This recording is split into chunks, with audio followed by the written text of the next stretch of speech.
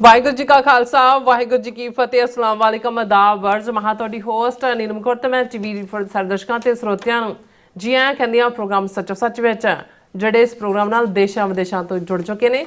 Khalsa affair centre ਦੇ ਸੰਚਾਲਕ doctor Amarjit Singh ਦੀ studio 'ਚ ਮੇਰੇ ਨਾਲ ਸ਼ਾਮਲ ਨੇ। ਉਹਨਾਂ ਨਾਲ ਗੱਲਬਾਤ ਕਰਕੇ ਅੱਜ ਦੇ ਵਿਸ਼ੇ ਉੱਪਰ ਉਹਨਾਂ ਤੋਂ ਉਹਨਾਂ ਦਾ ਤਬਸਰਾ ਜਾਣਦੇ ਹਾਂ। ਜੀ ਡਾਕਟਰ ਸਾਹਿਬ, ਵਾਹਿਗੁਰੂ ਜੀ ਕਾ ਖਾਲਸਾ ਵਾਹਿਗੁਰੂ ਜੀ ਕੀ ਫਤਿਹ। हाँ जी नीलम कौर जी, ਤੁਹਾਨੂੰ ਵੀ ਤੇ ਦੁਨੀਆ ਭਰ 'ਚ ਬੈਠੇ ਸਾਡੇ ਬਹੁਤ ਹੀ ਪਿਆਰੇ ਸੋਹਣੇ ਸਿਆਣੇ ਟੀਵੀ 84 ਦੇ ਵਿਊਅਰਸ ਨੂੰ ਵੀ ਵਾਹਿਗੁਰੂ ਜੀ ਕਾ ਖਾਲਸਾ ਵਾਹਿਗੁਰੂ ਜੀ ਕੀ ਫਤਿਹ। ਸਾਡੇ ਬਹੁਤ ਹੀ ਪਿਆਰੇ ਮੁਸਲਮਾਨ ਭੈਣਾਂ ਭਰਾਵਾਂ ਨੂੰ ਅਸਲਾਮ ਅਲੈਕਮ। ਗੰਗਾ ਜਮਨੀ ਤਹਿਜ਼ੀਬ ਦੇ ਹਿੰਦੂ ਤਵੀਆਂ ਨੂੰ ਨਮੋ ਨਮੇ ਤੇ ਬਾਕੀ ਸਭ ਨੂੰ ਆਦਾਬ ਅਰਜ਼। ਜੀ ਡਾਕਟਰ ਸਾਹਿਬ, ਜੀ ਆਇਆਂ ਨੂੰ ਪ੍ਰੋਗਰਾਮ ਸੱਚੋ ਸੱਚ ਵਿੱਚ। ਬਹੁਤ ਧੰਨਵਾਦ ਜੀ ਡਾਕਟਰ ਸਾਹਿਬ, ਅੱਜ 9 ਜੂਨ 2025 26 ਜੇਠ ਨਾਨਕਸ਼ਾਹੀ ਸੰਮਤ 557 ਦਾ ਦਿਨ ਹੈ। ਤੇ ਡਾਕਟਰ ਸਾਹਿਬ, ਪ੍ਰੋਗਰਾਮ ਸ਼ੁਰੂ ਕਰਨ ਤੋਂ ਪਹਿਲਾਂ ਅਸੀਂ ਆਪਣੇ ਦਰਸ਼ਕਾਂ ਤੇ ਸਰੋਤਿਆਂ ਨੂੰ ਹਮੇਸ਼ਾ ਤਰ੍ਹਾਂ ਦੱਸ ਰਿਵਿਊਅਰਸ, ਜੇ ਤੁਸੀਂ ਹੱਕ ਸੱਚ ਇਨਸਾਫ ਤੇ ਪੈਰਾ ਦਿੰਦਾ ਇੱਕੋ ਇੱਕ ਚੈਨਲ ਟੀਵੀ 84 ਨੂੰ ਦੇਖਣਾ ਚਾਹੁੰਦੇ ਹੋ ਤਾਂ ਤੁਸੀਂ ਦੇਖ ਸਕਦੇ ਹੋ ਸਪੈਕਟਰਮ ਕੇਬਲ, ਆਰਸੀਐਨ ਕੇਬਲ, ਬੈਫਰਮ ਕੈਨੇਡਾ, roku, ਜਾਦੂ ਬਾਕਸ, ਸ਼ਾਵਾ, ਫੇਸਬੁੱਕ ਟੀਵੀ 84 ਦੀ ਐਪ ਰਾਹੀਂ online streaming and IP box ਤੇ ਤੁਸੀਂ ਟੀਵੀ 84 ਨੂੰ ਦੇਖ ਸਕਦੇ ਹੋ। ਵਿਊਅਰਸ, ਜੇ ਤੁਸੀਂ ਟੀਵੀ 84 ਨਾਲ ਪ੍ਰੋਗਰਾਮ ਸੱਚੋ ਸੱਚ ਨਾਲ ਫੇਸਬੁੱਕ ਰਾਹੀਂ ਜੁੜੇ ਹੋ ਤਾਂ ਇਸ ਵੱਧ ਲਾਈਕ ਕਰੋ ਤੇ ਸ਼ੇਅਰ ਕਰੋ ਅਤੇ ਨਾਲ ਹੀ YouTube ਤੇ ਸਬਸਕ੍ਰਾਈਬ ਵੀ ਕਰੋ। ਇਹ ਵੀ ਦੱਸ ਦਿਓ ਕਿ ਤੁਸੀਂ ਟੀਵੀ 84 ਦੀ ਐਪ ਨੂੰ ਐਂਡਰੋਇਡ ਐਂਡ ਐਪ ਸਟੋਰ ਤੇ ਡਾਊਨਲੋਡ ਕਰਕੇ ਜੋ ਟੀਵੀ 84 ਦੀ ਲਾਈਵ ਸਟ੍ਰੀਮ ਹੈ ਇਸ ਨੂੰ ਤੁਸੀਂ 24 ਆਵਰਸ ਦੇਖ ਸਕਦੇ ਹੋ। ਸੋ ਵਿਊਅਰਸ, ਪ੍ਰੋਗਰਾਮ ਦੀ ਸ਼ੁਰੂਆਤ ਕਰਨ ਜਾ ਰਹੇ ਹਾਂ। ਇਸ ਵੀਕ ਦਾ ਪਹਿਲਾ ਪ੍ਰੋਗਰਾਮ ਕਰਨ ਜਾ ਰਹੇ ਹਾਂ ਔਰ ਆਸ ਕਰਦੇ ਹਾਂ ਜਿਹੜਾ ਤੁਹਾਡਾ ਵੀਕਐਂਡ ਹੈ ਉਹ ਬਹੁਤ ਹੀ ਵਧੀਆ ਗੁਜ਼ਰਿਆ ਹੋਏਗਾ। ਸੋ ਵਿਊਅਰਸ, ਹਮੇਸ਼ਾ ਇਸ ਤਰ੍ਹਾਂ ਆਪਾਂ ਆਪਣੇ ਪ੍ਰੋਗਰਾਮ ਦੀ ਸ਼ੁਰੂਆਤ ਕਰਾਂਗੇ ਅੱਜ ਦੀ ਸਪਾਂਸਰਸ਼ਿਪ ਦੇ ਵਾਲਿਆਂ ਨੂੰ। ਅੱਜ ਦੇ ਪ੍ਰੋਗਰਾਮ ਸੱਚੋ ਸੱਚ ਨੂੰ ਸਪਾਂਸਰ ਕੀਤਾ ਗਿਆ ਹੈ ਡਾਲਸ ਟੈਕਸਸ ਤੋਂ ਸਰਦਾਰ ਜਪਿੰਦਰਜੀਤ ਸਿੰਘ ਤੇ ਹੋਰ ਸਾਥੀ ਸਿੰਘਾਂ ਵੱਲੋਂ। ਸੋ ਇਹਨਾਂ ਨੇ ਸਿੱਖ ਕੌਮ ਦੀ ਚੜ੍ਹਦੀ ਕਲਾ ਤੇ ਖਾਲਸਾ ਦੀ ਪ੍ਰਾਪਤੀ ਦੀ ਅਰਦਾਸ ਕੀਤੀ ਹੈ ਤੇ ਟੀਵੀ 84 ਦੀ ਵੱਧ ਤੋਂ ਵੱਧ ਸਪੋਰਟ ਕਰਨ ਲਈ ਕਿਹਾ ਹੈ। ਸੋ ਅੱਜ ਦੀ ਸਪਾਂਸਰਸ਼ਿਪ ਲਈ ਅਸੀਂ ਸਰਦਾਰ ਜਪਿੰਦਰਜੀਤ ਸਿੰਘ ਤੇ ਹੋਰ ਸਿੰਘ ਸਾਥੀਆਂ ਦਾ ਤਹਿ ਦਿਲ ਤੋਂ ਧੰਨਵਾਦ ਕਰਦੇ ਹਾਂ ਔਰ ਤੁਹਾਨੂੰ ਵੀ ਅਪੀਲ ਤੇ ਬੇਨਤੀ ਕਰਦੇ ਹਾਂ ਕਿ ਤੁਸੀਂ ਪ੍ਰੋਗਰਾਮ ਸੱਚੋ ਸੱਚ ਨੂੰ ਵੱਧ ਤੋਂ ਵੱਧ ਸਪਾਂਸਰ ਕਰੋ। ਸਪਾਂਸਰਸ਼ਿਪ ਲਈ ਤੁਸੀਂ ਸਾਨੂੰ ਕਾਲ ਕਰ ਸਕਦੇ ਹੋ ਸਾਡੇ ਫੋਨ ਨੰਬਰ ਤੇ 5166191984। ਸੇਮ ਨੰਬਰ ਤੇ WhatsApp ਕਰ ਸਕਦੇ ਹੋ। ਤੁਸੀਂ ਸਾਨੂੰ ਈਮੇਲ ਵੀ ਕਰ ਸਕਦੇ info@tv84.tv ਤੇ। ਸੋ ਵਿਊਅਰਸ, ਪਹਿਲੇ ਸੈਗਮੈਂਟ ਦੇ ਵਿੱਚ ਜਿਸ ਤਰ੍ਹਾਂ ਕਿ ਜੂਨ 84 ਘੱਲੂਘਾਰਾ ਦੀ ਜਿਹੜੀ 41ਵੀਂ ਸਾਲਾਨਾ ਦੁੱਖ ਯਾਦ ਜਿਹੜੀ ਹੈ ਦੁਨੀਆ ਭਰ ਦੇ ਵਿੱਚ ਬੜੇ ਉਤਸ਼ਾਹਪੂਰਵਕ ਤਰੀਕੇ ਨਾਲ ਜਿਹੜੀ ਮਨਾਈ ਗਈ ਹੈ ਔਰ ਸ਼ਹੀਦੀ ਦੀਵਾਨ, ਰੋਜ਼ ਵਿਖਾਵੇ, ਸੈਮੀਨਾਰ, ਫਰੀडम ਮਾਰਚ ਆਦਿ ਤਾਂ ਹੋਏ ਹੀ ਹਨ। ਪਰ ਇਸ ਮੌਕੇ ਅਮਰੀਕੀ ਕਾਂਗਰਸ ਵਿੱਚ ਵੀ 6 ਜੂਨ ਨੂੰ ਸ਼ਹੀਦਾਂ ਨੂੰ ਪ੍ਰਣਾਮ ਕਰਦਿਆਂ ਅਰਦਾਸ ਕੀਤੀ ਗਈ ਔਰ ਜਿਸ ਤਰ੍ਹਾਂ ਕਿ 1.5 ਦਰਜਨ ਤੋਂ ਜ਼ਿਆਦਾ ਕਾਂਗਰਸਮੈਨਾਂ ਨੇ ਵੀ ਸਿੱਖ ਕੌਮ ਦੇ ਨਾਲ ਇਸ ਮੌਕੇ ਤੇ ਇਕਜੁੱਟਤਾ ਦਾ ਜਿਹੜਾ ਹੈ ਇਜ਼ਹਾਰ ਕੀਤਾ ਹੈ। ਸੋ ਵਿਊਅਰਸ, ਇਉਂ ਜਾਪਦਾ ਹੈ ਕਿ ਜ਼ੁਲਮ ਦੀ ਹਨੇਰੀ ਕਾਲੀ ਬੋਲੀ ਰਾਤ ਮੁੱਕਣ ਵਾਲੀ ਹੈ ਤੇ ਖਾਲਸਾ ਦਾ ਸੂਰਜ ਜਿਹੜਾ ਹੁਣ ਚੜ੍ਹਨ ਵਾਲਾ ਹੈ। ਸੋ ਇਸ ਬਾਰੇ ਆਪਾਂ ਗੱਲਬਾਤ ਕਰਨ ਜਾ ਰਹੇ ਹਾਂ। ਸੋ ਅਸੀਂ ਚਾਹਾਂਗੇ ਕਿ ਤੁਸੀਂ ਇਸੇ ਤਰ੍ਹਾਂ ਬੜੇ ਰਹਿਣਾ। ਦੇਖਣ ਸੁਣਨ ਲਈ ਤੁਹਾਡਾ ਸਭ ਦਾ ਬਹੁਤ ਬਹੁਤ ਧੰਨਵਾਦ। ਜੀ ਡਾਕਟਰ ਸਾਹਿਬ, ਕੀ ਵਿਚਾਰਾਂ ਨੇ? ਦੇਖੋ, ਘੱਲੂਘਾਰਾ 84 ਦੀ ਦੁਖਦ ਯਾਦ ਦੇ ਦਿਨ ਚੱਲ ਰਹੇ ਨੇ। ਅੱਜ 9 ਜੂਨ ਹੈ ਔਰ 9 ਜੂਨ ਜਦੋਂ BBC ਨੇ ਧਰਮੀ ਫੌਜੀਆਂ ਦੀ ਬਗਾਵਤ ਦੀ ਗੱਲ ਕੀਤੀ, ਸਿੱਖ ਰੈਫਰੈਂਸ ਲਾਇਬ੍ਰੇਰੀ ਸਾੜੇ ਜਾਣ ਦੀ ਖਬਰ ਬਾਹਰ ਆਈ ਔਰ ਬਹੁਤ ਸਾਰੇ ਉੱਚ ਅਧਿਕਾਰੀਆਂ ਨੇ ਅਸਤੀਫੇ ਦਿੱਤੇ, ਕੁਛ ਨੇ ਆਪਣੇ ਪਦਮ ਭੂਸ਼ਣ ਔਰ ਪਦਮ ਸ਼੍ਰੀ ਅਵਾਰਡ ਵਾਪਸ ਕੀਤੇ। ਇਹ ਅੱਡ ਐਸਪੈਕਟ ਨੇ, ਇਹਨਾਂ ਬਾਰੇ ਅਸੀਂ ਗੱਲਬਾਤ ਕਰਾਂਗੇ। ਪਰ ਸਭ ਤੋਂ ਪਹਿਲਾਂ ਅਸੀਂ ਅੱਜ ਦੇ ਪ੍ਰੋਗਰਾਮ ਨੂੰ ਸਪਾਂਸਰ ਕਰਨ ਲਈ ਵੀਰ ਜਪਿੰਦਰਜੀਤ ਸਿੰਘ ਔਰ ਉਹਨਾਂ ਸਾਰੇ ਹੀ ਸਾਥੀ ਸਿੰਘਾਂ ਦਾ ਸ਼ੁਕਰੀਆ ਅਦਾ ਕਰਦੇ ਹਾਂ ਜਿਹੜੇ ਡਿਨਰ ਦੇ ਮੌਕੇ, ਜਦੋਂ ਕਿ ਜਿੰਨੀ ਵਾਰ ਵੀ ਸਾਡੀ ਡਾਲਸ ਵਿਜ਼ਿਟ ਹੁੰਦੀ ਹੈ, ਇੱਕ ਸ਼ਾਮ ਸਰਦਾਰ ਜਪਿੰਦਰਜੀਤ ਸਿੰਘ ਹੋਰਾਂ ਦੇ ਗ੍ਰਹਿ ਵਿਖੇ ਹੁੰਦੀ ਹੈ। ਉਹਨਾਂ ਦੇ ਬਜ਼ੁਰਗ ਸਾਨੂੰ ਬਹੁਤ ਪਿਆਰ ਕਰਦੇ ਸੀ, ਲੰਮੀ ਉਮਰ ਉਹਨਾਂ ਨੇ ਭੋਗੀ।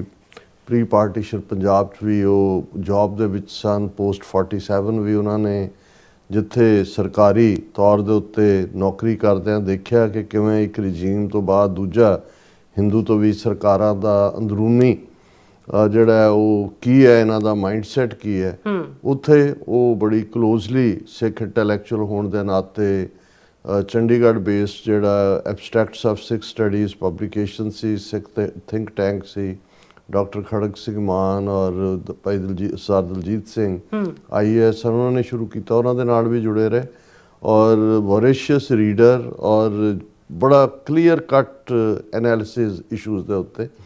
ਸੋ ਉਹਨਾਂ ਦੇ ਨਾਲ ਹੀ ਪਹਿਲੀ ਮੁਲਾਕਾਤ ਆਟਵਾ ਦੀ ਫੇਰੀ ਵੇਲੇ ਹੋਈ ਸੀ। ਉਦੋਂ ਆਟਵਾ ਬੇਸ ਸਨ ਔਰ ਉਸ ਤੋਂ ਇਹ ਨੈਕਸਟ ਜਨਰੇਸ਼ਨ ਜੁਪਿੰਦਰਜੀਤ ਸਿੰਘ ਉੱਥੇ ਵੀ ਇਹਨਾਂ ਦਾ ਇੰਤਹਾ ਪਿਆਰ ਸੀ। ਔਰ ਡੈਲਸ ਜਦੋਂ ਅਸੀਂ ਜਾਂਦੇ ਹਾਂ ਇੱਕ ਸ਼ਾਮ ਇਹਨਾਂ ਦੇ ਗ੍ਰਹਿ ਵਿਖੇ ਭੈਣ ਜੀ ਸਮੁੱਚਾ ਪਰਿਵਾਰ ਔਰ ਜਿਵੇਂ ਘੱਟੋ ਘੱਟ 20-25 ਸਿੰਘ ਹੋਰ ਉਸ ਦਿਨ ਉਹਨਾਂ ਨੇ ਇਨਵਾਈਟ ਕੀਤੇ ਹੁੰਦੇ ਨੇ, ਸਭ ਦਾ ਖਾਣਾ ਔਰ ਜਿਸ ਪ੍ਰੇਮ ਪਿਆਰ ਆਦਰ ਦੇ ਨਾਲ ਉਹ ਸਾਨੂੰ ਟਰੀਟ ਕਰਦੇ ਨੇ ਉਹ ਆਪਣੇ ਆਪ ਦੇ ਵਿੱਚ ਹੀ ਸਾਡੇ ਲਈ ਇੱਕ ਵੱਡੀ ਟਰਾਫੀ ਹੁੰਦਾ।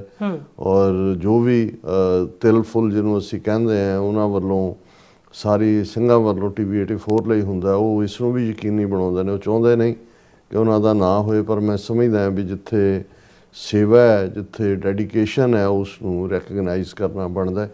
ਅਸੀਂ ਸਮੁੱਚੇ ਉਹਨਾਂ ਸਿੰਘਾਂ ਦਾ ਔਰ ਖ਼ਾਸ ਤੌਰ 'ਤੇ ਸਰਦਾਰ ਜੁਪਿੰਦਰਜੀਤ ਸਿੰਘ ਸਮੁੱਚੇ ਪਰਿਵਾਰ ਦਾ ਉਹਨਾਂ ਦੀ ਜਿਹੜੀ ਹੈ ਬਹੁਤ ਪਿਆਰੀ ਮੇਜ਼ਬਾਨੀ, ਉਹਨਾਂ ਦੇ ਮਿੱਠੇ ਬੋਲ, ਉਹਨਾਂ ਦੇ ਉਤਸ਼ਾਹ ਭਰਪੂਰ ਉਤਸ਼ਾਹ ਵਧਾਉਣ ਵਾਲੇ ਅਲਫਾਜ਼, ਉਹਨਾਂ ਸਾਰਿਆਂ ਦਾ ਹੀ ਸ਼ੁਕਰੀਆ ਅਦਾ ਕਰਦੇ।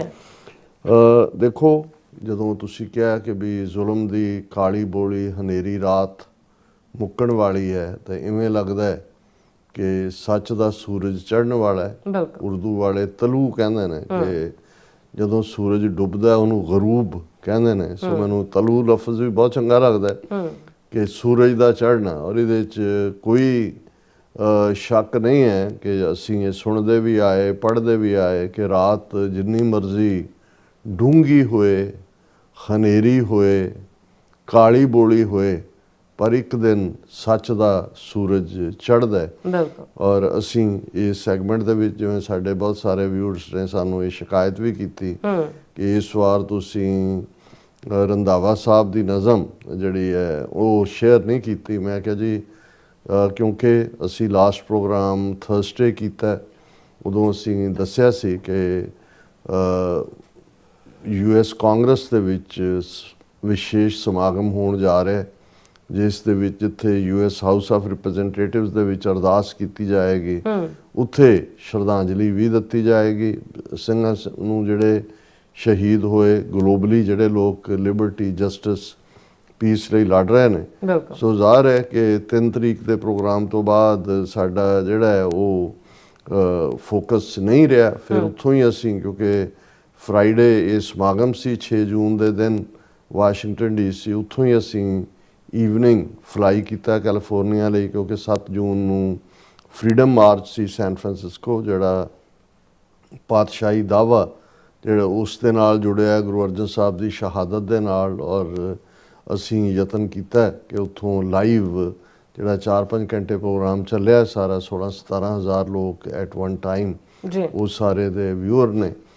ਸੋ ਉੱਥੋਂ ਹੀ ਅਸੀਂ ਜਿਹੜਾ ਵੀਕਐਂਡ ਸੀ ਔਰ ਜ਼ਾਹਰ ਹੈ ਵੀ ਪਿਛਲੀ ਰਾਤ ਹੀ ਅਸੀਂ ਸੰਡੇ ਜਦੋਂ ਕਿ ਸਟਾਕਟਨ ਪ੍ਰੋਗਰਾਮ ਹੋਇਆ, ਅਸੀਂ ਜ਼ਿਕਰ ਕਰਾਂਗੇ ਇਹਨਾਂ ਸਾਰੇ ਪ੍ਰੋਗਰਾਮਾਂ ਦਾ, ਤੇ ਇਸ ਗੱਲ ਨੂੰ ਯਕੀਨੀ ਬਣਾਉਂਦੇ ਹਾਂ ਕਿ ਅਸੀਂ ਘੱਟੋ ਘੱਟ 9 ਜੂਨ ਅੱਜ ਦਾ ਪ੍ਰੋਗਰਾਮ ਨਾ ਮਿਸ ਕਰ ਪਾਈਏ। ਰੈੱਡ ਆਈ ਫਲਾਈਟ, ਬਾਹਰਲੇ ਮੁਲਕਾਂ ਵਾਲੇ ਪੁੱਛਦੇ ਨੇ ਕਿ ਜੀ ਇਹ ਰੈੱਡ ਆਈ ਕੀ ਹੁੰਦਾ ਹੈ। ਮੈਂ ਕਿਹਾ ਜਦੋਂ ਅੱਖਾਂ ਲਾਲ ਹੋ ਜਾਣ ਇਹਦਾ ਮਤਲਬ ਵੀ ਸਾਰੀ ਰਾਤ ਟਰੈਵਲ ਕਰਨਾ, 6 ਘੰਟੇ ਦੀ ਫਲਾਈਟ ਹੁੰਦੀ ਹੈ, 3 ਘੰਟੇ ਦਾ ਟਾਈਮ ਡਿਫਰੈਂਸ ਹੈ। ਸੋ ਅਸੀਂ ਰੈੱਡ ਆਈ ਫਲਾਈਟ ਲੈ ਕੇ ਅੱਜ ਪਹੁੰਚੇ ਔਰ ਆਪਣੇ ਵਿਊਅਰਸ ਦੀ ਕਚਹਿਰੀ ਦੇ ਵਿੱਚ, ਕਚਹਿਰੀ ਕਹਿ ਲਓ, ਥਾਣਾ ਕਹਿ ਲਓ, ਹੁਣ ਬਹੁਤ ਸਾਰੇ ਤਾਂ ਥਾਣੇ ਵਾਂਗ ਪੁੱਛਦੇ ਵੀ ਨੇ ਵੀ ਛੁੱਟੀ ਨਹੀਂ ਕਰਨੀ ਹੈ। ਸੋ ਮੈਨੂੰ ਵੀ ਇਹ ਹੁੰਦਾ ਹੈ ਕਿ ਵੀ ਜਦੋਂ ਤੱਕ ਅਫਸਰ ਅਹਿਸਨ ਰੰਧਾਵਾ ਸਾਹਿਬ ਦੀ ਨਜ਼ਮ ਸਾਂਝੀ ਨਾ ਹੋਏ, ਇਹ ਘੱਲੂਘਾਰੇ ਦੇ ਵਰਤਾਂਤ ਨੂੰ ਅਸੀਂ ਉਸ ਕਲਾਸਿਕ ਅੰਦਾਜ਼ ਦੇ ਵਿੱਚ ਸਮਝ ਹੀ ਨਹੀਂ ਸਕਦੇ। ਉਹਨੂੰ ਅਸੀਂ ਇਸ ਸੈਗਮੈਂਟ ਦੀ ਕਲੋਜ਼ਿੰਗ ਦੇ ਉੱਤੇ ਕਰਾਂਗੇ। ਲੇਕਿਨ ਜਿਵੇਂ ਉਹਨਾਂ ਨੇ 9 ਜੂਨ, ਹੁਣ 9 ਜੂਨ 41 ਵਰੇ ਪਹਿਲਾਂ ਠੀਕ ਉਹਨਾਂ ਨੇ ਨਜ਼ਮ ਲਿਖਿਆ, ਉਹਦਾ ਨਾਮ ਵੀ ਉਹਨਾਂ ਨੇ ਰੱਖਿਆ ਨਵਾਂ ਘੱਲੂਘਾਰਾ।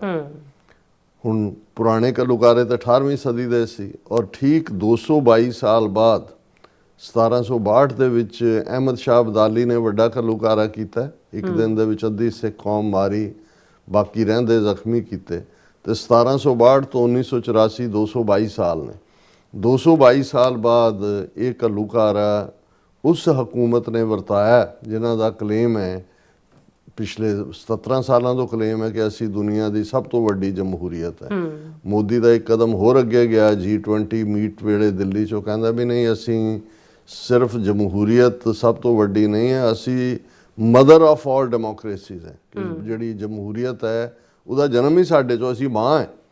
ਤੇ ਜਦੋਂ ਇਸ ਲੈਵਲ ਦੇ ਉੱਤੇ ਕੋਈ ਇਮੇਜ ਬਣਾ ਕੇ ਇੱਕ ਫਸਾਦ ਖੜਾ ਕੀਤਾ ਹੋਏ ਔਰ ਉਸ ਕਿਸਮ ਦੀ ਜਮਹੂਰੀਅਤ ਦੇ ਨਾਂ ਥੱਲੇ ਇੱਕ ਧਰਮ ਦੇ ਲੋਕਾਂ ਨੂੰ ਉਹਨਾਂ ਦੇ ਸਭ ਤੋਂ ਪਵਿੱਤਰ ਧਾਰਮਿਕ ਸਥਾਨ ਦੇ ਉੱਤੇ ਔਰ ਸਭ ਤੋਂ ਪਵਿੱਤਰ ਦਿਹਾੜੇ ਦੇ ਉੱਤੇ ਜਿਹੜਾ ਇੱਕ ਯੋਜਨਾਬੱਧ ਤਰੀਕੇ ਦੇ ਨਾਲ ਉਹਨਾਂ ਦਾ ਖਾਤਮਾ ਕਰਨ ਦੇ ਪ੍ਰੋਗਰਾਮ ਨੂੰ ਸ਼ੁਰੂ ਕੀਤਾ ਹੋਏ। ਹੁਣ ਬਹੁਤ ਵਾਰ ਇਹ ਪੁੱਛਿਆ ਜਾਂਦਾ ਹੈ ਕਿ ਜੀ ਜੂਨ 84 ਦੇ ਘੱਲੂਘਾਰੇ ਵੇਲੇ ਦਰਬਾਰ ਸਾਹਿਬ ਅੰਦਰ ਕਿੰਨੇ ਸਿੱਖ ਮਾਰੇ ਗਏ। ਹਾਲਾਂ ਅੱਡ ਅਕਾਊਂਟ ਨੇ, ਸਰਕਾਰ ਨੇ ਤਾਂ 400-500 ਦੇ ਨਾਲ ਗੱਲ ਮੁਕਾ ਦਿੱਤੀ, 83 ਫੌਜੀ ਔਰ ਦੂਸਰੇ। ਲੌਂਗੋਵਾਲ ਨੇ 6 ਤੋਂ 8 ਹਜ਼ਾਰ ਦੀ ਗੱਲ ਕੀਤੀ ਜਦੋਂ ਰਿਲੀਜ਼ ਹੋ ਕੇ ਆਇਆ। ਪਰ ਇਹ ਵੀ ਹੈ ਕਿ ਵੀ ਸਰਕਾਰ ਇਹ ਸਮਝਦੀ ਸੀ ਕਿ ਵੀ ਕੱਲ ਨੂੰ ਕਿਲਿੰਗਸ ਜਿਹੜੀਆਂ ਨੇ ਉਹਨਾਂ ਦਾ ਹਿਸਾਬ ਲਿਆ ਜਾਏਗਾ, ਹਕੀਕਤ ਸਾਹਮਣੇ ਆਏਗੀ। ਇੱਕ ਅੰਦਾਜ਼ੇ ਮੁਤਾਬਕ 10,000 ਦੇ ਕਰੀਬ ਜੋੜਾ ਘਰ ਦੇ ਵਿੱਚ ਪਏ ਸਨ, ਜਿਹੜੇ ਕਿੱਥੇ ਗਏ, ਕੌਣ ਲੈ ਗਿਆ, ਕਿਉਂਕਿ ਉਹਨਾਂ ਨੂੰ। ਔਰ ਮੈਂ ਸਮਝਦਾ ਬਹੁਤ ਵਾਰ ਜਦੋਂ ਮੈਂ ਵਾਸ਼ਿੰਗਟਨ DC ਹੋਲੋਕਾਸਟ ਮਿਊਜ਼ੀਅਮ, ਜਿਹੜਾ ਉਹਨਾਂ ਦਾ ਹੋਲੋਕਾਸਟ ਮੈਮੋਰੀਅਲ ਨਾਟ ਮਿਊਜ਼ੀਅਮ, ਉਸ 'ਚ ਵਿਜ਼ਿਟ ਕਰਦਾ ਹੈ, ਪਹਿਲੀ ਵਾਰ ਜਦੋਂ ਕੀਤਾ, ਸਭ ਤੋਂ ਜ਼ਿਆਦਾ ਜਿਹੜੀ ਚੀਜ਼ ਨੇ ਮੇਰੇ ਮਨ ਨੂੰ ਟੁੰਬਿਆ ਔਰ ਉਹਨਾਂ ਜ਼ਮਾਨਿਆਂ 'ਚ ਡਾਕਟਰ ਸਿੰਥੀਆ ਜਿਹੜੀ ਹੈ ਉਹ ਖਾਲਿਸਤਾਨ ਦੇ ਇਸ਼ੂ ਦੇ ਉੱਤੇ ਐਕੈਡੈਮਿਕ ਰਿਸਰਚ ਕਰ ਰਹੀ ਸੀ, ਉਹ ਵੀ ਮੇਰੇ ਨਾਲ ਸੀ। ਔਰ ਜਿਹੜਾ ਸੀ ਕਿ ਜਦੋਂ ਅਸੀਂ ਹਾਲਾਂ ਪੂਰੇ 5-6 ਘੰਟੇ ਲੱਗ ਜਾਂਦੇ ਨੇ ਜੇ ਤੁਸੀਂ ਉਹ ਸਾਰੇ ਨੂੰ ਦੇਖਦੇ ਹੋ। ਬਹੁਤ ਵੱਡਾ ਜਿਹੜਾ ਉਹ ਹੋਲੋਕਾਸਟ ਨਾਲ ਰਿਲੇਟਡ ਉਹ ਮੈਮੋਰੀਅਲ ਹੈ, ਲਗਭਗ $2 ਬਿਲੀਅਨ US ਕਾਂਗਰਸ ਨੇ ਵੀ ਉਹਦੇ ਲਈ ਗ੍ਰਾਂਟ ਦਿੱਤੀ ਸੀ। ਬਹੁਤ ਸਾਰੇ ਵੀਡੀਓ ਕੈਮਰੇਜ਼ ਨੇ, ਤੁਸੀਂ ਉਹਨਾਂ ਸੀਨਸ ਨੂੰ ਤੁਹਾਨੂੰ ਉਹ ਜਿਹੜਾ ਉਹ ਦਿਲ ਦਹਿਲਾ ਦੇਣ ਵਾਲੇ ਨੇ। ਲੇਕਿਨ ਜਿਹੜਾ ਸਭ ਤੋਂ ਜ਼ਿਆਦਾ ਪ੍ਰਭਾਵਸ਼ਾਲੀ ਸੀ, ਜਦੋਂ ਅਸੀਂ ਬਾਹਰ ਨਿਕਲਣ ਦੇ ਲਈ ਮੁੜੇ ਔਰ ਲਾਸਟ 'ਚ ਉਹਨਾਂ ਨੇ ਰੱਖਿਆ ਸੀ ਕਿ ਜਦੋਂ ਯਹੂਦੀਆਂ ਨੂੰ ਕੰਸਨਟ੍ਰੇਸ਼ਨ ਕੈਂਪਾਂ 'ਚ ਰੱਖ ਕੇ ਉਸ ਤੋਂ ਬਾਅਦ ਗੈਸ ਚੈਂਬਰਾਂ 'ਚ ਭੇਜਿਆ ਜਾਂਦਾ ਸੀ ਤਾਂ ਉਹਨਾਂ ਦੇ ਕੱਪੜੇ ਵੀ ਲਾਹ ਲਏ ਜਾਂਦੇ ਸੀ, ਜਿਨ੍ਹਾਂ ਦੇ ਕੋਈ ਦੰਦਾਂ 'ਚ ਸੋਨੇ ਦੇ ਦੰਦ ਹੁੰਦੇ ਉਹ ਵੀ ਕੱਢ ਲਏ ਜਾਂਦੇ ਸੀ, ਵਾਲ ਵੀ ਉਹਨਾਂ ਦੇ ਮੁੰਨ ਦਿੱਤੇ ਜਾਂਦੇ ਸੀ ਕਿਉਂਕਿ ਉਹਦੀ ਵੀ ਉਹ ਖਾਦ ਬਣਾਉਂਦੇ ਸੀ। ਔਰ ਉਹਨਾਂ ਨੂੰ ਕਹਿੰਦੇ ਸੀ ਵੀ ਤੁਹਾਨੂੰ ਅਸੀਂ ਜਿਹੜਾ ਹੈ ਉਹ ਨਵੀਂ ਜ਼ਿੰਦਗੀ ਦੇ ਰਹੇ। ਔਰ ਉਹਨਾਂ ਦੀਆਂ ਜੁੱਤੀਆਂ ਜ਼ਾਹਰ ਹੈ ਉਹ ਬਾਹਰ ਲੋਹਾ ਲਈਆਂ ਜਾਂਦੀਆਂ ਸੀ।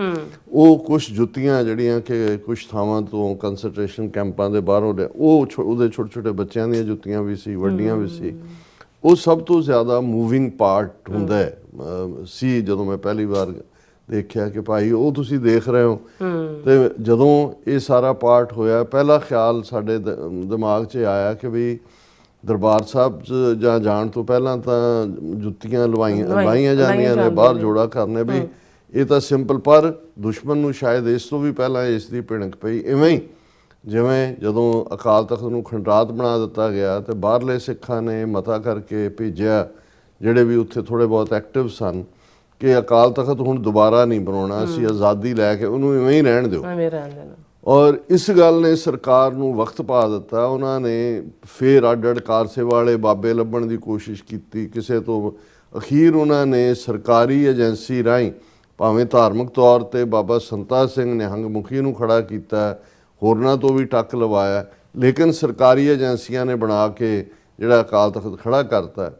ਹਾਲਾਂਕਿ ਉਸ ਨੂੰ ਬਾਅਦ ਸਿੱਖ ਸੰਗਤਾਂ ਨੇ ਕਿਹਾ ਵੀ ਸਿੱਕਟਾਂ ਦੇ ਧੂਏ 'ਚ ਬਣਿਆ ਸਰਕਾਰੀ ਤਖਤ ਸਾਨੂੰ ਕਬੂਲ ਨਹੀਂ, ਸਿੱਖਾਂ ਨੇ ਢਾਹ ਕੇ ਫਿਰ ਬਣਾਇਆ। ਲੇਕਿਨ ਉਹਨਾਂ ਨੇ ਇਹ ਸਮਝ ਲਿਆ ਕਿ ਵੀ ਜੇ ਅਕਾਲ ਤਖਤ ਐ ਸੱਚ ਰਹਿੰਦਾ, ਇਹ ਤਾਂ ਹਰ ਸਿੱਖ ਦੇ ਲਈ ਜਿਹੜਾ ਹੈ ਉਹ ਮੈਸੇਜ ਹੋਏਗਾ ਜਦੋਂ ਜਾਏਗਾ।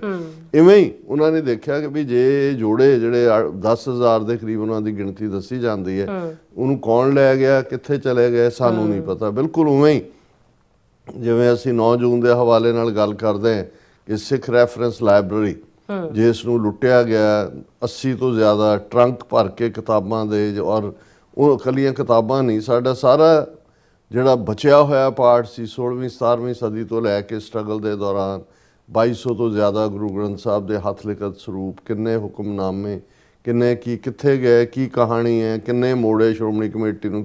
ਜਿੰਨੇ ਪ੍ਰਾਈਮ ਮਿਨਿਸਟਰ, ਮਨਮੋਹਨ ਸਿੰਘ 10 ਸਾਲ ਪ੍ਰਾਈਮ ਮਿਨਿਸਟਰ ਰਿਹਾ, ਹਰ ਵਾਰ ਜਦੋਂ ਦਰਬਾਰ ਸਾਹਿਬ ਦੇ ਦਰਸ਼ਨਾਂ ਨੂੰ ਆਉਂਦਾ ਸੀ ਉਹਨੂੰ ਇੱਕ ਲਿਸਟ ਫੜਾ ਦਿੰਦੇ ਸੀ ਕਿ ਜੀ ਸ਼੍ਰੋਮਣੀ ਕਮੇਟੀ ਵਾਲੇ। ਨਾ ਉਹਨਾਂ ਨੇ ਕਦੇ ਫੋਲੋ ਕੀਤਾ, ਨਾ ਇੱਧਰ ਹੋਇਆ। ਕੋਰਟ ਅਦਾਲਤਾਂ 'ਚ ਵੀ ਕੇਸ ਨੇ, ਦੂਸਰੇ ਨੇ। ਸੋ ਕੁੱਲ ਮਿਲਾ ਕੇ ਇਹ ਜਿਹੜਾ ਪਾਰਟ ਹੈ, ਔਰ ਇਸ ਸਾਰੇ ਦੇ ਇਹ ਸਾਰਾ, ਔਰ ਧਰਮੀ ਫੌਜੀਆਂ ਦੀ ਗੱਲ ਵੀ ਅਸੀਂ ਕਰਾਂਗੇ ਕਿ ਭਾਈ ਕਿਵੇਂ ਇਹ ਵੀ ਪਹਿਲੀ ਖਬਰ 9 ਜੂਨ ਨੂੰ ਹੀ BBC ਉਸ ਵੇਲੇ ਬਾਕੀ ਤਾਂ ਸਾਰਾ ਕੱਟ ਆਫ ਜਾਂ ਦੂਜਾ ਸੀ, BBC ਦੀ ਇੰਗਲਿਸ਼ ਸਰਵਿਸ ਮਾਰਕਟ ਅਲੀ ਔਰ ਫਿਰ ਬਾਕੀ ਉਦੋਂ ਸ਼ਾਇਦ ਅਜੇ ਪੰਜਾਬੀ ਸਰਵਿਸ ਉਹਨਾਂ ਦੀ ਸ਼ੁਰੂ ਨਹੀਂ ਸੀ ਹੋਈ, ਹਿੰਦੀ 'ਚ ਹੁੰਦਾ ਸੀ ਜਾਂ ਉਰਦੂ ਜਾਂ ਥੋੜ੍ਹਾ ਬਹੁਤ voice of America the Urdu service the coverage ਸੀ, ਜ਼ਿਆਦਾ BBC ਦੇ ਉੱਤੇ, ਕਿਉਂਕਿ ਰੇਡੀਓ ਦੇ ਉੱਤੇ BBC ਜ਼ਿਆਦਾ ਸੁਣਿਆ ਜਾਂਦਾ ਸੀ। ਉਦੋਂ 9 ਜੂਨ ਨੂੰ ਹੀ ਇਹ ਖਬਰਾਂ ਆਈਆਂ ਕਿ ਜੀ ਇਹ ਖਬਰ ਜਦੋਂ ਕਿ ਪਹੁੰਚੀ ਹੈ ਦਰਬਾਰ ਸਾਹਿਬ ਤੇ ਹਮਲੇ ਦੀ, ਔਰ ਦੂਸਰਾ ਤੇ ਰਾਮਗੜ੍ਹ 'ਚ ਬਗਾਵਤ ਹੋਈ ਹੈ, ਪੂਨੇ 'ਚ ਹੋਈ ਹੈ, ਪੁੰਛ 'ਚ ਹੋਈ ਹੈ, ਜੰਮੂ 'ਚ ਹੋਈ ਹੈ, ਗੰਗਾ ਨਗਰ 'ਚ ਕਿਤੇ।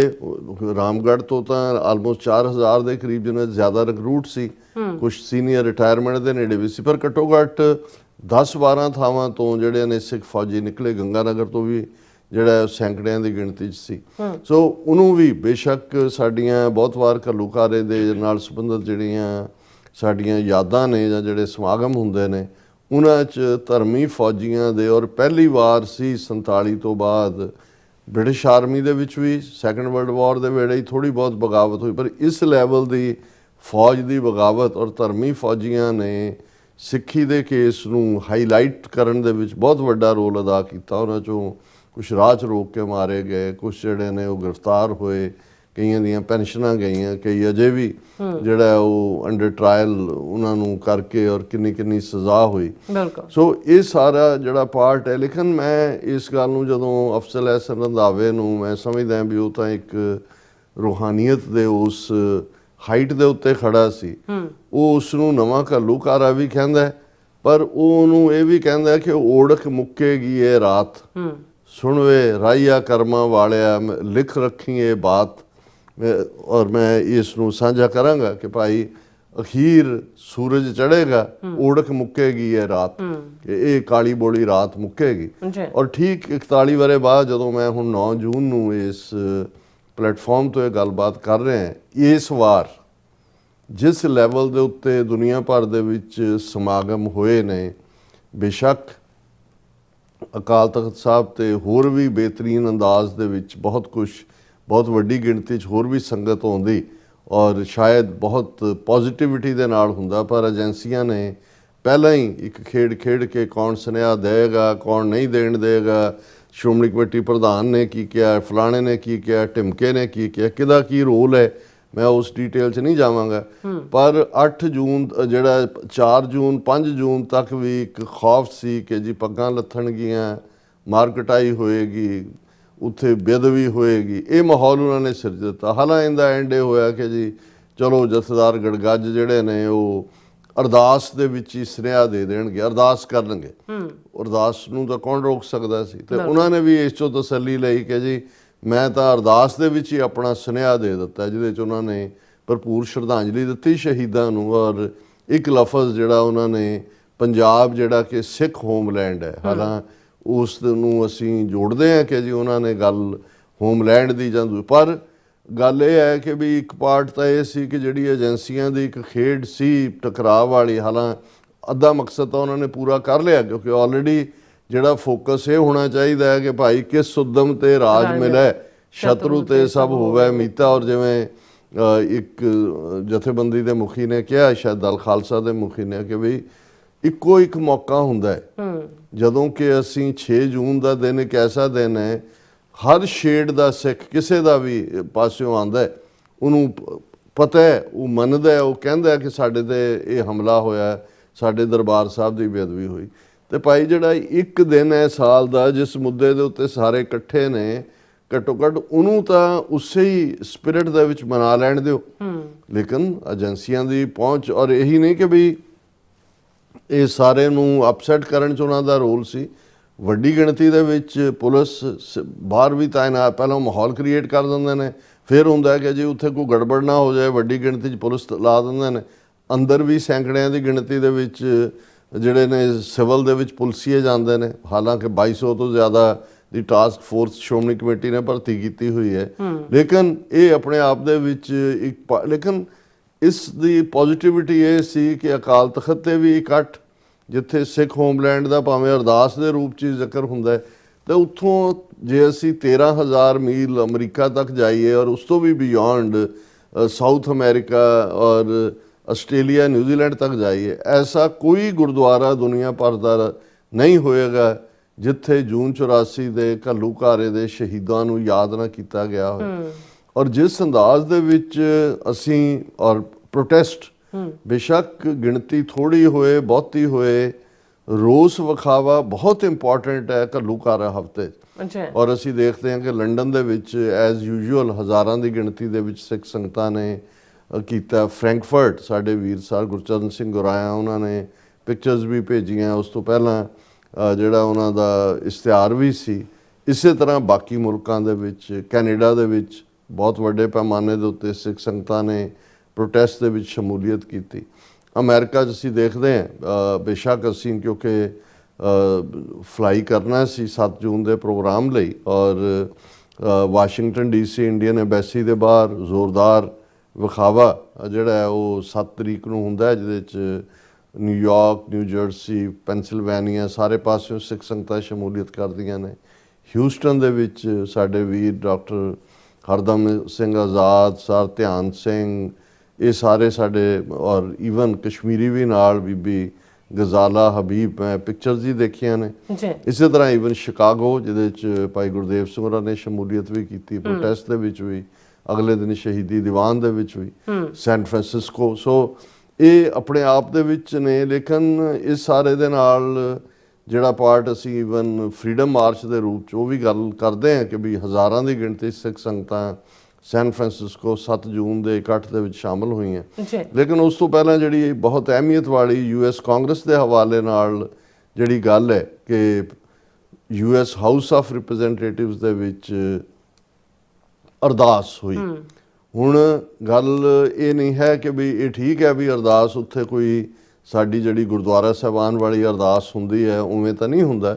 ਉਸ ਦੀਆਂ ਪਹਿਲਾਂ ਅਪਰੂਵਲਸ ਹੁੰਦੀਆਂ ਨੇ, ਤੁਸੀਂ ਆਪਣਾ ਸਿੱਖੀ ਦਾ ਮੈਸੇਜ ਕੀ ਹੈ, ਕਿਵੇਂ ਜਿਹੜਾ ਅਸੀਂ ਇਨਸਾਨੀਅਤ 'ਚ ਯਕੀਨ ਰੱਖਦੇ ਹਾਂ। ਔਰ ਇਸ ਅਰਦਾਸ ਦੇ ਵਿੱਚ ਵੀ ਜਿਹੜੇ ਲਫ਼ਜ਼ ਨੇ ਕਿ one universal creator god by the grace of the true guru, Ik Onkar ਸਤਿਗੁਰ ਪ੍ਰਸਾਦ ਦੇ ਨਾਲ, ਔਰ ਇਹ ਅੰਗਰੇਜ਼ੀ ਦੇ ਵਿੱਚ ਹੀ ਜ਼ਾਹਰ ਹੁੰਦਾ। ਔਰ ਇਹ ਅਰਦਾਸ ਦੀ ਅਹਿਮੀਅਤ ਇਹ ਹੈ ਕਿ ਉਸ ਵੇਲੇ ਹਾਲਾਂ ਉਹਦੇ ਨੇੜੇ ਜਿੰਨੀਆਂ ਇਸ ਵਾਰ ਤਲਾਸ਼ੀਆਂ ਸੀ ਜਾਂ ਸਿਕਿਉਰਿਟੀ, ਤੁਹਾਡੇ ਮੋਬਾਈਲ ਫੋਨ ਵੀ ਤੁਸੀਂ ਨਹੀਂ ਸੀ ਲਿਜਾ ਸਕਦੇ, ਈਵਨ ਪੈਨ ਵੀ ਤੁਹਾਡੇ ਕੋਲ ਨਹੀਂ ਸੀ ਹੋ ਸਕਦਾ।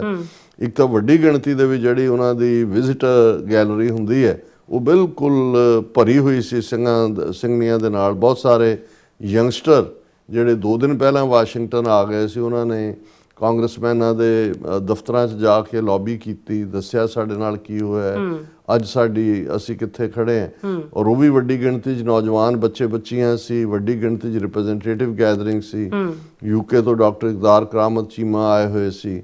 ਔਰ ਕਿਉਂਕਿ ਇਹ ਫੰਕਸ਼ਨ ਔਰ ਈਸਟ ਕੋਸਟ ਸਿੱਖ ਕੋਆਰਡੀਨੇਸ਼ਨ ਕਮੇਟੀ ਜਿਹਨੇ ਬਹੁਤ ਐਫਰਟ ਕੀਤਾ ਵਿਦ US ਸਿੱਖ ਕਾਂਗਰੈਸ਼ਨਲ ਕਾਕਸ ਦੇ, ਅਮਰੀਕਨ ਗੁਰਦੁਆਰਾ ਪ੍ਰਬੰਧਕ ਕਮੇਟੀ ਦੇ, ਲੋਕਲ ਵੀ ਸਾਰਿਆਂ ਦਾ ਐਫਰਟ ਸੀ ਉਹਦੇ 'ਚ। ਔਰ ਉਸ ਸਾਰੇ 'ਚ ਜਿਹੜਾ ਮੂਲ ਰੂਪ ਦੇ ਵਿੱਚ ਉਸ ਦਿਨ ਦਾ ਸੈਸ਼ਨ, ਕਿਉਂਕਿ ਜਿਹੜੀ ਕਾਂਗਰਸ ਹੈ ਇਨ ਸੈਸ਼ਨ ਹੈ, ਸੋ ਉਹ ਸੈਸ਼ਨ ਸ਼ੁਰੂ ਹੋਣ ਤੋਂ ਪਹਿਲਾਂ ਅਰਦਾਸ, ਔਰ ਕੁਦਰਤੀ 6 ਜੂਨ ਦਾ ਦਿਨ ਸੀ। ਇੱਕ ਪਾਸੇ ਅਕਾਲ ਤਖਤ 'ਤੇ ਅਰਦਾਸ ਹੋ ਰਹੀ ਸੀ, ਇੱਕ ਪਾਸੇ US ਹਾਊਸ ਦੇ ਵਿੱਚ ਹੋ ਰਹੀ ਸੀ। ਔਰ ਇਸ ਦੇ ਬੜੇ ਜ਼ਾਹਰਾ ਤੌਰ ਦੇ ਉੱਤੇ ਪਹਿਲਾਂ ਤਾਂ ਸਿੱਖ ਪਰਸਪੈਕਟਿਵ ਦੇ ਵਿੱਚ ਰੱਬ ਦੀ ਜਾਂ ਅਸੀਂ ਈਮਾਨ ਦੀ ਜਦੋਂ ਗੱਲ ਕਰਦੇ ਹਾਂ ਕਿ almighty God, Waheguru, we call you by many names but you are one, keep your divine hand over the members of this house as they help steer the future of our great nation। ਕਿ ਵਾਹਿਗੁਰੂ ਕਿਰਪਾ ਕਰੋ ਜਿਹੜੇ ਇਸ house ਨੂੰ ਚਲਾਉਣ ਵਾਲੇ ਨੇ, ਇਹ ਸਾਰੇ ਦੇ ਇਹਨਾਂ ਦੇ ਉੱਤੇ ਜਿਹੜਾ ਉਹ ਤੁਹਾਡਾ ਹੱਥ ਹੋਏ। keep truth on our tongues, ਅਸੀਂ ਸੱਚ ਦੇ ਰਾਹ 'ਤੇ ਤੁਰਨ ਵਾਲੇ, ਸੱਚ ਬੋਲੀਏ। love in our heart, ਸਾਡੇ ਦਿਲਾਂ ਦੇ ਵਿੱਚ ਪਿਆਰ ਹੋਏ। And sound judgement in our minds, ਕਿ ਕਿਸੇ ਵੀ ਚੀਜ਼ ਨੂੰ ਠੀਕ ਔਰ ਗਲਤ ਪਛਾਣਨ ਦੀ ਸਾਡੇ 'ਚ ਸਮਰੱਥਾ ਹੋਏ। Remind us of our purpose to love and serve one another and create a more peaceful world, ਕਿ ਅਸੀਂ ਇੱਕ ਦੂਸਰੇ ਨੂੰ ਪਿਆਰ ਕਰੀਏ, ਸ਼ਾਂਤਮਈ ਅੰਦਾਜ਼ ਦੇ ਵਿੱਚ ਜਿਹੜਾ ਇਹ ਦੁਨੀਆ ਦੇ ਵਿੱਚ ਅਮਨ ਹੋਏ। We ask for blessings up to all leaders as they work for the common good. Give all who govern this land humility and courage, integrity and compassion, ਕਿ ਵੀ ਇਹ ਸਾਰੇ ਗੁਣ ਹੋਣ ਜਿਨ੍ਹਾਂ ਨੇ ਮੁਲਕ ਨੂੰ ਰਨ ਕਰਨੇ। Release each one of us from ego, ਸਾਨੂੰ ਹਉਮੈ ਤੋਂ ਅਹਮ ਤੋਂ ਜਿਹੜਾ ਹੈ ਉਹ ਉਸ ਛੁਟਕਾਰਾ ਦਿਓ, so that we may serve selflessly, help us remember that we belong to one family. ਕਿ ਬਈ ਸਾਨੂੰ ਕਿਉਂਕਿ ਸਾਡੇ ਗੁਰੂ ਸਾਹਿਬ ਨੇ ਫਰਮਾਇਆ ਹੋਇਆ recognise the entire human race as one, ਮਾਨਸ ਕੀ ਜਾਤ ਸਭ ਹੈ ਇੱਕ ਹੈ ਪਹਿਚਾਨ ਵੋ। ਸਾਨੂੰ ਇਹ ਜਿਹੜਾ ਇਸ ਫੇਥ ਦੇ ਨਾਲ ਔਰ ਇਵੇਂ ਹੀ ਅਸੀਂ ਹਰ ਇਨਸਾਨ ਨੂੰ ਟਰੀਟ ਕਰੀਏ। We ask the almighty to keep watch over our nation's protectors who work tirelessly day and night to ensure our safety and our freedom। ਫਿਰ ਉਹਨਾਂ ਦੇ ਲਈ ਜਿਹੜੇ ਦੁਨੀਆ ਭਰ ਦੇ ਵਿੱਚ ਅਮਰੀਕੀ ਫੌਜਾਂ ਔਰ ਦੂਸਰੀਆਂ ਅਮਨ ਔਰ ਦੂਸਰੇ ਲਈ ਕੰਮ ਕਰਦੀਆਂ ਨੇ, ਉਹਨਾਂ ਦੀ ਵੈਲਬੀਂਗ। ਫਿਰ ਕਿ ਹੇ ਵਾਹਿਗੁਰੂ ਤੁਸੀਂ ਹਰ ਪਾਸੇ ਹੋ, you are everywhere, all are yours, whatever is seen, oh God is your form, my Lord you are but one। ਕਿ ਹੇ ਵਾਹਿਗੁਰੂ ਤੇਰਾ ਕੋਈ ਸ਼ਰੀਕ ਨਹੀਂ ਹੈ, ਤੂੰ ਇੱਕੋ ਇੱਕ ਹੈ, ਸਾਰੀ ਕਾਇਨਾਤ ਤੇਰੇ ਹੁਕਮ ਦੇ ਵਿੱਚ ਹੈ ਔਰ ਇਸ ਹੁਕਮ ਦੇ ਨਾਲ ਹੀ ਇਹ ਦੁਨੀਆ ਚੱਲਦੀ ਹੈ।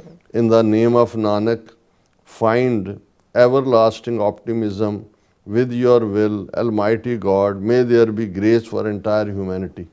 ਇਹ ਨਾਨਕ ਨਾਮ ਚੜ੍ਹਦੀ ਕਲਾ ਤੇਰੇ ਭਾਣੇ ਸਰਬੱਤ ਦਾ ਭਲਾ ਦਾ ਪਾਰਟ ਹੈ। ਫਿਰ ਉਹਨਾਂ ਨੇ ਕਿਹਾ ਵੀ pay homage to all the martyrs of the world who fought for liberty, justice and equality।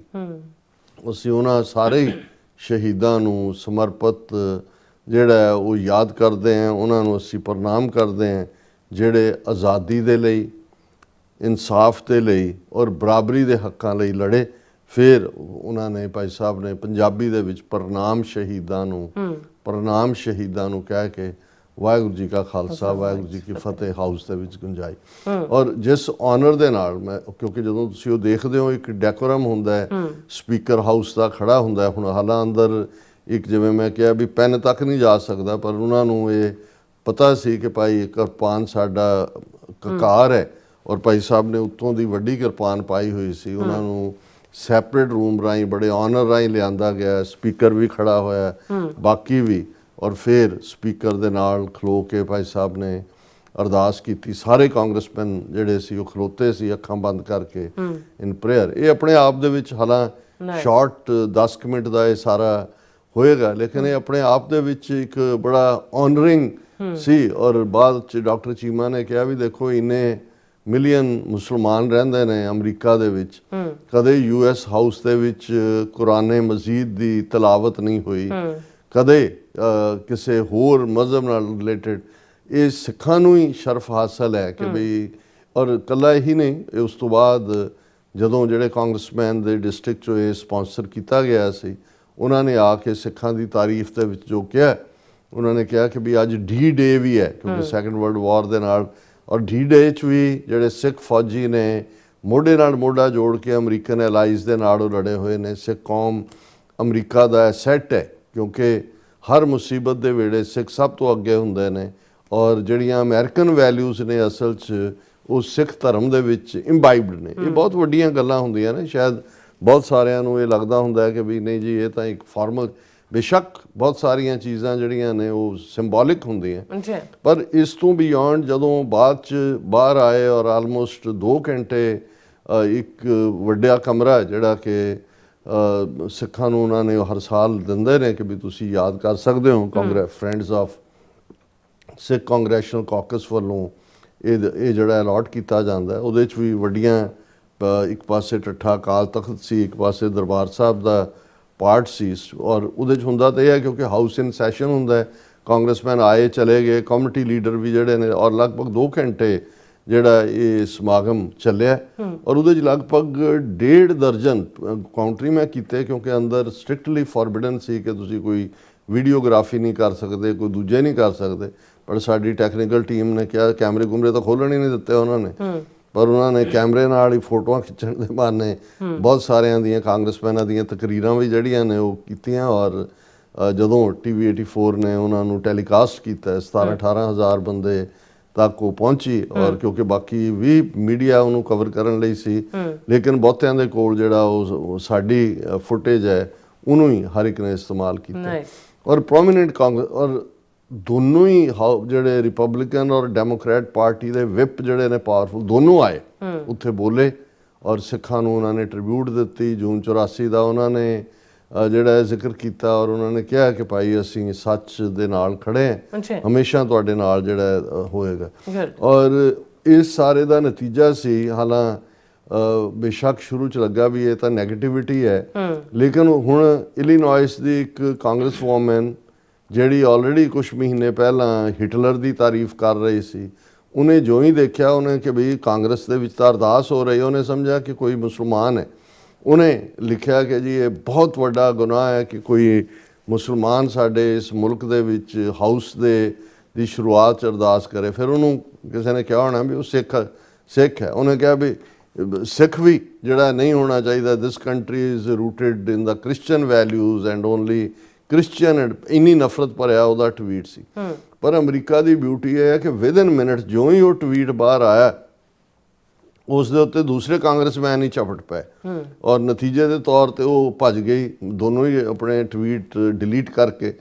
ਲੇਕਿਨ ਹੁਣ ਇਹ ਇੱਕ ਪੂਰੀ ਮੋਮੈਂਟਮ ਬਣੀ ਹੈ ਕਿ ਬਈ ਇਹ ਮਾਫੀ ਮੰਗੇ ਔਰ ਈਵਨ ਇਸ ਦੇ ਉੱਤੇ ਬੀਬੀ ਢਿੱਲੋਂ ਜਿਹੜੇ ਇੰਪੋਰਟੈਂਟ ਅਹੁਦੇ ਤੇ ਨੇ ਉਹਨਾਂ ਨੇ ਵੀ, ਔਰ ਬਹੁਤ ਸਾਰੇ ਈਵਨ ਸੈਨੇਟਰ ਚੱਕ ਸ਼ੂਮਰ, ਉਹਨੇ ਕਿਹਾ ਵੀ ਇੱਦਾਂ ਦੀ ਨਫ਼ਰਤ ਦੀ ਕੋਈ ਥਾਂ ਹੈ? ਸਿੱਖਾਂ ਦਾ ਕਿੰਨਾ ਰੁਤਬਾ ਹੈ ਔਰ ਕੀ ਹੈ ਵੀ ਅਸੀਂ ਤਾਂ ਸਾਡੇ ਕੰਟਰੀ ਤਾਂ ਫਾਊਂਡ ਹੀ ਜਿਹੜੀ ਹੈ ਔਰ ਰਿਲੀਜੀਅਸ ਫਰੀडम ਦੇ ਉੱਤੇ ਹੋਈ ਹੈ ਔਰ ਜਿਹੜਾ ਅਮਰੀਕਨ ਸ਼ਹਿਰੀ ਹੈ ਉਸ ਦਾ ਬਰਾਬਰ ਦਾ ਹੱਕ ਹੈ। ਸੋ ਕਹਿਣ ਦਾ ਮਤਲਬ ਇਹ ਹੈ ਕਿ ਵੀ ਭਾਵੇਂ ਉਹਦੇ 'ਚੋਂ ਉਹਨੇ ਨੈਗੇਟਿਵਿਟੀ ਕ੍ਰੀਏਟ ਕੀਤੀ, ਪਰ ਉਹਦੇ 'ਚੋਂ ਵੀ ਪਬਲਿਸਿਟੀ ਹੋਈ। ਜਿਹਨੂੰ ਨਹੀਂ ਵੀ ਪਤਾ ਸੀ ਉਹਨੇ ਲੱਭਣ ਦੀ ਕੋਸ਼ਿਸ਼ ਕੀਤੀ। ਮੋਸਟ ਸਰਚਡ ਇਹ ਸੀ ਕਿ ਸਿੱਖ ਅਰਦਾਸ ਇਨ US ਕਾਂਗਰਸ।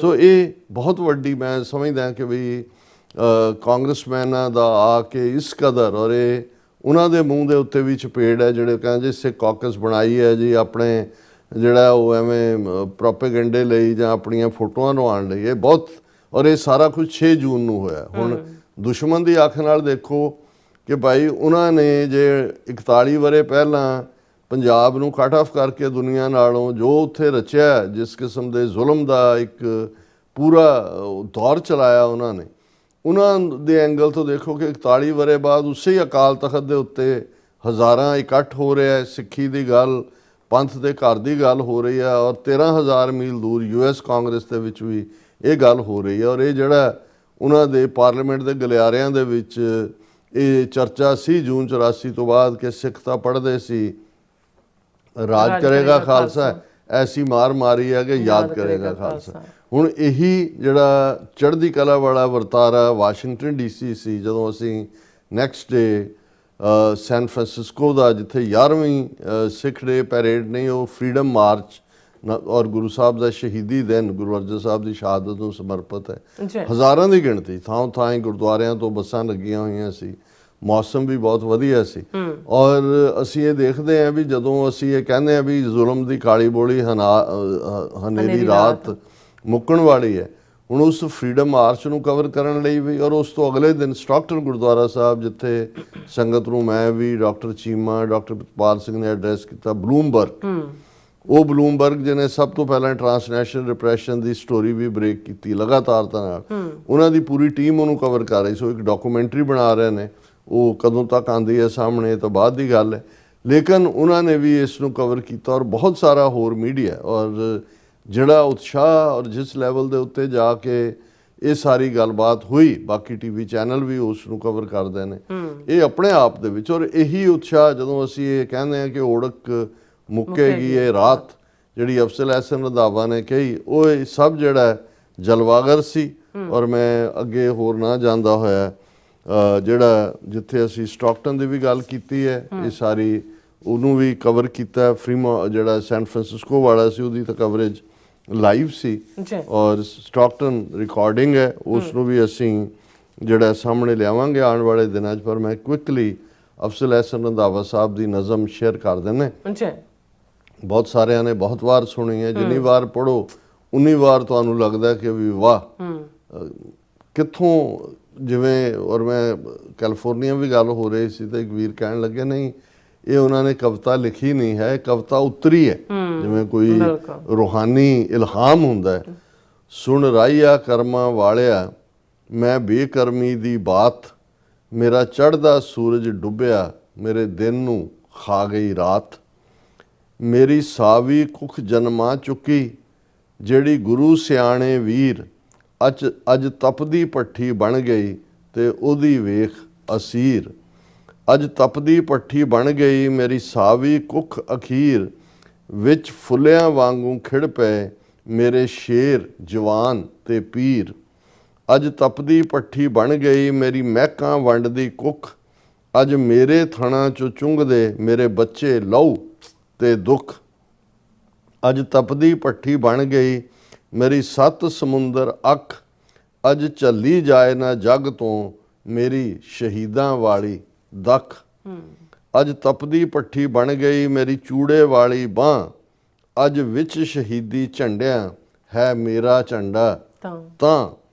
ਅੱਜ ਤਪਦੀ ਭੱਠੀ ਬਣ ਗਿਆ ਮੇਰਾ ਸਗਲੇ ਵਾਲਾ ਪੀਰ, ਅੱਜ ਵੈਰੀਆਂ ਕੱਢ ਵਿਖਾਲਿਆ ਹੈ 5 ਸਦੀਆਂ ਦਾ ਵੈਰ। ਅੱਜ ਤਪਦੀ ਭੱਠੀ ਬਣ ਗਿਆ ਮੇਰੇ ਸਗਲੇ ਵਾਲਾ ਪੈਰ, ਅੱਜ ਵੈਰੀਆਂ ਕੱਢ ਵਿਖਾਲਿਆ ਹੈ 5 ਸਦੀਆਂ ਦਾ ਵੈਰ। ਅੱਜ ਤਪਦੀ ਭੱਠੀ ਬਣ ਗਈ ਮੇਰੀ ਦੁੱਧਾਂ ਵੰਡਦੀ ਛਾਤ, ਮੈਂ ਆਪਣੀ ਰਤ ਵਿੱਚ ਡੁੱਬ ਗਈ ਪਰ ਬਾਹਰ ਨਾ ਮਾਰੀ ਝਾਤ। ਅੱਜ ਤਪਦੀ ਭੱਠੀ ਬਣ ਗਿਆ ਮੇਰਾ ਮੱਖਣ ਜਿਹਾ ਸਰੀਰ, ਮੈਂ ਕੁੱਖ ਸੜੀ ਵਿੱਚ ਸੜ ਮਰੇ ਮੇਰਾ ਰਾਂਝਾ ਮੇਰੀ ਹੀਰ। ਅੱਜ ਤਪਦੀ ਭੱਠੀ ਬਣ ਗਿਆ ਮੇਰਾ ਡਲਕਾਂ ਮਾਰਦਾ ਰੰਗ, ਮੈਂ ਮਰ ਜਾਣੀ ਵਿੱਚ ਸੜ ਗਿਆ ਅੱਜ ਮੇਰਾ ਇੱਕ ਇੱਕ ਅੰਗ। ਅੱਜ ਤਪਦੀ ਭੱਠੀ ਬਣ ਗਈ ਮੇਰੇ ਵਿਹੜੇ ਦੀ ਹਰ ਇੱਟ, ਜਿੱਥੇ ਦੁਨੀਆ ਮੱਥਾ ਟੇਕਦੀ ਉਹ ਬੂਟਾਂ ਛੱਡੀ ਪਿੱਠ। ਮੇਰੇ ਬੁਰਜ ਮੁਨਾਰੇ ਢਾਹ ਦਿੱਤਾ ਤਖਤ ਅਕਾਲ, ਮੇਰਾ ਸੋਨੇ ਰੰਗਾ ਰੰਗ ਅੱਜ ਮੇਰੇ ਲਹੂ ਨਾਲ ਲਾਲੋ ਲਾਲ। ਮੇਰੀਆਂ ਖੁੱਥੀਆਂ ਟੈਂਕਾਂ ਮੀਡੀਆਂ ਮੇਰੀ ਲੋਹੀ ਬੰਬਾਂ ਗੁੱਤ, ਮੇਰੇ ਕੁੱਛੜ ਅੰਨੀਆਂ ਗੋਲੀਆਂ ਪੰਨ ਸੁੱਟੇ ਮੇਰੇ ਪੁੱਤ। ਮੇਰਾ ਚੂੜਾ ਰਾਤ ਸੁਹਾਗ ਦਾ ਹੋਇਆ ਇੱਦਾਂ ਲੀਰੋ ਲੀਰ, ਜਿੱਦਾਂ ਕਿਰਚੀ ਕਿਰਚੀ ਹੋ ਗਈ ਮੇਰੀ ਸ਼ੀਸ਼ੇ ਦੀ ਤਸਵੀਰ। ਮੇਰਾ ਸ਼ੇਰ ਬਹਾਦਰ ਸੂਰਮਾ ਜਰਨੈਲਾਂ ਦਾ ਜਰਨੈਲ, ਉਸ ਮੌਤ ਵਿਆਹੀ ਹੱਸ ਕੇ ਉਹਦੇ ਦਿਲ ਤੇ ਰੱਤਾ ਨਾ ਮੈਲ। ਹੁਣ ਸੰਤ ਪਿੰਡਾਂ ਵਾਲਿਆਂ ਦੀ ਸ਼ਖਸੀਅਤ ਨੂੰ 4 ਲਾਈਨਾਂ 'ਚ, ਔਰ ਇਹ 9 ਜੂਨ ਹੈ, ਜਦੋਂ ਉਸ ਤੋਂ ਪਹਿਲਾਂ ਕੀ ਨੈਰੇਟਿਵ ਸੀ ਲੋਕਾਂ ਦਾ, ਬਾਅਦ 'ਚ ਕੀ ਬਣਿਆ। ਮੇਰਾ ਸ਼ੇਰ ਬਹਾਦਰ ਸੂਰਮਾ ਜਰਨੈਲਾਂ ਦਾ ਜਰਨੈਲ, ਉਸ ਮੌਤ ਵਿਆਹੀ ਹੱਸ ਕੇ ਉਹਦੇ ਦਿਲ ਤੇ ਰੱਤਾ ਨਾ ਮੈਲ। ਪਰ ਕੋਈ ਨਾ ਉਹਨੂੰ ਬੋੜਿਆ, ਉਹਨੂੰ ਵੈਰੀਆਂ ਮਾਰਿਆ ਘੇਰ, ਉਂਝ ਡੱਕੇ ਰਹਿ ਗਏ ਘਰਾਂ ਵਿੱਚ ਮੇਰੇ ਲੱਖਾਂ ਪੁੱਤਰ ਸ਼ੇਰ। ਸੁਣ ਰਾਈਆ ਕਰਮਾਂ ਵਾਲਿਆ ਮੈਂ ਬੇਕਰਮੀ ਦੀ ਬਾਤ, ਮੇਰਾ ਚੜ੍ਹਦਾ ਸੂਰਜ ਡੁੱਬਿਆ ਮੇਰੇ ਦਿਨ ਨੂੰ ਖਾ ਗਈ ਰਾਤ। ਹੁਣ ਇਹ ਆਪਣੇ ਆਪ ਦੇ ਵਿੱਚ ਮੇਰਾ ਖਿਆਲ ਹੈ ਉਹਦੇ ਇੱਕ ਦਾ ਪੈਰਾਗ੍ਰਾਫ ਇਹਦੇ ਚੋਂ ਮਿਸਿੰਗ ਹੈ ਜੀ, ਔਰ ਜਿਹਦੇ 'ਚ ਉਹਨਾਂ ਨੇ ਓੜਕ ਮੁੱਕੇਗੀ ਇਹ ਰਾਤ ਕਿ ਭਾਈ ਇਹ ਲਿਖ ਰੱਖੀ ਇਹ ਬਾਤ ਕਿ ਵੀ ਅਲਟੀਮੇਟਲੀ ਜਿਹੜਾ ਇਹ ਸਭ ਕੁਝ ਬਦਲੇਗਾ। ਸੋ ਅਸੀਂ ਹੁਣ ਇਸ ਦੁਨੀਆ 'ਚ ਨਹੀਂ ਨੇ ਅਫਜ਼ਲ ਅਹਿਸਨ ਰੰਧਾਵਾ ਸਾਹਿਬ, ਪਰ ਉਹਨਾਂ ਨੇ ਜੋ ਇਹ ਕਲਾਸਿਕ ਨਜ਼ਮ ਦਿੱਤੀ ਹੈ ਇਕੱਲੇ ਪੰਥ ਨੂੰ ਨਹੀਂ, ਮੈਂ ਸਮਝਦਾ ਫੋਰਐਵਰ ਫॉर ਜਨਰੇਸ਼ਨਸ ਲਈ ਉਹਨਾਂ ਨੂੰ ਵੀ ਪ੍ਰਣਾਮ ਹੈ ਸਾਡਾ ਜੀ। ਡਾਕਟਰ ਸਾਹਿਬ ਤੁਹਾਡਾ ਬਹੁਤ ਸ਼ੁਕਰੀਆ। ਸੋ ਇੱਥੇ ਲੈਣਾ ਬ੍ਰੇਕ, ਔਰ ਬ੍ਰੇਕ ਤੇ ਜਾਣ ਤੋਂ ਪਹਿਲਾਂ ਅਸੀਂ ਪੰਦਰਸ਼ਕਾਂ ਦੇ ਸਰੋਤਿਆਂ ਨੂੰ ਅਪੀਲ ਤੇ ਬੇਨਤੀ ਕਰ ਦਈਏ। ਵਿਊਅਰਸ, ਜਿਸ ਤਰ੍ਹਾਂ ਤੁਸੀਂ ਜਾਣਦੇ ਹੋ ਕਿ TV 84 ਇੱਕ ਪੰਥਕ ਚੈਨਲ ਹੈ, TV 84 ਦੀ ਚੜ੍ਹਦੀ ਕਲਾ ਲਈ ਵੱਧ ਤੋਂ ਵੱਧ ਡੋਨੇਟ ਕਰੋ। ਡੋਨੇਟ ਕਰਨ ਲਈ ਸਾਡੀ ਵੈਬਸਾਈਟ tv84.tv ਤੇ ਜਾ ਕੇ ਪੇਪਲ ਦੀ ਵਰਤੋਂ ਕਰਕੇ 1 ਟਾਈਮ ਡੋਨੇਟ ਕਰ ਸਕਦੇ ਹੋ, ਮੰਥਲੀ ਡੋਨੇਟ ਵੀ ਕਰ ਸਕਦੇ ਹੋ। ਤੁਸੀਂ TV 84 ਦੇ ਨਾਮ ਤੇ ਚੈੱਕ ਬਣਾ ਕੇ ਸਾਨੂੰ ਮੇਲ ਵੀ ਕਰ ਸਕਦੇ ਹੋ ਸਾਡੇ ਇਸ ਪਤੇ ਤੇ 36-01 37th Avenue, ਲੌਂਗ ਆਈਲੈਂਡ ਸਿਟੀ, ਨਿਊਯਾਰਕ 11101 USA, ਜਾਂ ਫਿਰ ਤੁਸੀਂ ਸਾਨੂੰ ਫੋਨ ਰਾਹੀਂ ਵੀ ਸੰਪਰਕ ਕਰ ਸਕਦੇ ਹੋ 5166619184। ਤੁਸੀਂ ਸਾਨੂੰ ਈਮੇਲ ਵੀ ਕਰ ਸਕਦੇ ਹੋ info@tv84.tv ਤੇ। ਅਸੀਂ ਤੁਹਾਡੇ ਤਹਿ ਦਿਲ ਤੋਂ ਸ਼ੁਕਰਗੁਜ਼ਾਰ ਹੋਵਾਂਗੇ। ਸੋ ਇੱਥੇ ਲੈਣੇ ਬ੍ਰੇਕ। ਵਿਊਅਰਸ, ਤੁਸੀਂ ਸਾਨੂੰ ਇਸੇ ਤਰ੍ਹਾਂ ਬਣੇ ਰਹਿਣਾ। ਮਿਲਦੇ ਹਾਂ after this short break.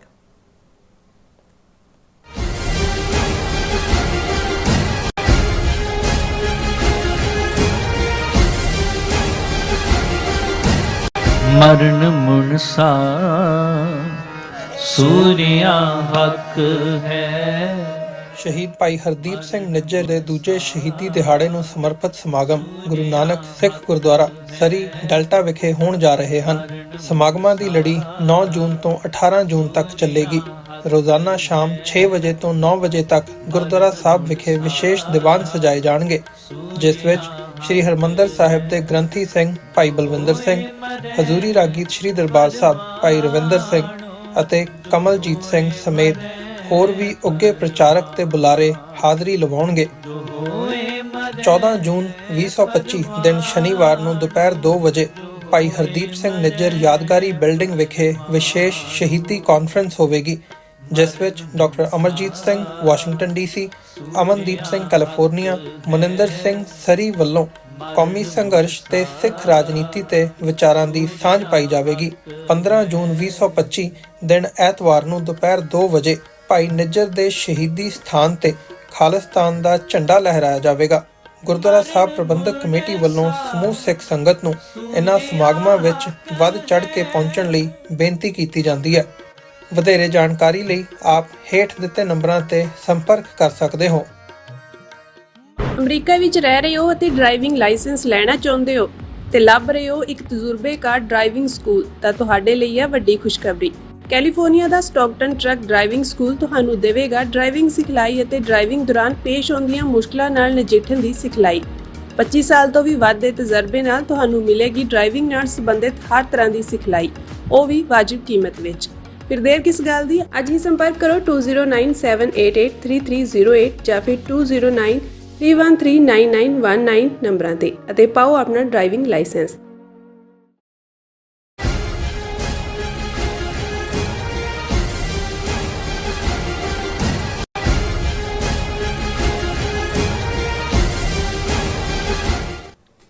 Viewers welcome back on programme. So we ਇਸ ਗੱਲਬਾਤ ਕਰਨ ਜਾ ਰਹੇ ਹਾਂ ਕਿ ਅੱਜ ਕੱਲ RSS ਵੱਲੋਂ ਸਿੱਖ ਕੌਮ ਵਿੱਚ ਵਾੜੇ ਗਏ ਘੁਸਪੈਠੀਏ ਪ੍ਰਚਾਰਕ ਅਤੇ ਸਿਆਸੀ ਲੋਕ ਇਹ ਪ੍ਰਚਾਰ ਕਰ ਰਹੇ ਹਨ ਕਿ ਜੂਨ 84 ਦੇ ਘੱਲੂਘਾਰੇ ਲਈ ਸਿਰਫ ਕਾਂਗਰਸ ਜ਼ਿੰਮੇਵਾਰ ਹੈ। ਕੀ ਇਹ ਸੱਚ ਹੈ? ਇਸ ਬਾਰੇ ਆਪਾਂ ਗੱਲਬਾਤ ਕਰਨ ਜਾ ਰਹੇ ਹਾਂ। ਸੋ ਅਸੀਂ ਚਾਹਾਂਗੇ ਕਿ ਤੁਸੀਂ ਇਸੇ ਤਰ੍ਹਾਂ ਬਣੇ ਰਹਿਣਾ, ਦੇਖਣ ਸੁਣ ਲਈ ਲਿਖਣ ਲਈ ਤੁਹਾਡਾ ਸਭ ਦਾ ਬਹੁਤ ਬਹੁਤ ਧੰਨਵਾਦ ਜੀ। ਡਾਕਟਰ ਸਾਹਿਬ ਕੀ ਵਿਚਾਰਾਂ ਨੇ ਇਸ ਮੁੱਦੇ ਬਾਰੇ?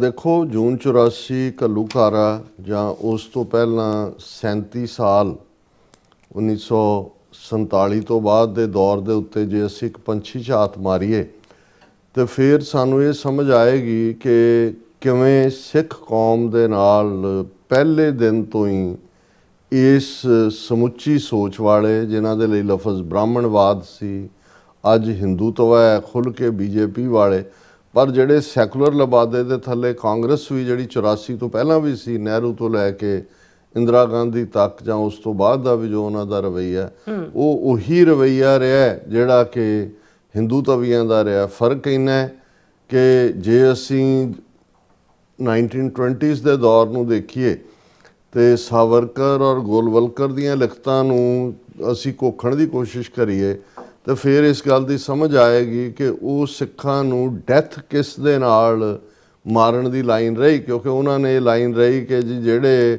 ਮਜ਼ਹਬ ਭਾਰਤ ਦੇ ਵਿੱਚ ਆਪਣੀ ਕਿਸੇ ਪਵਿੱਤਰ ਧਰਤੀ ਦੇ ਨਾਲ ਨਹੀਂ ਜੁੜੇ ਹੋਏ, ਉਹਨਾਂ ਦੀ ਪੁੰਨ ਭੂਮੀ ਨਹੀਂ ਹੈ, ਉਹ ਏਲੀਅਨ ਨੇ, ਉਹ ਗੈਰ ਨੇ, ਤਾਂ ਉਹਨਾਂ ਦੇ ਲਈ ਜਿਹੜਾ ਜਾਂ ਉਹਨਾਂ ਨੂੰ ਜਿਹੜਾ ਐਸਿਮੀਲੇਟ ਕੀਤਾ ਜਾਏ ਜਾਂ ਐਨਾਹੀਲੇਟ ਕੀਤਾ ਜਾਏ। ਦੋ ਲਫ਼ਜ਼ ਅੰਗਰੇਜ਼ੀ ਦੇ ਨੇ ਕਿ ਜਾਂ ਆਪਣੇ ਜਜ਼ਬ ਕਰੋ ਤੇ ਜਾਂ ਉਹਨਾਂ ਨੂੰ ਡਿਸਟਰੋਏ ਕਰੋ। ਸੋ ਇਸ ਲਈ ਉਹਨਾਂ ਨੇ ਇਸਲਾਮ ਔਰ ਈਸਾਈਅਤ ਨੂੰ RSS ਜਾਂ ਹਿੰਦੂ ਤਵੀਆਂ ਨੇ ਉਹ ਬਿਲਕੁਲ ਐਨਮੀ ਗਰਦਾਨ ਕੇ ਮਾਰਿਆ। ਔਰ ਜਿਵੇਂ ਆਰਟੀਕਲ 25(20) ਦੇ ਥੱਲੇ ਜਿਹਦੇ 'ਚ ਜ਼ਾਹਰ ਹੈ ਕਾਂਗਰਸ ਦੀ ਕੰਸਟੀਟਿਊਐਂਟ ਮੈਂਬਰ ਸੀ ਅਸੈਂਬਲੀ ਦੇ, ਹਿੰਦੂਤਵਾਦੀ ਥਾਟ ਵਾਲੇ ਵੀ ਸੀ, ਸ਼ਿਆਮਾ ਪ੍ਰਸਾਦ ਮੁਖਰਜੀ ਵਰਗੇ ਲੋਕ ਵਿੱਚ ਵੜੇ ਹੋਏ ਸੀ, ਉਹਨਾਂ ਨੇ ਆਰਟੀਕਲ 25(20) ਦੇ ਥੱਲੇ ਸਿੱਖਾਂ, ਬੋਧੀਆਂ, ਜੈਨੀਆਂ ਨੂੰ ਹਿੰਦੂ ਬਣਾ ਕੇ ਔਰ ਬਾਅਦ ਦੇ ਵਿੱਚ 50s ਦੇ ਵਿੱਚ ਉਹ ਸਾਰੇ law, Hindu marriage act, Hindu succession bill ਔਰ ਗਾਰਡੀਅਨਸ਼ਿਪ ਐਕਟ ਔਰ ਫਲਾਣੇ ਦੇ ਥੱਲੇ ਸਿੱਖ, ਬੋਧੀ, ਜੈਨੀ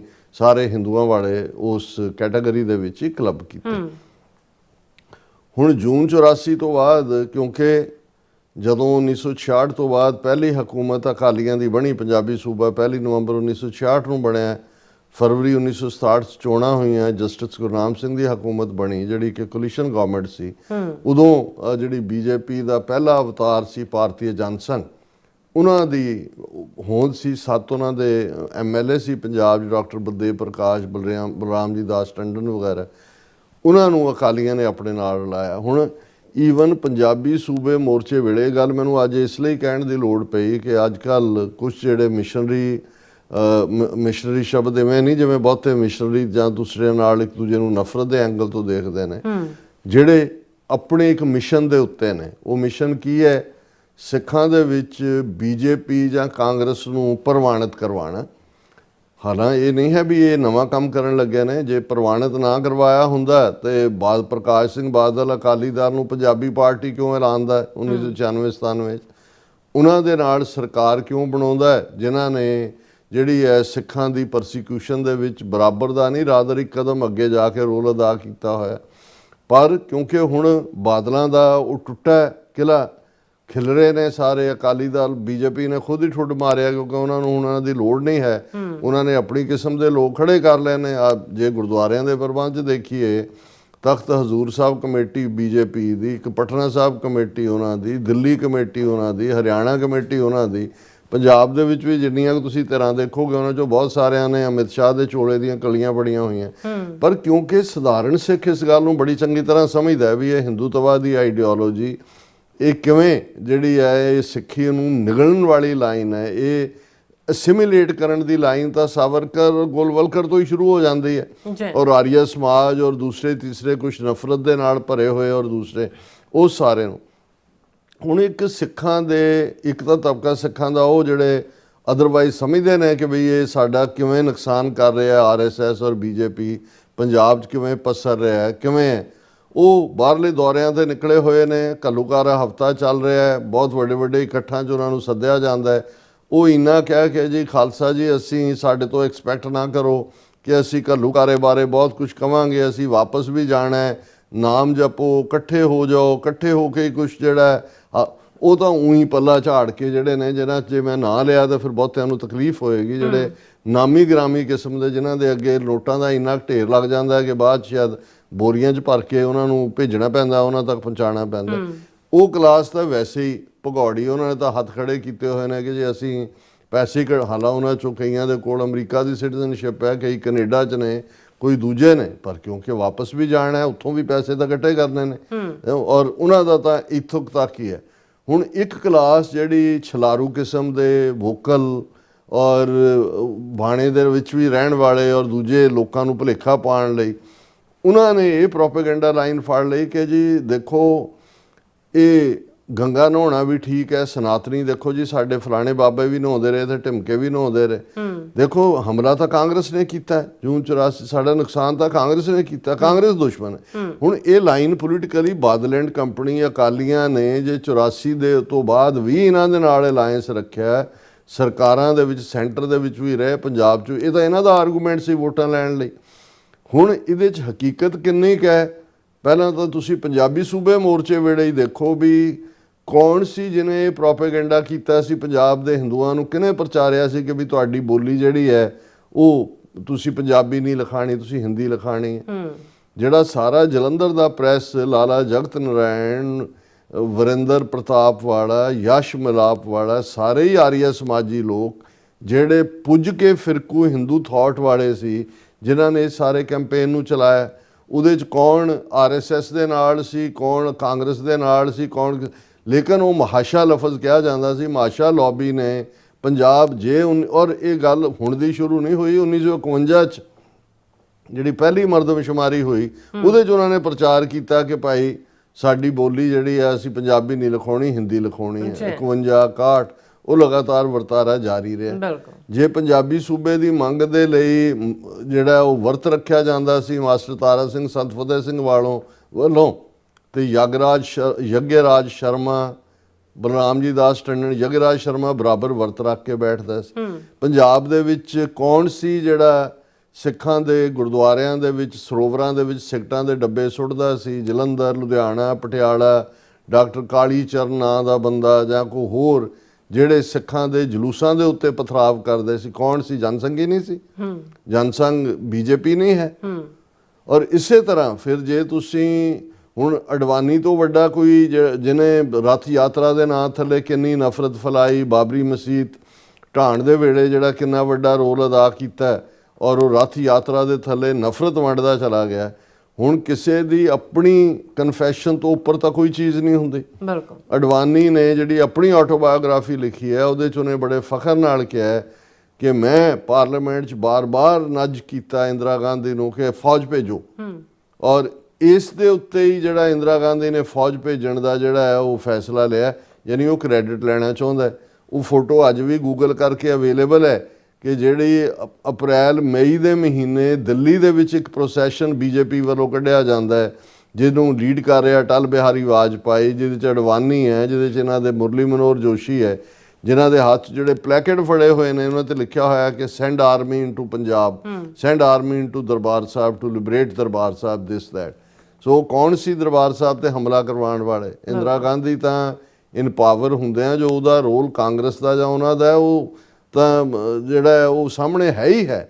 ਲੇਕਿਨ ਇਸ ਗੱਲ ਤੋਂ ਬਰੀ ਕਰਨਾ ਕਿ ਬਈ ਇਹ ਤਾਂ ਕੰਮ ਕਾਂਗਰਸ ਦਾ ਸੀ, ਇਸ ਲਈ ਇਹ ਜਿਹੜੀ ਹਿੰਦੂਤਵਾ ਦੀ ਆਈਡੀਓਲੋਜੀ ਜਾਂ ਬੀਜੇਪੀ ਦੇਖੋ ਜਾਂ ਆਰਐਸਐਸ ਤੋਂ ਵੱਧ ਕੇ ਕੌਣ ਸਿੱਖ ਦੁਸ਼ਮਣ ਜਮਾਤ ਹੋ ਸਕਦੀ? ਇਹਨਾਂ ਨੂੰ ਜਿਹੜੇ ਲੋਕ ਅਦਰਵਾਈਜ਼ ਅਕਾਲ ਤਖਤ ਜਾਂ ਇਹਨਾਂ ਨੂੰ ਆਪਣੀ ਅਕਾਲ ਤਖਤ ਦਾ 2004 ਦਾ ਜਦੋਂ ਜਥੇਦਾਰ ਜੋਗਿੰਦਰ ਸਿੰਘ ਵਿਦਾਂਤੀ ਜਥੇਦਾਰ ਸੀ, ਦੋ ਜਿਹੜੇ ਪਾਰਟ ਨੇ ਜਿਹੜੇ ਮੈਂ ਸਮਝਦਾ ਵੀ ਜਥੇਦਾਰ ਵਿਦਾਂਤੀ ਦੇ ਕ੍ਰੈਡਿਟ 'ਚ ਜਾਂਦਾ, ਔਰ ਉਸ ਵੇਲੇ ਇਹ ਸਾਰੇ ਛਲਾਰੂ ਜਿਹੜੇ ਅੱਜ ਪ੍ਰਚਾਰਕ ਨੇ ਇਹਨਾਂ 'ਚ ਉਦੋਂ ਕੋਈ ਨਾ ਬੋਲਿਆ।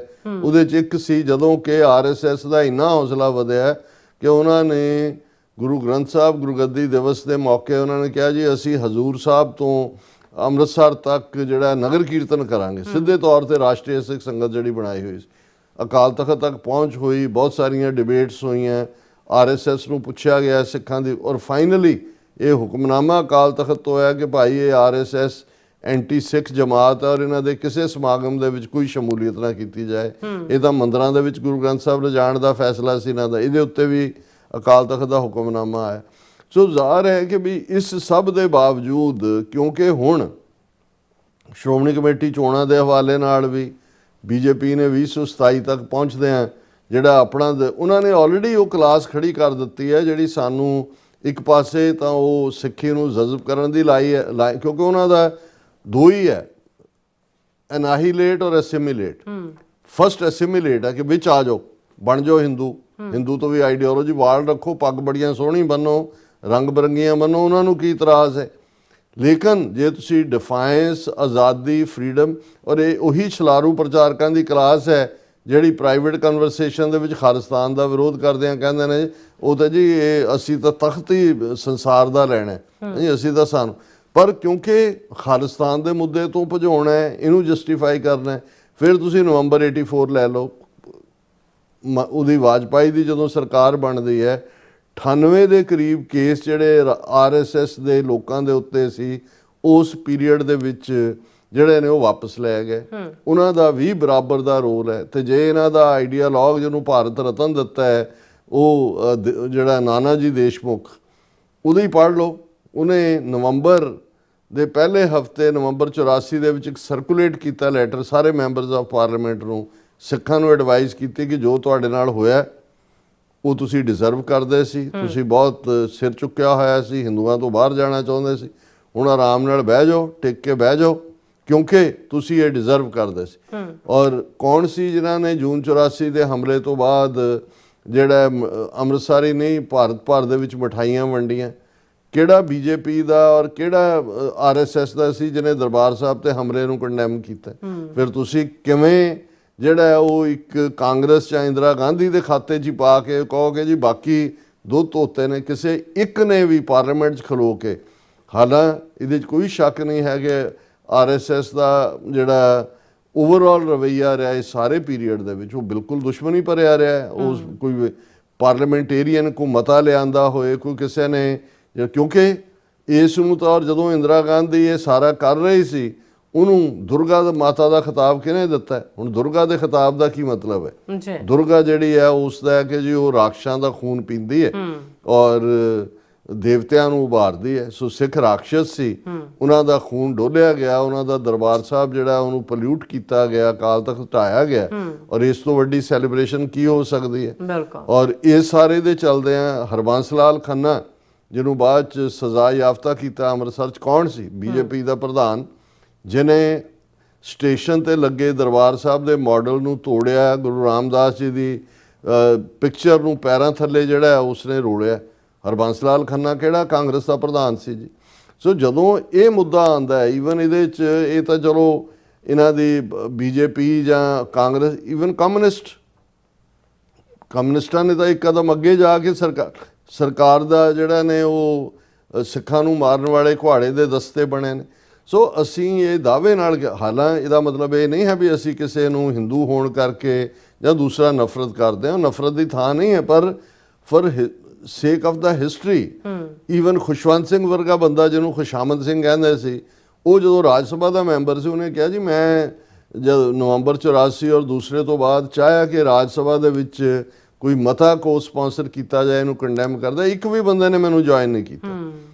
ਹੁਣ ਉਦੋਂ ਸਾਰਾ ਮੁਲਕ ਜਿਹੜਾ ਉਹ ਇੰਦਰਾ ਗਾਂਧੀ ਨੂੰ, ਔਰ ਇਕੱਲਾ ਇਹੀ ਨਹੀਂ, ਜੇ ਤੁਸੀਂ ਇਸ ਤੋਂ ਬਾਅਦ ਦੇਖੋ ਇੰਦਰਾ ਗਾਂਧੀ ਦੇ ਉਹ ਸਾਰੀਆਂ ਨੀਤੀਆਂ ਨੂੰ ਅੱਜ ਤੱਕ ਵੀ ਤੁਹਾਨੂੰ ਇਹ ਨਹਿਰੂ ਨੂੰ ਕ੍ਰਿਟਿਸਾਈਜ਼ ਤੁਹਾਨੂੰ ਕਰਦੇ ਨਜ਼ਰ ਆਉਣਗੇ, ਮੋਦੀ ਔਰ ਦੂਸਰੇ ਉਹ। ਔਰ ਲੇਕਿਨ ਜਦੋਂ ਇੰਦਰਾ ਗਾਂਧੀ ਦਾ ਮੁੱਦਾ ਆਉਂਦਾ ਹੈ, ਉਸ ਮੁੱਦੇ ਦੇ ਉੱਤੇ ਇਹਨਾਂ ਦੀ ਸਾਇਲੈਂਸ ਹੁੰਦੀ, ਕਿਉਂਕਿ ਇਹਨਾਂ ਨੇ ਹੀ ਜਿਹੜਾ ਹੈ ਉਹ ਸਾਰੇ ਨੂੰ ਉਹਨੂੰ ਵਰਤਿਆ ਹੋਇਆ ਹੈ। ਉਹਦੀ ਇੱਕ ਆਪਣੀ ਕਹਾਣੀ ਹੈ। ਜਦੋਂ ਅਸੀਂ ਭਾਰਤ ਸਿੱਖਾਂ ਦੇ ਉੱਤੇ ਹਮਲਾ, ਕੋਈ ਇਹ ਨਹੀਂ ਹੈ ਵੀ ਓਵਰਨਾਈਟ ਇੰਦਰਾ ਗਾਂਧੀ ਨੇ ਫੈਸਲਾ, ਜਦੋਂ ਅੱਜ ਅਸੀਂ ਡੀਕਲਾਸੀਫਾਈਡ ਡਾਕੂਮੈਂਟਸ ਦੇਖਦੇ ਹਾਂ, ਉਹਦੇ 'ਚ ਇੰਡੀਆ ਦੀ ਡੀਪ ਸਟੇਟ, ਜਦੋਂ ਅਸੀਂ ਡੀਪ ਸਟੇਟ ਕਹਿੰਦੇ ਹਾਂ, ਸਰਕਾਰਾਂ ਨੂੰ ਉਹੀ ਰਨ ਕਰਦੀ ਹੈ, ਪਰ ਕੁੱਲ ਮਿਲਾ ਕੇ ਮੈਜੋਰਿਟੀ ਦੀ ਨਫ਼ਰਤ ਸਿੱਖਾਂ ਪ੍ਰਤੀ।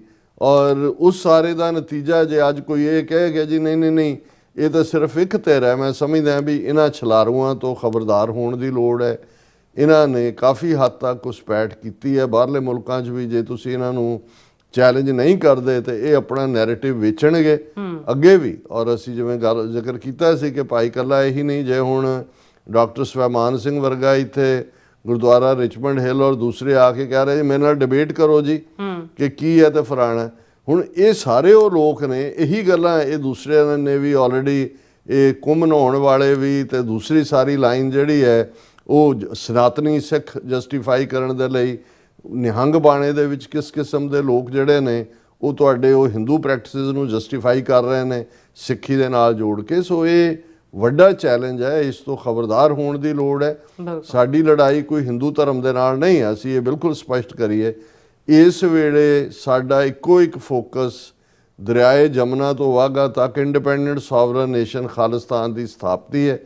ਇਸ ਤੋਂ ਬਿਯੋਂਡ ਜੇ ਇਸ ਸਾਰੇ ਨੂੰ ਡਿਲੂਟ ਕਰਨ ਦੇ ਲਈ ਕੋਈ ਦਲੀਲ ਇੱਧਰੋਂ ਕੱਢਦਾ ਜਾਂ ਉੱਧਰੋਂ ਕੱਢਦਾ, ਤੇ ਸਾਨੂੰ ਇੱਕਦਮ ਜਿਹੜਾ ਆਪਣਾ ਪੈਮਾਨਾ ਉਹ ਲਾ ਕੇ ਦੇਖਣਾ ਚਾਹੀਦਾ ਹੈ ਕਿ ਭਾਈ ਇਹ ਕਿਹਦਾ ਬੁਲਾਇਆ ਬੋਲ ਰਿਹਾ, ਇਹਦਾ ਅਲਟੀਮੇਟ ਜਿਹੜਾ ਨਿਸ਼ਾਨਾ ਉਹ ਕੀ ਹੈ। ਬਿਲਕੁਲ ਡਾਕਟਰ ਸਾਹਿਬ, ਤੁਹਾਡਾ ਬਹੁਤ ਸ਼ੁਕਰੀਆ। ਸੋਥਲੈਂਡ ਬ੍ਰੇਕ ਵਿਊਅਰਸ, ਤੁਸੀਂ ਇਸੇ ਤਰ੍ਹਾਂ ਜੁੜੇ ਰਹਿਣਾ। ਮਿਲਦੇ ਹਾਂ ਛੋਟੇ ਜਿਹੇ ਵਕਫੇ ਤੋਂ ਬਾਅਦ।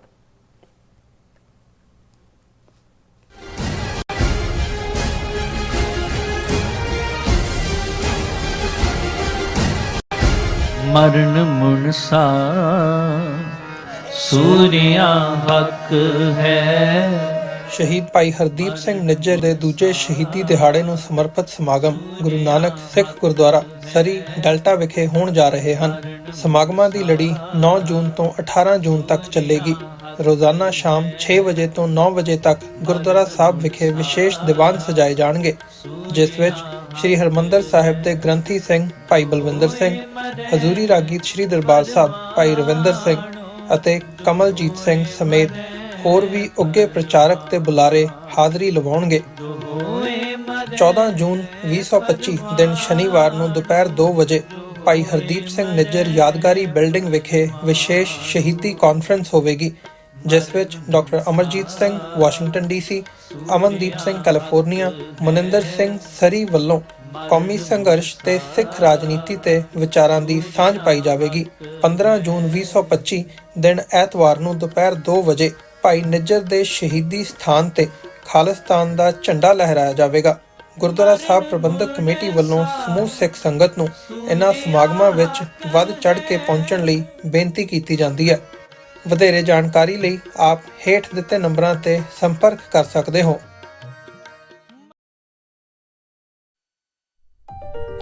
FBI ਤੋਂ ਮੈਂ ਹਾਂ ਸੁਖਵੀਰ ਕੌਰ ਤੇ ਹੁਣ ਸੁਣੋ FBI ਵੱਲੋਂ ਜ਼ਰੂਰੀ ਜਾਣਕਾਰੀ।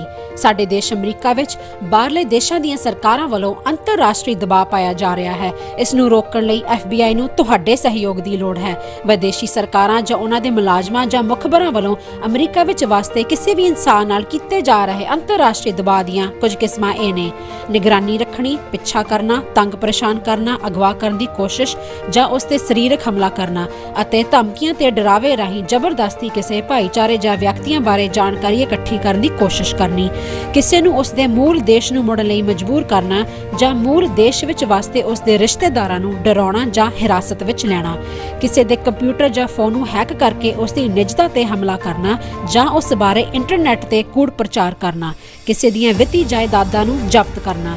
ਜੇ ਤੁਹਾਨੂੰ ਲੱਗਦਾ ਹੈ ਕਿ ਤੁਸੀਂ ਅੰਤਰਰਾਸ਼ਟਰੀ ਦਬਾਅ ਦੇ ਸ਼ਿਕਾਰ ਹੋ ਤਾਂ FBI ਨੂੰ ਹੁਣੇ ਕਾਲ ਕਰੋ 1-800-CALL-FBI ਜਾਂ 1-800-225-5324 ਤੇ ਸੰਪਰਕ ਕਰੋ। ਤੇ ਜੇ ਤੁਹਾਡੇ ਲਈ ਅੰਗਰੇਜ਼ੀ ਵਿੱਚ ਗੱਲ ਕਰਨਾ ਮੁਸ਼ਕਲ ਹੈ ਤਾਂ ਤੁਸੀਂ ਪੰਜਾਬੀ ਵਿੱਚ ਗੱਲ ਕਰਨ ਲਈ ਕਹਿ ਸਕਦੇ ਹੋ ਜਾਂ FBI ਦੀ ਵੈਬਸਾਈਟ tips.fbi.gov ਤੇ ਆਪਣੀ ਸ਼ਿਕਾਇਤ ਦਰਜ ਕਰਾਓ। ਹੋਰ ਜਾਣਕਾਰੀ ਲਈ ਦੇਖੋ fbi.gov/TNR। ਜੇਕਰ ਤੁਸੀਂ ਤੁਰੰਤ ਸਰੀਰਕ ਖਤਰੇ ਵਿੱਚ ਹੋ ਤਾਂ 911 ਤੇ ਕਾਲ ਕਰੋ। FBI ਵੱਲੋਂ ਤੁਹਾਡੀ ਰਿਪੋਰਟ ਕਦੀ ਵੀ ਕਿਸੇ ਵਿਦੇਸ਼ੀ ਸਰਕਾਰ ਨਾਲ ਸਾਂਝੀ ਨਹੀਂ ਕੀਤੀ ਜਾਵੇਗੀ। FBI ਦਾ ਮਨੋਰਥ ਅਮਰੀਕਾ ਵਿੱਚ ਵਸਦੇ ਲੋਕਾਂ ਦੀ ਰੱਖਿਆ ਕਰਨਾ ਅਤੇ ਯੂਨਾਈਟਿਡ ਸਟੇਟਸ ਦੇ ਸੰਵਿਧਾਨ ਨੂੰ ਕਾਇਮ ਰੱਖਣਾ ਹੈ।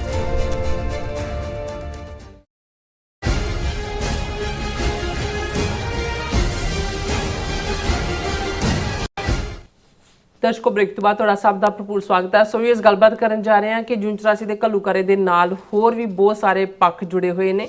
ਸਿੱਖ ਰੈਫਰੈਂਸ ਲਾਇਬ੍ਰੇਰੀ ਨੂੰ ਲੁੱਟਣਾ ਤੇ ਸਾੜਨਾ, ਸਿੱਖ ਧਰਮੀ ਫੌਜੀਆਂ ਦੀ ਬਗਾਵਤ, ਕੁਝ ਸਿੱਖਾਂ ਵੱਲੋਂ ਅਹੁਦਿਆਂ ਤੋਂ ਅਸਤੀਫਾ ਦੇਣਾ ਤੇ ਸਰਕਾਰ ਦੇ ਕੁਝ ਦਿੱਤੇ ਅਵਾਰਡ ਆਦਿਕ।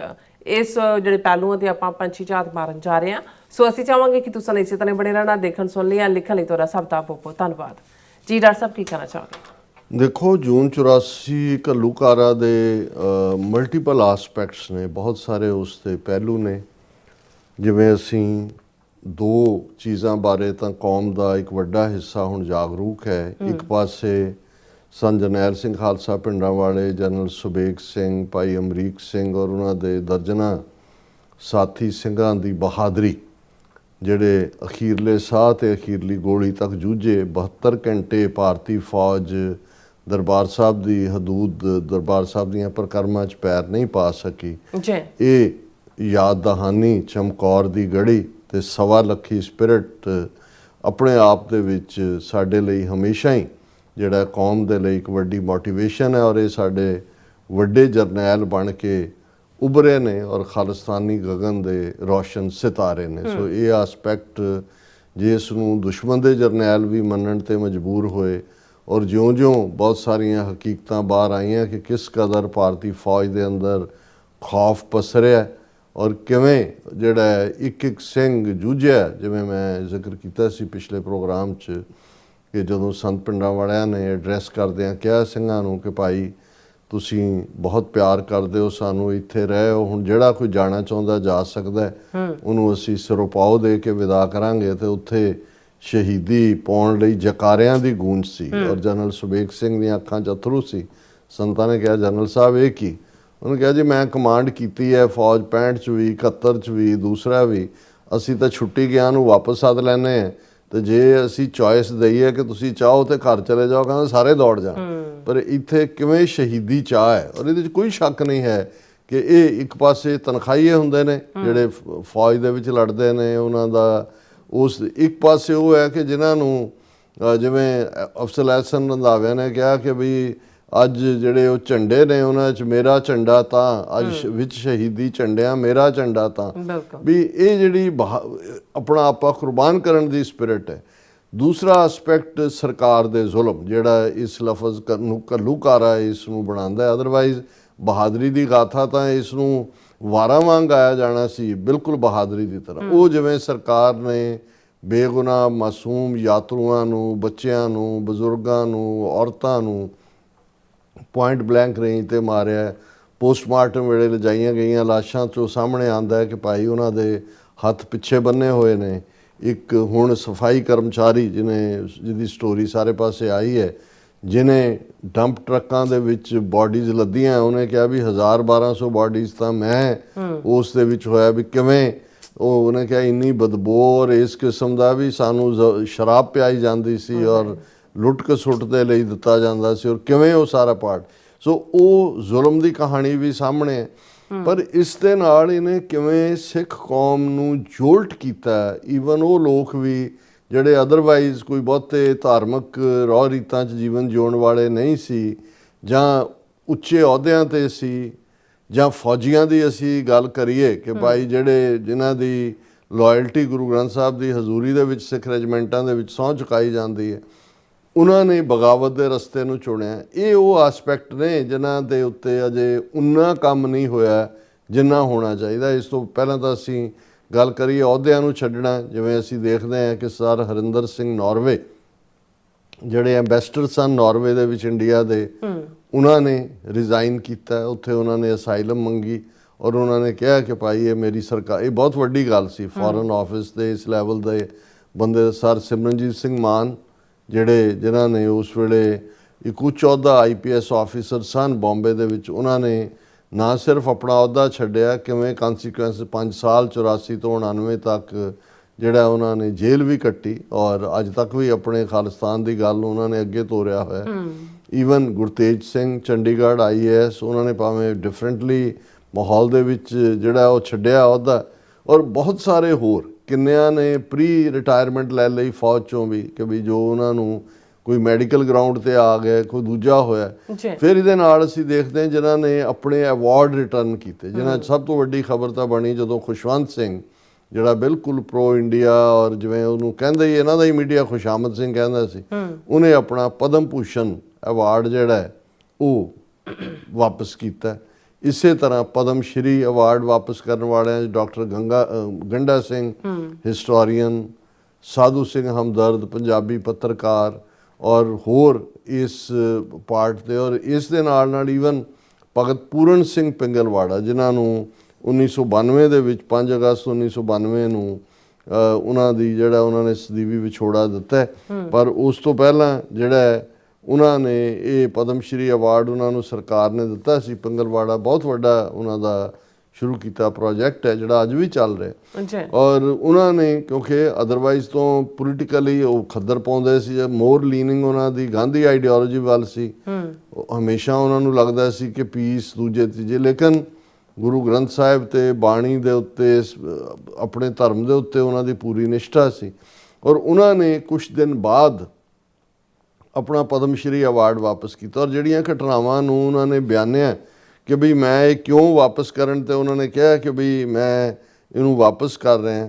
ਉਹਨਾਂ ਨੇ ਕਿਹਾ ਕਿ ਵੀ ਇਹ ਤੁਸੀਂ ਜਿਹੜੀ ਦਰਬਾਰ ਸਾਹਿਬ ਦੇ ਅੰਦਰ ਫੌਜ ਭੇਜੀ ਹੈ, ਉਹਨਾਂ ਨੇ ਰਾਸ਼ਟਰਪਤੀ ਨੂੰ ਚਿੱਠੀ ਲਿਖੀ, ਇਹ ਬਹੁਤ ਜਿਹੜਾ ਗਲਤ ਕਾਰਵਾਈ ਹੈ, ਇਸ ਦੇ ਨਾਲ ਜਗਤ ਤੜਫ ਉੱਠਿਆ ਔਰ ਇਸ ਘਟਨਾ ਦੇ ਨਾਲ ਜਿੱਥੇ ਡੈਮੇਜ ਹੋਇਆ ਅਕਾਲ ਤਖਤ ਦਰਸ਼ਨੀ ਡਿਓਢੀ, ਉਹ ਤੁਸੀਂ ਆਪ ਹੀ ਆ ਕੇ ਦੇਖ ਸਕਦੇ ਹੋ। ਫੌਜੀਆਂ ਹੱਥੋਂ ਬਹੁਤ ਅਜਿਹੀਆਂ ਘਟਨਾਵਾਂ ਵਾਪਰੀਆਂ ਹਨ ਜਿਨ੍ਹਾਂ ਦਾ ਆਪ ਜੀ ਨੂੰ ਪਤਾ ਨਹੀਂ ਹੋ ਸਕਦਾ, ਜੋ ਮੈਨੂੰ ਲੋਕਾਂ ਨੇ ਸੁਣਾਈਆਂ ਨੇ। ਮੈਂ ਉਹਨਾਂ ਦੀ ਪੜਤਾਲ 9/9/84 ਤੱਕ ਕਰਦਾ ਰਿਹਾ। ਹੁਣ ਜਦੋਂ 9/84 'ਚ ਅਸੀਂ ਕਹਿ ਰਹੇ ਹਾਂ ਤਾਂ ਉਹਨਾਂ ਨੇ 9ਵੇਂ ਮਹੀਨੇ 'ਚ ਜਾ ਕੇ ਪਦਮ ਸ਼੍ਰੀ ਵਾਪਸ ਕੀਤਾ, ਇਮੀਡੀਏਟ ਨਹੀਂ ਹੈ ਵੀ ਜੂਨ ਦੇ ਮਹੀਨੇ 'ਚ ਕੀਤਾ। ਔਰ ਉਹਨਾਂ ਨੇ ਕਿਹਾ ਵੀ ਮੈਂ ਜਲਦੀ ਨਹੀਂ ਕੀਤੀ, ਧੀਰਜ ਤੋਂ ਕੰਮ ਲਿਆ।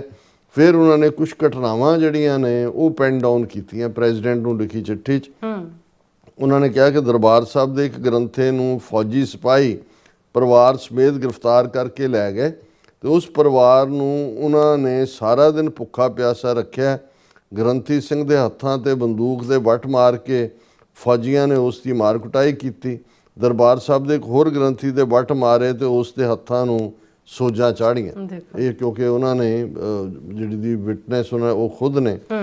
ਫਿਰ ਦਰਬਾਰ ਸਾਹਿਬ ਸਮੂਹ ਵਿੱਚ ਆਈਆਂ ਸੰਗਤਾਂ, ਇਸਤਰੀਆਂ, ਮਰਦਾਂ ਤੇ ਬੱਚਿਆਂ ਤੇ ਇਸ ਤਰ੍ਹਾਂ ਗੋਲੀਆਂ ਚਲਾਈਆਂ ਜਾਂਦੀਆਂ ਰਹੀਆਂ ਜਿਸ ਤਰ੍ਹਾਂ ਜ਼ਹਿਰੀਲੀ ਦਵਾਈ ਦੀ ਪਿਚਕਾਰੀ ਨਾਲ ਮੱਛਰ ਮਾਰੀਦਾ ਕਿ ਵੀ ਜਿਵੇਂ ਉਹ ਹਿਊਮਨ ਬੀਇੰਗ ਨਾ ਹੋਣ, ਤੁਸੀਂ ਉਹਨਾਂ ਦਾ ਤਬਾਹੀ ਕਰ ਰਹੇ ਹੋ। ਜਿਹੜੇ ਯਾਤਰੂ ਦਰਬਾਰ ਸਾਹਿਬ ਤੇ ਤੇਜਾ ਸਿੰਘ ਸਮੁੰਦਰੀ ਹਾਲ ਵਿੱਚ ਮੰਗਲਵਾਰ ਨੂੰ 12 ਵਜੇ ਕੈਦ ਕੀਤੇ ਗਏ ਉਹਨਾਂ ਨੂੰ ਪਾਣੀ ਨਾ ਦਿੱਤਾ ਗਿਆ। ਉਹਨਾਂ ਨੂੰ ਬੁੱਧਵਾਰ 30 ਘੰਟਿਆਂ ਪਿੱਛੋਂ ਕੁਝ ਸਿੱਖ ਫੌਜੀਆਂ ਨੇ ਪਾਣੀ ਦਿੱਤਾ। ਬੱਚਿਆਂ ਦੀਆਂ ਪਿਆਸ ਨਾਲ ਅੱਖਾਂ ਬਾਹਰ ਨਿਕਲ ਆਈਆਂ। ਬੀਬੀਆਂ ਨੇ ਪਸੀਨੇ ਪੂੰਝ ਕੇ ਬੱਚਿਆਂ ਦੇ ਮੂੰਹ ਗਿੱਲੇ ਕੀਤੇ। ਜੇ ਬੀਬੀਆਂ ਬੱਚਿਆਂ ਲਈ ਪਾਣੀ ਮੰਗਦੀਆਂ ਸਨ ਤਾਂ ਫੌਜੀ ਕਹਿੰਦੇ ਸਨ ਇਹ ਵੱਡੇ ਹੋ ਕੇ ਸਾਨੂੰ ਜਾਨੋਂ ਮਾਰਨਗੇ, ਇਸ ਲਈ ਇਹਨਾਂ ਨੂੰ ਪਾਣੀ ਕਿਉਂ ਦਈਏ।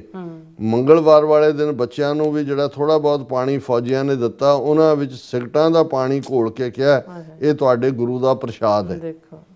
ਤੇਜਾ ਸਿੰਘ ਸਮੁੰਦਰੀ ਹਾਲ 'ਚ ਫੌਜੀਆਂ ਨੇ ਸਿਗਟਾਂ ਪੀਤੀਆਂ। ਸਿਗਟਾਂ ਦਾ ਧੂੰਆਂ ਸਿੱਖਾਂ ਵੱਲ ਛੱਡਦੇ ਰਹੇ। ਜਿਹੜਾ ਸਲੂਕ ਫੌਜੀ ਕਾਰਵਾਈ ਦੇ ਨਾਮ ਤੇ ਸਿੱਖੀ ਨਾਲ ਹੋਇਆ, ਉਸ ਨੇ ਸਿੱਖ ਜਗਤ ਦੇ ਹਿਰਦਿਆਂ ਤੇ ਭਾਰੀ ਸੱਟ ਮਾਰੀ ਹੈ।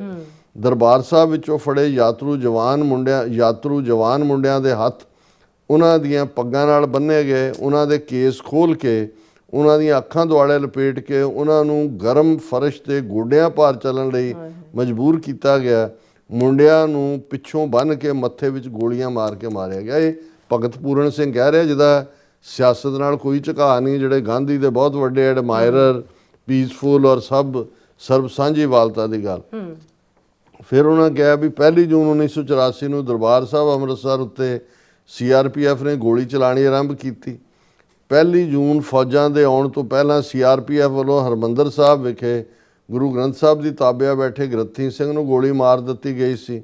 ਸ਼੍ਰੀ ਗੁਰੂ ਗ੍ਰੰਥ ਸਾਹਿਬ ਦੀ ਭੀੜ ਨੂੰ ਗੋਲੀ ਮਾਰ ਕੇ ਜ਼ਖਮੀ ਕਰ ਦਿੱਤਾ ਗਿਆ ਸੀ। ਸਾਰੀਆਂ ਵਾਰਦਾਤਾਂ ਹੋਣ ਤੋਂ ਪਿੱਛੋਂ ਸਿੱਖ ਰੈਫਰੈਂਸ ਲਾਇਬ੍ਰੇਰੀ ਤੇ ਸਿੱਖ ਅਜਾਇਬ ਘਰ ਮਿੱਥ ਕੇ ਵੈਰ ਭਾਵਨਾ ਨਾਲ ਮਿੱਥ ਕੇ ਕਿ ਭਾਈ ਇਹ ਬਾਅਦ 'ਚ ਜਦੋਂ ਕਿ ਸਭ ਇਹਨਾਂ ਦਾ ਐਕਸ਼ਨ ਖਤਮ ਹੋ ਚੁੱਕਾ, ਉਦੋਂ ਇਹਨਾਂ ਨੇ ਫਿਰ ਉਹਨਾਂ ਨੇ ਕਿਹਾ ਕਿ 3 ਜੂਨ 1984 ਵਾਲੇ ਦਿਨ ਪੀਲੀਆਂ ਪੱਗਾਂ ਤੇ ਕਿਰਪਾਨਾਂ ਵਾਲੇ 2 ਸਿੰਘ ਬਟਾਲੇ ਦੇ ਬੱਸ ਅੱਡੇ ਤੋਂ ਉਤਰੇ ਤਾਂ ਉਹਨਾਂ ਨੂੰ ਫੌਜੀਆਂ ਨੇ ਕਿਰਪਾਨਾਂ ਲਾਉਣ ਲਈ ਕਿਹਾ। ਉਹਨਾਂ ਕਿਰਪਾਨਾਂ ਲਾਉਣ ਤੋਂ ਇਨਕਾਰ ਕੀਤਾ। ਫੌਜੀਆਂ ਨੇ ਉਹਨਾਂ ਨੂੰ ਗੋਲੀ ਨਾਲ ਉਡਾ ਦਿੱਤਾ। ਇੱਕ ਨਿਹੰਗ ਸਿੰਘ ਨੂੰ ਗੁਮਟਾਲਾ ਜੇਲ੍ਹ ਦੇ ਲਾਗੇ ਇਸ ਲਈ ਗੋਲੀ ਨਾਲ ਮਾਰ ਦਿੱਤਾ ਗਿਆ ਕਿਉਂਕਿ ਉਸਨੇ ਕਿਰਪਾਨ ਦੇਣ ਤੋਂ ਇਨਕਾਰ ਕੀਤਾ ਸੀ। ਫਿਰ ਉਹਨਾਂ ਨੇ ਬਹੁਤ ਸਾਰੇ ਵੇਰਵੇ ਦਿੱਤੇ ਨੇ ਕਿ ਭਾਈ ਇਹ ਉਹਨਾਂ ਨੇ ਫਿਰ ਇੱਕ ਡਾਕਟਰ ਕਿਚਲੂ ਵਾਲੀ ਸੜਕ ਦੇ ਉੱਤੇ ਵਾਕਿਆ ਦਾ ਜ਼ਿਕਰ ਕੀਤਾ। ਫਿਰ ਉਹਨਾਂ ਨੇ ਕਿਹਾ ਕਿ ਦਰਬਾਰ ਸਾਹਿਬ ਮੁਕਤਸਰ ਸਾਰੇ ਸੇਵਾਦਾਰ ਕੱਢ ਕੇ ਸਰੋਵਰ ਦੀ ਪਰਿਕਰਮਾ ਵਿੱਚ ਧੁੱਪ ਵਿੱਚ ਮੂਧੇ ਲੰਮੇ ਪਾਏ ਗਏ, ਜਿਨ੍ਹਾਂ ਨੂੰ ਬੁਰੀ ਤਰ੍ਹਾਂ ਕੁੱਟਿਆ ਗਿਆ। ਉਹਨਾਂ ਵਿੱਚੋਂ ਕਈ ਮਰ ਗਏ। ਪਿੰਡਾਂ ਵਿੱਚੋਂ ਮੁੰਡੇ ਕੱਢ ਕੇ ਬਾਹਰ ਲਿਆਂਦੇ ਗਏ ਜਿਨ੍ਹਾਂ ਦੇ ਅੰਮ੍ਰਿਤ ਛਕਿਆ ਹੋਇਆ ਸੀ, ਤੇ ਉਹਨਾਂ ਨੂੰ ਬਹੁਤ ਮਾਰਿਆ ਕੁੱਟਿਆ ਗਿਆ ਤੇ ਉਡਾਇਆ ਗਿਆ।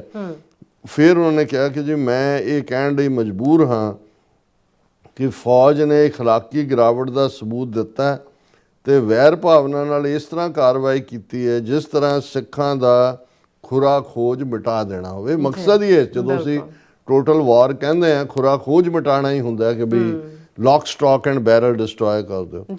ਫੌਜੀ ਐਕਸ਼ਨ ਤੋਂ ਪਿੱਛੋਂ ਪਿੰਡਾਂ ਵਿੱਚੋਂ ਨੌਜਵਾਨਾਂ ਨੂੰ ਤੰਗ ਕੀਤਾ ਜਾ ਰਿਹਾ ਹੈ। ਉਪਰੋਕਤ ਅਸਲੀਅਤ ਤੋਂ ਇਲਾਵਾ ਕੁਝ ਐਸੀਆਂ ਸ਼ਰਮਨਾਕ ਘਟਨਾਵਾਂ ਬਾਰੇ ਜਾਣਕਾਰੀ ਮਿਲੀ ਹੈ ਜਿਨ੍ਹਾਂ ਨੂੰ ਲਿਖਣ ਲਈ ਤਹਿਜ਼ੀਬ ਆਗਿਆ ਨਹੀਂ ਦਿੰਦੀ। ਇਹ ਹੈ ਕਿ ਬੀਬੀਆਂ ਨਾਲ ਕੀ ਸਲੂਕ ਹੋਇਆ। ਉਹ ਕਿਹਾ ਵੀ ਮੈਂ ਇਹ ਬਿਆਨ ਨਹੀਂ ਕਰ ਸਕਦਾ। ਫਿਰ ਉਹਨਾਂ ਨੇ ਕਿਹਾ ਵੀ ਮੈਂ ਅਜੇ ਹਾਲਾਤ ਦੇਖ ਸੁਣ ਕੇ ਸਰਕਾਰ ਨੂੰ ਆਪਣਾ ਰੋਸ ਪ੍ਰਗਟ ਕਰਨ ਲਈ ਆਪਣਾ ਪਦਮ ਸ਼੍ਰੀ ਦਾ ਅਵਾਰਡ ਵਾਪਸ ਕਰਦਾ। ਇਹ ਉਹ ਫਕੀਰ ਆਦਮੀ ਹੈ ਜਿਹਦਾ ਕੋਈ ਸਿਆਸਤ ਨਾਲ ਲਾਗਾ ਦੇਗਾ ਨਹੀਂ। ਈਵਨ ਉਹਨਾਂ ਨੂੰ ਵੀ ਲੱਗਾ ਕਿ ਭਾਈ ਨਹੀਂ ਇਹ ਪਾਰਟ ਹੈ। ਔਰ ਜਿਵੇਂ ਅਸੀਂ ਕਿਹਾ, ਇਹਨਾਂ ਨੇ ਇੱਕ ਪਾਸੇ ਫੌਜ ਇਹ ਜ਼ੁਲਮ ਕਰ ਰਹੇ ਸੀ, ਦੂਸਰੇ ਪਾਸੇ ਜਿਉਂ ਹੀ ਦਰਬਾਰ ਸਾਹਿਬ ਤੇ ਹਮਲੇ ਦੀ ਖਬਰ BBC ਰਾਹੀਂ ਦੁਨੀਆ ਭਰ 'ਚ ਪਹੁੰਚੀ, 9 ਜੂਨ ਨੂੰ ਪਹਿਲੀ ਬਗਾਵਤ ਜਿਹੜੀ ਹੈ ਉਹ ਰਾਮਗੜ੍ਹ ਦੇ ਵਿੱਚ, ਫਿਰ ਜਿਵੇਂ ਅਸੀਂ ਕਿਹਾ ਵੀ ਉਹ ਪੂਨੇ ਵੀ, ਗੰਗਾ ਨਗਰ ਵੀ, ਪੁੰਛ ਤੋਂ ਵੀ, ਈਵਨ ਅਸਾਮ 'ਚੋਂ ਵੀ 2-2 4-4 10-10 ਫੌਜੀ ਤਾਂ ਬਹੁਤ ਸਾਰੀਆਂ ਥਾਵਾਂ ਤੋਂ ਨਿਕਲੇ, ਪਰ ਵੱਡੇ ਪੈਮਾਨੇ 'ਚ ਸ਼ਾਇਦ 4000 ਤੋਂ ਜ਼ਿਆਦਾ ਦੀ ਗਿਣਤੀ ਰਾਮਗੜ੍ਹ ਜਿਹੜਾ ਸਿੱਖ ਰੈਜੀਮੈਂਟਲ ਸੈਂਟਰ ਬਣਾਇਆ ਹੋਇਆ। ਇਹ ਵੀ ਇੱਕ ਵੱਖਰੀ ਕਹਾਣੀ ਹੈ ਕਿ ਕਿਵੇਂ ਇਹ ਮੇਰਠ ਤੋਂ, ਅੰਗਰੇਜ਼ਾਂ ਦੇ ਵੇਲੇ ਮੇਰਠ ਸੀ ਤੇ ਉਹਨਾਂ ਨੂੰ ਇਹ ਲੱਗਦਾ ਸੀ ਵੀ ਸਿੱਖ ਇੱਥੇ ਇੰਨੇ ਨੇੜੇ ਦਿੱਲੀ ਦੇ ਰੱਖੋਗੇ, ਨਹਿਰੂ ਨੂੰ ਲੱਗਾ ਇਹ ਉਸ ਜ਼ਮਾਨੇ 'ਚ। ਅਦਰਵਾਈਜ਼ ਭਰਤੀ ਸਿੱਖਾਂ ਨੇ ਪੰਜਾਬ 'ਚੋਂ ਹੋਣਾ ਤੇ ਤੁਸੀਂ ਉਹਨਾਂ ਦਾ ਸੈਂਟਰ ਰੈਜੀਮੈਂਟਲ ਜਾ ਕੇ ਰਾਮਗੜ੍ਹ ਕਿਉਂ ਬਣਾਓਗੇ। ਉਹਨਾਂ ਨੂੰ ਸੀ ਕਿ ਵੀ ਇਹ ਦਿੱਲੀ, ਹੁਣ ਇਹੀ ਇਮੈਜਿਨ ਕਰੋ ਕਿ ਵੀ ਇਹੀ ਫੌਜੀ ਜਿਨ੍ਹਾਂ ਨੂੰ ਰਾਮਗੜ੍ਹ ਤੋਂ ਤਾਂ ਕਿਹਨੇ ਪਹੁੰਚਣ ਦੇਣਾ ਸੀ ਇੱਥੇ। ਜੇ ਦਿੱਲੀ ਮੇਰਠ ਬੈਠੇ ਹੁੰਦੇ ਤੇ ਦਿੱਲੀ ਘੇਰੀ ਹੁੰਦੀ ਆ ਕੇ। ਲੇਕਿਨ ਰਾਮਗੜ੍ਹ ਤੋਂ ਤੁਰੇ ਰਾਹ 'ਚ ਹੈਲੀਕਾਪਟਰਾਂ ਰਾਹੀਂ ਉਹਨਾਂ ਨੇ ਰਾਹ 'ਚ ਦੂਸਰੀਆਂ ਰੈਜੀਮੈਂਟਾਂ ਲਾ ਕੇ ਕੋਈ, ਪਰ ਤੁਸੀਂ ਖੂਬਸੂਰਤੀ ਦੇਖੋ ਇਹਨਾਂ ਦੀ, ਉਹਨਾਂ ਦੇ ਕੋਲ ਅਸਲਾ ਵੀ ਸੀ, ਅਸਲਾ ਉਹਨਾਂ ਨੇ ਚੱਕਿਆ, ਕੱਢਿਆ। ਉਹਨਾਂ ਅਸੀਂ ਅੰਮ੍ਰਿਤਸਰ ਪਹੁੰਚ ਕੇ ਅਸੀਂ ਫੌਜ ਨਾਲ ਲੜਨਾ ਜਿਨ੍ਹਾਂ ਨੇ ਹਮਲਾ ਕੀਤਾ। ਉਹਨਾਂ ਨੇ ਕਿਸੇ ਦਾ ਨੁਕਸਾਨ ਨਹੀਂ ਕੀਤਾ, ਅਦਰਵਾਈਜ਼ ਉਹ ਡਿਸਟ੍ਰਿਕਟ ਹੈੱਡਕੁਆਰਟਰਸ ਵੱਲ ਹੋ ਲੈਂਦੇ। ਰਾਜ ਕੁਛ ਥਾਵਾਂ ਤੇ ਐਸੀਆਂ ਹੋਈਆਂ ਜਿਹੜੇ ਫੌਜੀ ਵਿਚਾਰੇ ਪੈਦਲ ਨਿਕਲੇ ਸੀ ਜਾਂ ਦੂਜੇ, ਉਹਨਾਂ ਨੂੰ ਵੱਟੇ ਮਾਰ ਕੇ ਲੋਕਾਂ ਨੇ ਉਹਨਾਂ ਕੋਲ ਅਸਲਾ ਸੀ ਲੇਕਿਨ ਉਹਨਾਂ ਨੇ ਜਵਾਬੀ ਫਾਇਰ ਨਹੀਂ ਕੀਤਾ ਹੈ। ਸੋ ਇਹ ਮੈਨੂੰ ਬਹੁਤ ਵਾਰ ਲੱਗਦਾ। ਔਰ ਕਿੰਨਿਆਂ ਨੇ ਮੁੜ ਕੇ ਕਿੰਨੇ ਮਾਰੇ ਗਏ, ਕਦੇ ਇਸ ਦੀ ਡਿਟੇਲ ਨਹੀਂ ਆਈ। ਕਿੰਨਿਆਂ ਤੇ ਮੁਕੱਦਮਾ ਚੱਲਿਆ। ਅਸੀਂ ਵੀ ਧਰਮੀ ਫੌਜੀ ਕਹਿੰਦੇ ਹਾਂ, ਲੇਕਿਨ ਮੈਂ ਸਮਝਦਾ ਹਾਂ ਵੀ ਜਿੰਨਾ ਵੱਡਾ ਕੰਮ ਧਰਮੀ ਫੌਜੀਆਂ ਨੇ ਇਸ ਬਗਾਵਤ ਦੇ ਨਾਲ ਕੀਤਾ। ਹਾਲਾਂਕਿ ਜਦੋਂ ਉਹਨਾਂ ਦੇ ਟਰਾਇਲ ਚੱਲਿਆ, ਜਿਹੜੇ ਕੁਛ ਗ੍ਰਿਫਤਾਰ ਹੋਏ, ਲੈਫਟੀਨੈਂਟ ਜਨਰਲ ਹਰਬਖਸ਼ ਸਿੰਘ ਜਿਹੜੇ ਵੈਸਟਰਨ ਕਮਾਂਡ ਦੇ ਜਨਰਲ ਸੀ 1965 ਦੀ ਜੰਗ ਵੇਲੇ, ਉਹ ਆ ਕੇ ਉਹਨਾਂ ਨੇ ਉਹਨਾਂ ਦੇ ਹੱਕ ਦੇ ਵਿੱਚ ਗਵਾਹੀ ਦੇ। ਉਹਨਾਂ ਨੇ ਕਿਹਾ ਵੀ ਉਹਨਾਂ ਨੂੰ ਸਹੁੰ ਗੁਰੂ ਗ੍ਰੰਥ ਸਾਹਿਬ ਦੀ ਹਜ਼ੂਰੀ 'ਚ ਚੁਕਾਈ ਜਾਂਦੀ ਹੈ ਕਿ ਧਰਮ ਦੇ ਨਾਂ ਦੇ ਉੱਤੇ, ਤੇ ਜੇ ਤੁਸੀਂ ਉਹਨਾਂ ਦੇ ਸਭ ਤੋਂ ਪਿਆਰੇ ਜਿਹੜਾ ਥਾਂ ਹੈ, ਸੈਂਕਟੋਰਮ ਹੈ ਦਰਬਾਰ, ਉਹਦੇ ਤੇ ਹਮਲਾ ਕਰੋਗੇ ਤੇ ਉਹ ਕਿਵੇਂ ਆਰਾਮ ਨਾਲ ਬਹਿਣਗੇ? ਵੀ ਉਹਨਾਂ 'ਚ ਤਾਂ ਲੜਨ ਦੀ ਸਪਿਰਿਟ ਹੀ ਧਰਮ 'ਚੋਂ ਆਉਂਦੀ ਹੈ, ਔਰ ਉਹਨਾਂ ਦੇ ਤੁਸੀਂ ਧਾਰਮਿਕ ਸਥਾਨ ਨੂੰ ਹਮਲੇ ਦਾ ਸ਼ਿਕਾਰ ਬਣਾਇਆ।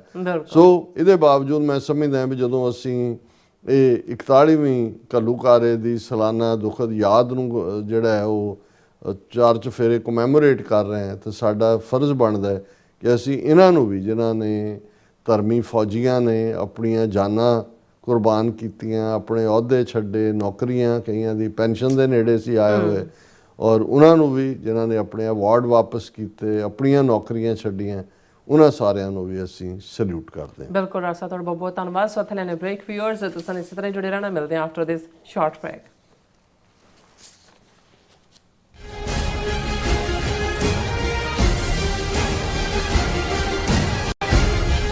ਮਰਨ ਮੁਨਸਾ ਸੂਰਿਆ ਹੱਕ ਹੈ। ਸ਼ਹੀਦ ਭਾਈ ਹਰਦੀਪ ਸਿੰਘ ਨਿੱਜਰ ਦੇ ਦੂਜੇ ਸ਼ਹੀਦੀ ਦਿਹਾੜੇ ਨੂੰ ਸਮਰਪਿਤ ਸਮਾਗਮ ਗੁਰੂ ਨਾਨਕ ਸਿੱਖ ਗੁਰਦੁਆਰਾ ਸਰੀ ਡੈਲਟਾ ਵਿਖੇ ਹੋਣ ਜਾ ਰਹੇ ਹਨ। ਸਮਾਗਮਾਂ ਦੀ ਲੜੀ 9 ਜੂਨ ਤੋਂ 18 ਜੂਨ ਤੱਕ ਚੱਲੇਗੀ। ਰੋਜ਼ਾਨਾ ਸ਼ਾਮ 6 ਵਜੇ ਤੋਂ 9 ਵਜੇ ਤੱਕ ਗੁਰਦੁਆਰਾ ਸਾਹਿਬ ਵਿਖੇ ਵਿਸ਼ੇਸ਼ ਦੀਵਾਨ ਸਜਾਏ ਜਾਣਗੇ, ਜਿਸ ਵਿੱਚ ਸ਼੍ਰੀ ਹਰਮੰਦਰ ਸਾਹਿਬ ਦੇ ਗ੍ਰੰਥੀ ਸਿੰਘ ਭਾਈ ਬਲਵਿੰਦਰ ਸਿੰਘ, ਹਜ਼ੂਰੀ ਰਾਗੀ ਸ੍ਰੀ ਦਰਬਾਰ ਸਾਹਿਬ ਭਾਈ ਰਵਿੰਦਰ ਸਿੰਘ ਅਤੇ ਕਮਲਜੀਤ ਸਿੰਘ ਸਮੇਤ ਹੋਰ ਵੀ ਉੱਘੇ ਪ੍ਰਚਾਰਕ ਤੇ ਬੁਲਾਰੇ ਹਾਜ਼ਰੀ ਲਵਾਉਣਗੇ। 14 ਜੂਨ 2025 ਦਿਨ ਸ਼ਨੀਵਾਰ ਨੂੰ ਦੁਪਹਿਰ 2 ਵਜੇ ਭਾਈ ਹਰਦੀਪ ਸਿੰਘ ਨਿੱਜਰ ਯਾਦਗਾਰੀ ਬਿਲਡਿੰਗ ਵਿਖੇ ਵਿਸ਼ੇਸ਼ ਸ਼ਹੀਦੀ ਕਾਨਫਰੰਸ ਹੋਵੇਗੀ, ਜਿਸ ਵਿੱਚ doctor Amarjit Singh Washington DC, Amandeep Singh California, Maninder Singh Surrey ਵੱਲੋਂ ਕੌਮੀ ਸੰਘਰਸ਼ ਤੇ ਸਿੱਖ ਰਾਜਨੀਤੀ ਤੇ ਵਿਚਾਰਾਂ ਦੀ ਸਾਂਝ ਪਾਈ ਜਾਵੇਗੀ। 15 ਜੂਨ 2025 ਦਿਨ ਐਤਵਾਰ ਨੂੰ ਦੁਪਹਿਰ 2 ਵਜੇ ਭਾਈ ਨਿੱਜਰ ਦੇ ਸ਼ਹੀਦੀ ਸਥਾਨ ਤੇ ਖਾਲਿਸਤਾਨ ਦਾ ਝੰਡਾ ਲਹਿਰਾਇਆ ਜਾਵੇਗਾ। ਗੁਰਦੁਆਰਾ ਸਾਹਿਬ ਪ੍ਰਬੰਧਕ ਕਮੇਟੀ ਵੱਲੋਂ ਸਮੂਹ ਸਿੱਖ ਸੰਗਤ ਨੂੰ ਇਨ੍ਹਾਂ ਸਮਾਗਮਾਂ ਵਿੱਚ ਵੱਧ ਚੜ੍ਹ ਕੇ ਪਹੁੰਚਣ ਲਈ ਬੇਨਤੀ ਕੀਤੀ ਜਾਂਦੀ ਹੈ। ਵਧੇਰੇ ਜਾਣਕਾਰੀ ਲਈ ਆਪ ਹੇਠ ਦਿੱਤੇ ਨੰਬਰਾਂ ਤੇ ਸੰਪਰਕ ਕਰ ਸਕਦੇ ਹੋ। ਕੀ ਤੁਸੀਂ ਰੋਜ਼ਾਨਾ ਕੰਮ ਤੇ ਆਪਣਾ ਵਧੇਰੇ ਸਮਾਂ ਬਿਤਾਉਣ ਤੋਂ ਪਰੇਸ਼ਾਨ ਹੋ? ਆਪਣੀ ਪੂੰਜੀ ਨੂੰ ਕੰਮ ਤੇ ਲਗਾਓ, ਸਾਡੇ ਨਾਲ ਇਨਵੈਸਟ ਕਰੋ। ਅਸੀਂ ਤੁਹਾਡੀ ਪੂੰਜੀ ਤੋਂ ਤੁਹਾਡੇ ਲਈ ਵਧੇਰੇ ਪੈਸੇ ਬਣਾ ਸਕਦੇ ਹਾਂ। ਅਸੀਂ ਪ੍ਰਾਈਵੇਟ ਇਕੁਇਟੀ ਇਨਵੈਸਟਮੈਂਟ ਫਰਮ ਹਾਂ ਤੇ ਕਮਰਸ਼ੀਅਲ ਰੀਅਲ ਏਸਟੇਟ ਵਿੱਚ ਮਾਹਿਰ ਹਾਂ।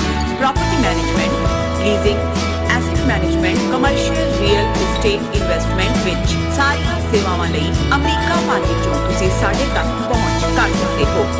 ਆਜ਼ਾਦ ਕਮਰਸ਼ੀਅਲ ਰੀਅਲਟੀ ਸਰਵਿਸਿਜ਼ ਤੇ Azad family trust, 701 north port oak road, suite number 204, Houston, Texas.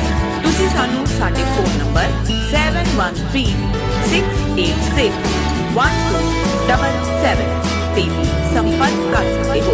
ਆਜ਼ਾਦ ਕਮਰਸ਼ੀਅਲ ਰੀਅਲਟੀ ਸਰਵਿਸਿਜ਼।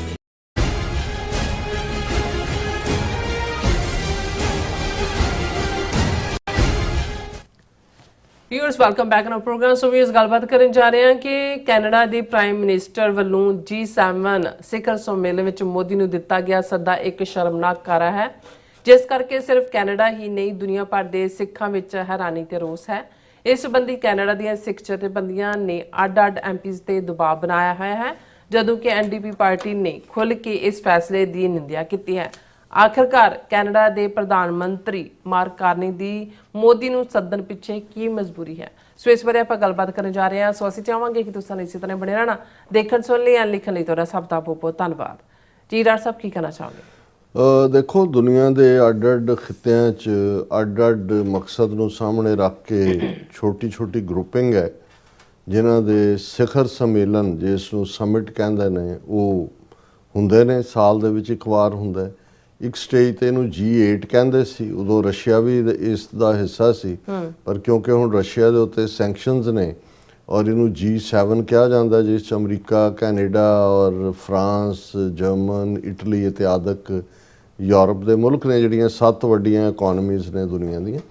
ਔਰ ਇਹਨਾਂ ਦੀ ਸਮਿਟ ਦੇ ਵਿੱਚ ਉਹਨਾਂ ਨੇ ਕੁਛ ਨੂੰ ਸਪੈਸ਼ਲ ਇਨਵਾਈਟੀ ਵੀ ਬਣਾਇਆ ਹੁੰਦਾ ਹੈ, ਜਿਵੇਂ ਵਰਲਡ ਬੈਂਕ ਦਾ ਨੁਮਾਇੰਦਾ ਹੁੰਦਾ ਹੈ, UN ਦਾ ਹੁੰਦਾ ਹੈ, IMF ਦਾ ਹੁੰਦਾ ਹੈ, ਯੂਰਪੀਅਨ ਯੂਨੀਅਨ ਦਾ ਹੁੰਦਾ ਹੈ। ਔਰ ਪਿਛਲੇ 6 ਸਾਲਾਂ ਤੋਂ ਉਹਨਾਂ ਨੇ ਜਿਹੜਾ ਭਾਰਤ ਨੂੰ ਵੀ ਉਹ ਇਨਵਾਈਟ ਕਰਦੇ ਨੇ ਐਜ਼ ਏ ਸਪੈਸ਼ਲ ਗੈਸਟ। ਉਹਦੇ 'ਚ ਉਹਨਾਂ ਦਾ ਕੋਈ ਅਦਰਵਾਈਜ਼ ਰੋਲ ਨਹੀਂ ਹੁੰਦਾ, ਇਹ ਸਿਰਫ ਇੱਕ ਆਨਰ ਹੀ ਹੈ ਕਿ ਜੀ ਅਸੀਂ ਜੇ ਯੂਰਪ ਦੀਆਂ ਜਾਂ ਏਸ਼ੀਆ ਦੀਆਂ 6 ਵੱਡੀਆਂ ਇਕੋਨਮੀ, 7 ਵੱਡੀਆਂ, ਤੇ ਅਸੀਂ ਤੁਹਾਨੂੰ ਵੀ ਜਿਹੜਾ ਉਹ ਆਨਰ ਕਰਦੇ ਹਾਂ। ਇਹਦਾ ਇੰਨਾ ਕਿ ਕੱਢਣ ਪਾਉਣ ਨੂੰ ਕੁਛ ਨਹੀਂ ਹੁੰਦਾ। ਉਹ ਤਾਂ ਅਸੀਂ ਦੇਖ ਹੀ ਰਹੇ ਹਾਂ ਕਿ ਵੀ ਇਹ ਜਿਹੜੀ ਬਲੌਕਿੰਗ ਸੀਗੀ, ਜਿਵੇਂ ਨੈਟੋ ਜਾਂ ਯੂਰਪੀਅਨ ਯੂਨੀਅਨ ਜਾਂ ਈਵਨ ਨਾਫਤਾ ਵਰਗਾ ਟ੍ਰੇਡ ਐਗਰੀਮੈਂਟ, ਜਿਹੜਾ ਇਕੋਨਮੀਜ਼ ਦਾ ਤਾਂ ਅਲਟੀਮੇਟਲੀ ਵਪਾਰਕ ਹੀ ਹੱਲ ਹੋਣਾ ਹੁੰਦਾ, ਉਹਦਾ ਕੀ ਹਾਲ ਪ੍ਰੈਜ਼ੀਡੈਂਟ ਟਰੰਪ ਨੇ ਜਿਹੜਾ ਟੈਰਿਫ ਦੇ ਖਿਲਾਫ ਸਾਰੀ ਲਾਈਨ ਲਈ ਹੈ, ਟੈਰਿਫ ਉਹਨਾਂ 'ਤੇ ਇੰਪੋਜ਼ ਕਰਨ ਦੀ। ਸੋ ਈਵਨ ਜਿਵੇਂ ਹੁਣ ਜੇ ਭਾਰਤ ਨੇ G20 ਮੀਟ, ਇਸੇ ਤਰ੍ਹਾਂ G20 ਮੁਲਕ ਨੇ, ਉਹਦੇ 20 ਇਕੋਨਮੀਜ਼ ਉਹਨਾਂ ਨੇ ਸ਼ਾਮਲ, ਉਹਦੇ 'ਚ ਵੀ ਕੁਛ ਗੈਸਟ ਹੁੰਦੇ ਨੇ, ਜਿਵੇਂ ਉਹਨਾਂ ਨੇ ਉਸ ਨੂੰ ਜ਼ੈਲੈਂਸਕੀ ਨੂੰ ਵੀ ਇਨਵਾਈਟ ਕੀਤਾ ਹੋਇਆ ਸੀ, ਦਿੱਲੀ ਵਾਲੇ ਜਾਂ ਦੂਜੇ 'ਚ। ਸੋ ਇਹ ਕੋਈ ਸਿੰਬੋਲਿਕ ਹੈ, ਲੇਕਿਨ ਜਿਹੜੀ ਗੱਲ ਇਸ ਵੇਲੇ ਚਰਚਾ ਦਾ ਵਿਸ਼ਾ ਹੈ, ਕਿਉਂਕਿ ਇਹ ਰੋਟੇਸ਼ਨ ਵਾਈਜ਼ ਹੁੰਦੀਆਂ ਨੇ ਕਿ ਵੀ ਇਸ ਮੁਲਕ 'ਚ ਹੋਇਆ, ਪਹਿਲਾਂ ਇੰਡੀਆ ਤੋਂ ਜਿਹੜੀ G20 ਸੀ ਉਸ ਤੋਂ ਪਹਿਲਾਂ ਉਹ ਇੰਡੋਨੇਸ਼ੀਆ 'ਚ ਹੋਈ ਸੀ, ਫਿਰ ਇੰਡੀਆ 'ਚ, ਹੁਣ ਨੈਕਸਟ ਕਿਤੇ ਹੋਰ ਹੋਏਗੀ। ਇਸੇ ਤਰ੍ਹਾਂ G7 ਮੁਲਕਾਂ ਦੀ ਇਸ ਵਾਰ ਜਿਹੜੀ ਐਨੂਅਲ ਸਮਿਟ ਹੈ, ਇਹ ਜੂਨ ਸ਼ਾਇਦ 15-16 ਇਸ ਪੀਰੀਅਡ ਦੇ ਵਿੱਚ ਐਲਬਰਟਾ ਸੂਬੇ ਦੇ ਵਿੱਚ ਰੱਖੀ ਗਈ ਹੈ। ਹੁਣ ਇੱਕ ਅਸੀਂ ਵੀ ਇਸ ਦੇ ਉੱਤੇ ਗੱਲ ਕੀਤੀ, ਕਿਉਂਕਿ ਪਹਿਲਾਂ ਇਹ ਈਵਨ ਚਰਚਾ 'ਚ ਸੀ ਕਿ ਵੀ ਇਸ ਵਾਰ ਜਿੱਥੇ G7 ਮੁਲਕ ਤਾਂ ਆਉਣਗੇ ਹੀ, ਉਹਨਾਂ 'ਚ ਜਿਹੜਾ ਉਹ ਭਾਰਤ ਨੂੰ ਐਜ਼ ਏ ਸਪੈਸ਼ਲ ਗੈਸਟ ਇਸ ਵਾਰ ਇਨਵਾਈਟ ਸ਼ਾਇਦ ਨਾ ਕੀਤਾ ਜਾਏ, ਕਿਉਂਕਿ ਆਲਰੇਡੀ ਭਾਰਤ ਦੇ ਜਿਹੜੀ ਇਨਵੋਲਵਮੈਂਟ ਹੈ ਟਰਾਂਸਨੈਸ਼ਨਲ ਰਿਪਰੈਸ਼ਨ ਦੇ ਵਿੱਚ, ਜਿਹਦੇ ਥੱਲੇ ਉਹਨਾਂ ਦੇ 6 ਟਾਪ ਡਿਪਲੋਮੈਟ ਕੈਨੇਡਾ 'ਚੋਂ ਕੱਢੇ। ਜਿਹੜਾ ਮਰਡਰ ਟਰਾਇਲ ਚੱਲ ਰਿਹਾ ਹਰਦੀਪ ਸਿੰਘ ਨਿੱਜਰ ਦਾ, ਔਰ ਖੁਦ ਜਿਹੜੀ ਹੈ ਕੈਨੇਡਾ ਦੀਆਂ ਏਜੰਸੀਆਂ ਨੇ, RCMP ਨੇ, ਔਰ ਦੂਸਰਾ ਦੋਸ਼ ਲਾਇਆ ਵੀ ਅਮਿਤ ਸ਼ਾਹ ਬਿਹਾਈਂਡ ਹੈ, ਔਰ ਜ਼ਾਹਰ ਹੈ ਸੰਜੇ ਵਰਮਾ ਜਿਹੜਾ ਹਾਈ ਕਮਿਸ਼ਨਰ ਸੀ ਉਹਨਾਂ 6 'ਚੋਂ ਇੱਕ ਉਹ ਵੀ ਹੈ। ਸੋ ਸਿੱਧੇ ਤੌਰ ਦੇ ਉੱਤੇ ਮੋਦੀ ਗਵਰਨਮੈਂਟ ਦੀ ਇਨਵੋਲਵਮੈਂਟ ਹੈ ਇਸ ਸਾਰੇ ਟਰਾਂਸਨੈਸ਼ਨਲ ਰਿਪਰੈਸ਼ਨ 'ਚ, ਕੈਨੇਡਾ ਦੀ ਸੋਵਰਨਟੀ ਵਾਇਲੇਟ ਕਰਨ 'ਚ, ਇੰਟਰਨੈਸ਼ਨਲ ਲਾਅ ਵਾਇਲੇਟ ਕਰਨ 'ਚ, ਤੇ ਉਹਨੂੰ ਇਨਵਾਈਟ ਨਾ ਕੀਤਾ ਜਾਏ। ਔਰ ਇਵੇਂ ਲੱਗਦਾ ਸੀ ਵੀ ਨਹੀਂ ਕੀਤਾ ਜਾਏਗਾ। ਫਿਰ ਇਵੈਂਚੁਅਲੀ ਜਦੋਂ ਇਹ ਖਬਰ ਆਈ ਕਿ ਕੈਨੇਡਾ ਦੀ ਫੋਰਨ ਮਿਨਿਸਟਰ ਨੀਤਾ ਆਨੰਦ ਨੇ S ਜੈਸ਼ੰਕਰ ਦੇ ਨਾਲ ਕਮਿਊਨੀਕੇਸ਼ਨ ਖੋਲ੍ਹੀ ਹੈ, ਪਰ ਉਹਦੇ 'ਚ ਵੀ ਆਇਆ ਸੀ ਵੀ ਸ਼ਾਇਦ ਇਹ ਉਹਨੇ ਵੀ ਗੁੱਡਵਿਲ ਕਿਹਾ ਜੀ ਅਸੀਂ ਗੱਲਬਾਤ ਕੀਤੀ, ਪਰ ਕੁਛ ਵੀ ਡੀਟੇਲ ਸਾਹਮਣੇ ਨਹੀਂ ਆਈ। ਫਿਰ ਅਚਾਨਕ, ਕਿਉਂਕਿ ਜਦੋਂ ਅਸੀਂ ਟਰੈਵਲ ਹੀ ਕਰ ਰਹੇ ਸੀ, ਇਹ ਖਬਰ ਆਈ ਕਿ ਵੀ ਮਾਰਕ ਕਾਰਨੀ ਨੇ 1-to-1, ਕੈਨੇਡੀਅਨ ਪ੍ਰਾਈਮ ਮਿਨਿਸਟਰ ਹੈ ਮਾਰਕ ਕਾਰਨੀ, ਉਹਨੇ 1-to-1 ਗੱਲਬਾਤ ਕੀਤੀ ਹੈ ਨਰਿੰਦਰ ਮੋਦੀ ਨਾਲ, ਤੇ ਉਹਨੂੰ ਇਸ G7 ਮੀਟ ਦੇ ਲਈ ਇਨਵਾਈਟ ਕੀਤਾ। ਹੁਣ ਔਰ ਫਿਰ ਇਹ ਆਇਆ, ਫਿਰ ਪਹਿਲਾਂ ਤਾਂ ਇਹ ਸੀ ਕਿ ਜੀ ਜੇ ਹੁਣ ਇੰਡੀਆ ਨੂੰ ਇਨਵਾਈਟ ਕਰ ਵੀ ਲਿਓ ਆਏਗਾ ਨਹੀਂ, ਕਿਉਂਕਿ ਸਿਕਿਉਰਿਟੀ ਐਂਗਲ ਹੈ, ਪ੍ਰੋਟੋਕੋਲ ਹੈ, ਅਜੇ ਦਿਨ ਬਹੁਤ ਥੋੜ੍ਹੇ ਰਹਿ ਗਏ ਨੇ, ਪਹਿਲਾਂ ਨਹੀਂ ਇਨਵੀਟੇਸ਼ਨ ਭੇਜਿਆ। ਲੇਕਿਨ ਉਹ ਜਿਹਨੂੰ ਕਹਿੰਦੇ ਨੇ ਕਿ ਭਾਈ ਇਹ ਅੰਨਾ ਕੀ ਭਾਲੇ 2 ਅੱਖਾਂ, ਕਿਉਂਕਿ ਜਿੰਨੀ ਕੁ ਉਹਨਾਂ ਦੀ ਮਿੱਟੀ ਪਲੀਤ ਹੋ ਰਹੀ ਸੀ ਕਿ ਵੀ ਮੋਦੀ ਨੇ ਆਈਸੋਲੇਟ ਕਰਤਾ ਇੰਡੀਆ ਨੂੰ, ਨੇਬਰਹੁੱਡ ਤੋਂ ਤਾਂ ਹੈ ਹੀ ਸੀ, ਇੰਟਰਨੈਸ਼ਨਲੀ ਵੀ ਦੇਖੋ ਹੁਣ G7 'ਚੋਂ ਵੀ ਉਹਨੂੰ ਜਿਹੜਾ ਹੈ ਉਹ ਬਾਹਰ ਰੱਖਿਆ ਗਿਆ। ਉਹਨਾਂ ਨੇ ਫੌਰਨ ਨਾ ਸਿਰਫ ਐਕਸੈਪਟ ਕੀਤਾ, ਨਾਲ ਦੀ ਨਾਲ ਬੜੇ ਤਾਰੀਫਾਂ ਦੇ ਪੁੱਲ ਬੰਨੇ ਆਪਣੀ ਡੈਮੋਕ੍ਰੇਸੀ ਦੇ, ਤੇ ਫਲਾਣਾ ਕਿ ਅਸੀਂ ਨਾਰਮਲ ਕਰਨ ਵੱਲ ਵਧਾਂਗੇ ਤੇ ਇਹ ਵੋ। ਹੁਣ ਇਹ ਇੱਕ ਪਾਸੇ ਤਾਂ ਦੁਨੀਆ ਭਰ ਦੇ ਸਿੱਖਾਂ ਦੇ ਲਈ ਸ਼ੌਕ ਵਾਂਗ ਵੀ ਸੀ, ਔਰ ਰੋ ਵੀ ਜਾਗਿਆ। ਸ਼ੌਕ ਇਸ ਲਈ ਕਿਉਂਕਿ ਲੱਗਦਾ ਸੀ ਵੀ ਕੈਨੇਡਾ ਨੇ ਜਿਹੜਾ ਚੈਂਪੀਅਨ ਹੈ ਹਿਊਮਨ ਰਾਈਟਸ ਦਾ, ਔਰ ਜਿਹਦੇ ਆਪਣੇ ਸਿਟੀਜ਼ਨ ਦਾ ਮਰਡਰ ਹੋਇਆ ਔਰ ਉਹਨਾਂ ਦੇ ਆਪਣੇ ਹੋਕ ਕਮਿਸ਼ਨ 193 ਸਫ਼ਿਆਂ ਦੀ ਰਿਪੋਰਟ 'ਚ 2019-2021 'ਚ ਮੁਦਾਖਲਤ ਦੀ ਗੱਲ ਸਾਹਮਣੇ ਆਈ ਹੈ ਕਿ ਵੀ ਇਹਨੇ ਕਿਵੇਂ ਇਨਵਾਈਟ ਕਰ ਲਿਆ। ਦੂਸਰੇ ਪਾਸੇ ਰੋ ਇਸ ਲਈ ਕਿ ਭਾਈ ਸਿੱਖ ਬਲੱਡ ਇੰਨਾ ਚੀਪ ਹੋ ਗਿਆ, ਔਰ ਜਿਹੜਾ ਇੱਕ ਖਦਸ਼ਾ ਪੋਲੀਟੀਕਲੀ ਜਿਹੜੇ ਸਮਝਦੇ ਸੀ ਕਿ ਵੀ 5 ਆਈਜ਼ ਕੰਟਰੀਜ਼ ਦੇ ਥੱਲੇ Canada, America, Australia, New Zealand, UK ਇਹ ਇੱਕ ਪੇਜ 'ਤੇ ਨੇ ਔਰ ਇੰਡੀਆ ਦੀ ਜਵਾਬਦੇਹੀ ਹੈ। ਇਸ ਦਾ ਮਤਲਬ ਇਹ ਹੋਇਆ ਕਿ ਭਾਈ ਇਹ ਫੈਸਲਾ ਕਿਵੇਂ ਲਿਆ ਗਿਆ, ਇਹ ਤਾਂ ਆਫ ਦਾ ਹੁੱਕ ਕਰਤਾ ਉਹਨੂੰ। ਇੰਨੇ ਵੱਡੇ ਮਰਡਰ ਦੇ ਵਿੱਚ ਉੱਥੇ ਮਰਡਰ ਹੋਇਆ, ਇੱਥੇ ਮਰਡਰ ਪਲਾਟ ਹੋਇਆ। ਇਹਦੀ ਗੱਲ ਅਸੀਂ ਬਾਅਦ 'ਚ ਕਰਾਂਗੇ ਕਿ ਬਈ ਇਸ ਦੇ ਪਿੱਛੇ, ਇਸ ਇਨਵੀਟੇਸ਼ਨ ਦੇ ਪਿੱਛੇ ਕੀ ਰੀਜ਼ਨ ਹੋ ਸਕਦਾ ਹੈ। ਲੇਕਿਨ ਮੈਂ ਇਮੀਡੀਏਟ ਜਿਹੜਾ ਰਿਐਕਸ਼ਨ ਸੀ ਸਿੱਖਾਂ ਦਾ ਉਹ ਸ਼ੌਕ ਔਰ ਐਂਗਰ। ਜੀ ਸ਼ੌਕ ਇਸ ਲਈ ਕਿਉਂਕਿ ਲੱਗਦਾ ਸੀ ਕਿ ਪੱਛਮੀ ਮੁਲਕ ਜਿਹੜੇ ਨੇ ਹੁਣ ਇਹ ਸਮਝ ਗਏ ਨੇ ਇੰਡੀਆ ਕੀ ਹੈ, ਪਰ ਇਹਦਾ ਮਤਲਬ ਇਹ ਹੈ ਵੀ ਕੈਨੇਡਾ ਨੇ ਇਵੇਂ ਅਮਰੀਕਾ ਤੋਂ ਪੁੱਛੇ ਬਿਨਾਂ ਤਾਂ ਨਹੀਂ ਕੀਤਾ ਹੋਏਗਾ ਮੋਦੀ ਨੂੰ ਇਨਵਾਈਟ ਕਰਨਾ। ਬਾਕੀ ਇਹ ਅਚਾਨਕ ਕੀ ਕੋਈ ਚੇਂਜ ਇਨ ਪਾਲਿਸੀ ਹੋਈ ਹੈ, ਸ਼ਿਫਟ ਇਨ ਪਾਲਿਸੀ ਹੋਈ ਹੈ। ਲੇਕਿਨ ਇਹਦੇ 'ਚ ਕੋਈ ਸ਼ੱਕ ਨਹੀਂ ਹੈ ਕਿ ਕੰਜ਼ਰਵੇਟਿਵ ਪਾਰਟੀ ਨੇ ਤਾਂ ਨਾਲ ਦੀ ਨਾਲ ਵੈਲਕਮ ਕਰਤਾ ਕਿ ਜੀ ਵੱਡੀ ਇਕੋਨਮੀ ਹੈ ਤੇ ਇਹ ਵੋ। ਈਵਨ ਜਿਹੜਾ ਕੈਨੇਡਾ ਦਾ ਪ੍ਰਾਈਮ ਮਿਨਿਸਟਰ ਹੈ ਉਹਨੇ ਜਸਟੀਫਾਈ ਕਰਨ ਦੇ ਲਈ ਉਹਨੇ ਕਿਹਾ ਕਿ ਜੀ ਇੰਡੀਆ 5th ਲਾਰਜੈਸਟ ਇਕੋਨਮੀ ਹੈ ਔਰ ਇਸ ਲਈ ਅਸੀਂ G7 ਸਮਿਟ 'ਚ ਉਹਨੂੰ ਇਨਵਾਈਟ ਕੀਤਾ ਕਿਉਂਕਿ ਉਹਨਾਂ ਦੇ ਕੋਲ ਐਨਰਜੀ ਤੇ ਫਲਾਣਾ ਤੇ ਢਿਮਕਾ ਉਹ ਸਾਰਿਆਂ ਨੂੰ। ਪਰ ਚਲੋ ਅਸੀਂ ਇਸ ਦੀ ਗੱਲ ਕਰਦੇ ਹਾਂ। ਸਿੱਖ ਜਥੇਬੰਦੀਆਂ ਨੇ ਇੱਕ ਪਲੇਟਫਾਰਮ 'ਤੇ ਆਈਆਂ, ਵੱਡਾ ਪ੍ਰੋਟੈਸਟ ਵੀ ਆਟਵਾ 'ਚ ਰੱਖ ਦਿੱਤਾ ਹੈ। ਉੱਥੇ ਵੀ ਐਲਬਰਟਾ 'ਚ ਮੈਨੂੰ ਪਤਾ ਲੱਗਾ ਜਿੱਥੇ ਹੋਣੀ ਆ ਉਹ ਇੱਕ ਸੁਨਸਾਨ ਜਿਹਾ ਪਿੰਡ ਆ, ਉਹਦੇ ਨੇੜੇ ਤੇੜੇ ਤਾਂ ਨਹੀਂ ਉਹਨਾਂ ਨੇ ਕਿਸੇ ਨੂੰ ਫਟਕਣ ਦੇਣਾ। ਹਾਲਾਂਕਿ ਕੈਲਗਰੀ ਵਰਗਾ ਵੱਡਾ ਸ਼ਹਿਰ ਹੈ, ਤੁਸੀਂ ਉਹਦੇ ਨੇੜੇ ਤੇੜੇ ਕੈਲਗਰੀ 'ਚ ਪ੍ਰੋਟੈਸਟ ਰੱਖ ਲਓ ਜਾਂ ਦੂਜਾ। ਸੋ ਮਤਲਬ ਇਹ ਹੈ ਵੀ ਜਿਹੜਾ ਸੇਫਟੀ ਸਿਕਿਉਰਿਟੀ ਐਂਗਲ ਹੈ ਉਹ ਤਾਂ ਉਹਨਾਂ ਨੇ ਰੱਖਣਾ ਵੀ ਹੈ, ਧਿਆਨ ਰੱਖਣਾ ਵੀ ਚਾਹੀਦਾ ਹੈ ਕਿਉਂਕਿ ਜੋ ਵੀ ਬਾਹਰੋਂ ਆਉਂਦਾ ਹੈ ਉਸ ਨੂੰ ਸੇਫ ਸਿਕਿਉਰ ਕਰਨਾ। ਪਰ ਇੱਕ ਜਿਹੜੇ ਲੋਕ ਇਹ ਸੋਚਦੇ ਸੀ ਹਿੰਦੂਤਵ ਵੀ ਔਰ ਦੂਜੇ ਕਿ ਜੀ ਦੇਖੋ NDP ਜੇ ਜਗਮੀਤ ਸਿੰਘ ਨਾ ਹੁੰਦਾ ਤੇ ਜਸਟਿਨ ਟਰੂਡੋ ਨੇ ਜਿਹੜੀ ਹਾਰਡ ਲਾਈਨ ਲਈ ਇੰਡੀਆ ਬਾਰੇ ਨਹੀਂ ਸੀ ਲੈਣੀ। ਹੁਣ ਜਗਮੀਤ ਸਿੰਘ ਜਿਹੜਾ ਪਾਰਟੀ ਲੀਡਰ ਵੀ ਨੇ ਆਪਣੀ ਸੀਟ ਵੀ ਹਾਰ ਗਿਆ। ਲੇਕਿਨ ਸਾਨੂੰ ਇਸ ਗੱਲ ਦੀ ਖੁਸ਼ੀ ਹੈ ਕਿ ਵੀ NDP ਨੇ ਆਫੀਸ਼ੀਅਲੀ ਇਸ ਫੈਸਲੇ ਨੂੰ ਨਿੰਦਿਆ ਔਰ ਜੈਨੀ ਕਵਾਨ ਜਿਹੜੀ ਨੈਸ਼ਨਲ ਸਿਕਿਉਰਿਟੀ ਕ੍ਰਿਟਿਕ ਹੈ ਨਿਊ ਡੈਮੋਕ੍ਰੈਟਿਕ ਪਾਰਟੀ ਦੀ NDP ਦੀ, ਉਹਨੇ ਕਿਹਾ it is unconscionable that government would roll out the red carpet for Prime Minister Modi, whose regime has been directly implicated in the assassination of Canadian Sikh leader Hardeep Singh Nijjar।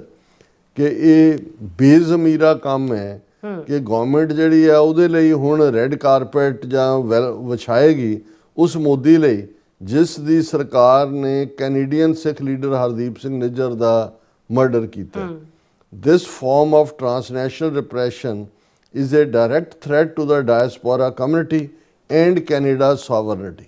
ਕਿ ਇਹ ਜਿਹੜਾ repression ਇਹਨਾਂ ਨੇ ਸ਼ੁਰੂ ਕੀਤਾ India ਨੇ, ਇਹ ਤਾਂ ਕੈਨੇਡਾ ਦੀ ਸੋਵਰਨਟੀ ਨੂੰ ਵੀ ਚੈਲੰਜ ਹੈ ਔਰ ਡਾਇਸਪੋਰਾ ਕਮਿਊਨਿਟੀ ਨੂੰ ਵੀ ਚੈਲੰਜ ਹੈ। The government must explain how justice and human rights are being upheld through this invitation।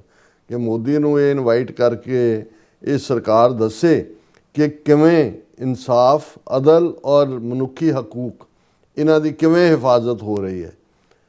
At a time when India refuses to cooperate with Canadian authorities and denies responsibility for extrajudicial killings, this move undermines efforts to hold foreign powers accountable for interference and violence in our country।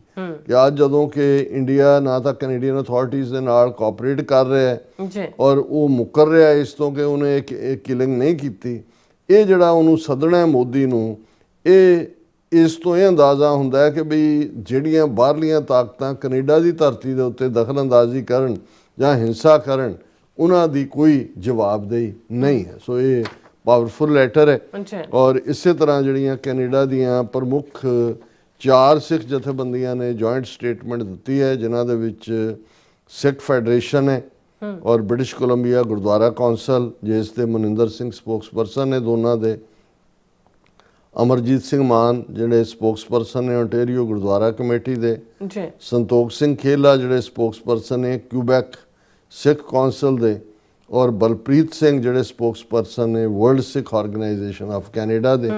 ਉਹਨਾਂ ਨੇ ਜਿਹੜਾ MPs ਦੇ ਉੱਤੇ ਦਬਾਅ ਬਣਾਇਆ ਔਰ ਉਹਨਾਂ ਨੇ ਕਿਹਾ ਕਿ Canada must hold PM Modi and Indian officials to account.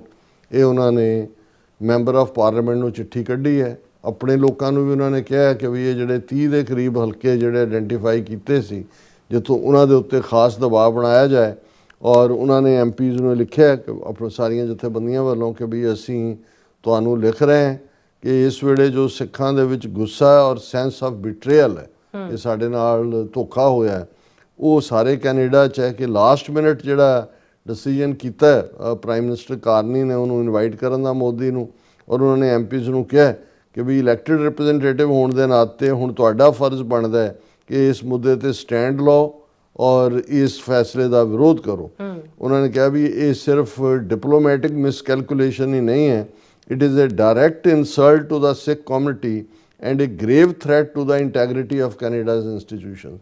ਕਿ ਵੀ ਇਹ ਤਾਂ ਤੁਸੀਂ ਕੈਨੇਡਾ ਦੀਆਂ ਸੰਸਥਾਵਾਂ ਦੇ ਜਿਹੜੀ ਹੈ ਉਹਨਾਂ ਦੀ ਹੋਂਦ ਦੇ ਉੱਤੇ ਵੀ ਤੁਸੀਂ ਸਵਾਲੀਆ ਨਿਸ਼ਾਨ ਲਾ ਦਿੱਤਾ ਹੈ। ਫਿਰ ਉਹਨਾਂ ਨੇ ਵੇਰਵਾ ਦਿੱਤਾ ਹੈ ਕਿ ਵੀ ਜੂਨ 18, 2023 ਨੂੰ ਭਾਈ ਹਰਦੀਪ ਸਿੰਘ ਨੱਜਰ ਦਾ ਮਰਡਰ ਲਗਭਗ 2 ਸਾਲ ਪਹਿਲਾਂ ਹੁੰਦਾ ਹੈ, ਜਿਹੜੇ ਕੈਨੇਡੀਅਨ ਸਿਟੀਜ਼ਨ ਨੇ, ਗੁਰਦੁਆਰਾ ਕੰਪਲੈਕਸ ਕੀਤਾ ਜਾਂਦਾ ਹੈ। ਔਰ ਪ੍ਰਾਈਮ ਮਿਨਿਸਟਰ ਟਰੂਡੋ ਜਿਹੜਾ ਜ਼ਾਹਰ ਹੈ ਲਿਬਰਲ ਪਾਰਟੀ ਦਾ ਹੀ ਹੈ, ਜਿਹਦਾ ਕਿ ਹੁਣ ਮਿਸਟਰ ਕਾਰਨੀ ਹੈ, ਉਹਨੇ ਖੁਦ 18 ਸਤੰਬਰ ਨੂੰ ਮੰਨਿਆ ਕੈਨੇਡੀਅਨ ਪਾਰਲੀਮੈਂਟ 'ਚ ਕਿ ਇੰਡੀਅਨ ਗਵਰਨਮੈਂਟ ਇਸ ਦੇ ਬਿਹਾਈਂਡ ਐਕਸਟ੍ਰਾਜੁਡੀਸ਼ੀਅਲ ਕਿਲਿੰਗ ਦੇ।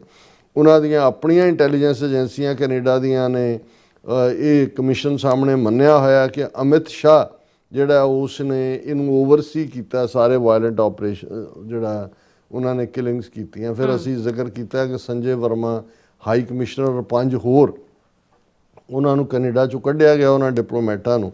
ਉਹਨਾਂ ਨੇ ਕਿਹਾ ਕਿ ਭਾਈ ਇਸ ਸਭ ਦੇ ਬਾਵਜੂਦ ਐਸੀ ਕਿਹੜੀ ਮਜਬੂਰੀ ਹੈ ਕਿ ਭਾਈ ਇਹ ਜਿਹੜੇ ਆਰਕੀਟੈਕਟ ਹੈ ਇਹਨਾਂ ਸਾਰੀਆਂ ਪਾਲਿਸੀਜ਼ ਦਾ, ਔਰ ਜਿਹੜਾ ਮਾਣ ਨਾਲ ਇਹ ਕਹਿੰਦਾ ਪਬਲਿਕ ਗੈਦਰਿੰਗ ਦੇ ਵਿੱਚ ਕਿ enters the homes of its enemies and kills them. ਉਹਨੇ ਕਿਹਾ ਵੀ ਘਰ ਮੇਂ ਘੁਸ ਕੇ ਮਾਰਾ ਹੈ। ਮੋਦੀ ਦੀਆਂ ਸਟੇਟਮੈਂਟਾਂ ਨੇ ਵੀ ਉਹਨੂੰ ਤੁਸੀਂ ਕੈਨੇਡਾ 'ਚ ਇਨਵਾਈਟ ਕਰ ਰਹੇ ਹੋ, ਔਰ ਉਹਨਾਂ ਨੇ ਇਹ ਕਿਹਾ ਵੀ MP ਦੇ ਨਾਤੇ ਅਸੀਂ ਤੁਹਾਡੇ ਤੋਂ ਐਕਸਪੈਕਟ ਕਰਦੇ ਹਾਂ ਕਿ ਤੁਸੀਂ ਵਿਰੋਧ ਕਰੋ ਮੋਦੀ ਨੂੰ G7 ਤੇ ਸੱਦਣ ਦਾ, ਪਬਲਿਕਲੀ ਰੀਅਫਰਮ ਕਰੋ ਕਿ ਭਾਈ ਤੁਸੀਂ ਜਿਹੜਾ ਇਸ ਦੇ ਖਿਲਾਫ ਹੋ। ਦੂਸਰਾ ਉਹਨਾਂ ਨੇ ਕਿਹਾ ਕਿ ਭਾਈ ਜਿਹੜੀ ਇਸ ਗੱਲ ਲਈ ਕਮਿਟਮੈਂਟ ਦਿਓ ਕਿ ਤੁਸੀਂ ਇੰਡੀਪੈਂਡੈਂਟ ਪਬਲਿਕ ਇਨਕੁਆਇਰੀ ਇੰਡੀਆ ਦੇ ਟਰਾਂਸਨੈਸ਼ਨਲ ਰਿਪਰੈਸ਼ਨ ਦੇ ਉੱਤੇ ਔਰ ਜਿਹੜੀਆਂ ਉਹਨਾਂ ਦੀਆਂ ਖੁਫੀਆ ਐਕਟੀਵਿਟੀਜ਼ ਨੇ ਇਸ ਦੇ ਉੱਤੇ ਪ੍ਰੋਪਰ ਹੋਏ। ਇਹ ਇਨਕੁਆਇਰੀ ਜਿਹੜੀ ਹੈ ਇਹ ਉਹਨਾਂ ਸਾਰੇ ਸਰਕਮਸਟਾਂਸਿਸ ਦੀ ਇਨਵੈਸਟੀਗੇਸ਼ਨ ਕਰੇ ਜਿਹੜੇ ਭਾਈ ਹਰਦੀਪ ਸਿੰਘ ਨੱਜਰ ਦੀ ਸ਼ਹਾਦਤ ਤੱਕਦੇ ਨੇ ਔਰ ਬਾਕੀ ਵਾਇਲੈਂਟ ਐਕਟੀਵਿਟੀ। ਸੋ ਜ਼ਾਹਰ ਹੈ ਇੰਡੀਪੈਂਡੈਂਟ ਇਨਕੁਆਇਰੀ ਦੀ ਮੰਗ। ਔਰ ਤੀਸਰਾ ਉਹਨਾਂ ਦਾ ਇਹ ਕਹਿਣਾ ਵੀ ਗਵਰਨਮੈਂਟ ਆਫ ਕੈਨੇਡਾ ਨੂੰ ਇਹ ਅਸੀਂ ਕਹਿੰਦੇ ਹਾਂ ਵੀ MPs ਨੂੰ ਕਿਹਾ ਵੀ ਪ੍ਰੈਸ਼ਰਾਈਜ਼ ਕਰੋ ਕਿ ਇੰਡੀਆ ਦੇ ਨਾਲ ਸਾਰੇ ਸਿਕਿਉਰਿਟੀ ਅਤੇ ਇੰਟੈਲੀਜੈਂਸ ਐਗਰੀਮੈਂਟ ਜਿਹੜੇ ਨੇ ਉਹਨਾਂ ਨੂੰ ਕੈਂਸਲ ਕੀਤਾ ਜਾਏ। ਉਹਨੂੰ ਮਿਸਯੂਜ਼ ਕਰਦੇ ਨੇ ਔਰ ਉਹਨਾਂ ਨੂੰ ਹੀ ਉਸ ਇਨਫੋਰਮੇਸ਼ਨ ਨੂੰ ਹੀ ਲੈ ਕੇ ਉਹਨਾਂ ਨੇ ਆਪਣੇ ਪੋਲੀਟੀਕਲ ਡਿਸੀਡੈਂਟਸ ਜਿਹੜੇ ਨੇ ਕੈਨੇਡਾ 'ਚ ਇੰਡੀਆ ਦੇ ਉਹਨਾਂ ਨੂੰ ਨਿਸ਼ਾਨੇ 'ਤੇ ਲਿਆ ਹੋਇਆ। ਔਰ ਇਹ ਜਿਹੜੀ ਹੈ ਕੋਈ ਵੀ ਇੰਟੈਲੀਜੈਂਸ ਸ਼ੇਅਰਿੰਗ ਕੰਸਲਟੇਸ਼ਨ ਔਰ ਕਿਸੇ ਵੀ ਫਾਰਮ ਦੇ ਵਿੱਚ ਸਿਕਿਉਰਿਟੀ ਔਰ ਇੰਟੈਲੀਜੈਂਸ ਕੋਆਪਰੇਸ਼ਨ ਨੂੰ ਖਤਮ ਕੀਤਾ ਜਾਏ ਇੰਡੀਆ ਦੇ ਨਾਲ। ਔਰ ਇਸ ਦੇ ਉੱਤੇ ਉਹਨਾਂ ਨੇ ਜੂਨ 14 ਨੂੰ ਪਬਲਿਕ ਰੈਲੀ ਮੋਦੀ ਦੀ ਅਰਾਈਵਲ ਦੇ ਕੈਨੇਡਾ ਦੇ ਵਿੱਚ ਪਾਰਲੀਮੈਂਟ ਹਿੱਲ ਆਟਵਾ ਦੇ ਵਿੱਚ ਰੱਖੀ ਹੈ। ਔਰ ਅਸੀਂ ਵੀ ਅਪੀਲ ਕਰਾਂਗੇ ਕਿ ਭਾਈ ਇਹਦੇ 'ਚ ਵੱਧ ਚੜ੍ਹ ਕੇ ਸ਼ਮੂਲੀਅਤ ਹੋਏ, ਹਜ਼ਾਰਾਂ ਦੀ ਗਿਣਤੀ 'ਚ ਸਿੱਖ ਇਕੱਠੇ ਹੋਣੇ ਚਾਹੀਦੇ ਨੇ।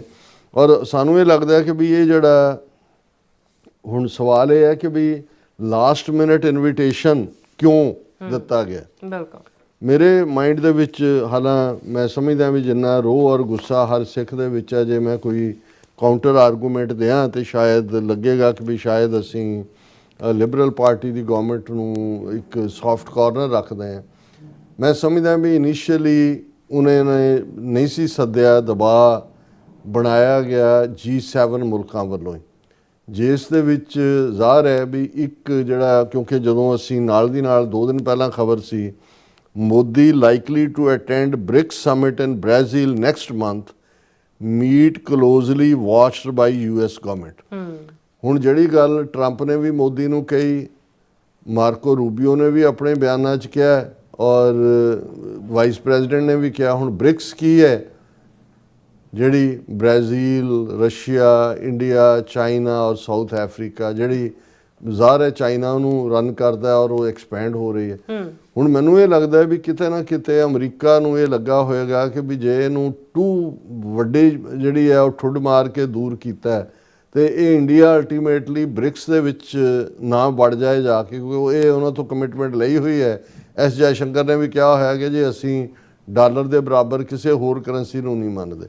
ਸੋ ਇਹ ਆਲਰੇਡੀ ਉਹਨਾਂ ਨੂੰ ਇੱਕ ਪਾਰਟ ਤਾਂ ਇਹ ਹੋ ਸਕਦਾ ਹੈ ਕਿ ਵੀ ਉਸ ਨੂੰ ਜਿਹੜਾ ਉਹ ਬਿਲਕੁਲ ਜਿਹੜਾ ਉਹ ਰੂਸ ਔਰ ਚੀਨ ਦੀ ਜਿਹੜੀ ਆ ਗੋਚ ਜਾਣ ਤੋਂ ਡਿੱਗਣ ਦੇ ਲਈ ਥੋੜ੍ਹਾ ਜਿਹਾ ਉਹਨੂੰ ਇਹ ਰਾਹਤ ਦੇਣ ਦੀ ਕੋਸ਼ਿਸ਼ ਕੀਤੀ ਹੈ। ਸੈਕੰਡਲੀ ਕੈਨੇਡਾ ਦੇ ਪਰਸਪੈਕਟਿਵ ਤੋਂ ਸ਼ਾਇਦ ਪ੍ਰਾਈਮ ਮਿਨਿਸਟਰ ਇਹ ਕਹਿ ਸਕਦਾ ਹੈ ਕਿ ਵੀ ਅਸੀਂ ਐਜ਼ ਏ ਕੈਨੇਡੀਅਨ ਗੌਰਮੈਂਟ ਤਾਂ ਉਹਨੂੰ ਇਨਵਾਈਟ ਨਹੀਂ ਕੀਤਾ, ਕਿਉਂਕਿ ਆਲਰੇਡੀ ਜਿਵੇਂ ਹੁਣ ਜੇ ਅਸੀਂ ਦੇਖੀਏ ਕਿ ਵੀ ਜਦੋਂ ਈਵਨ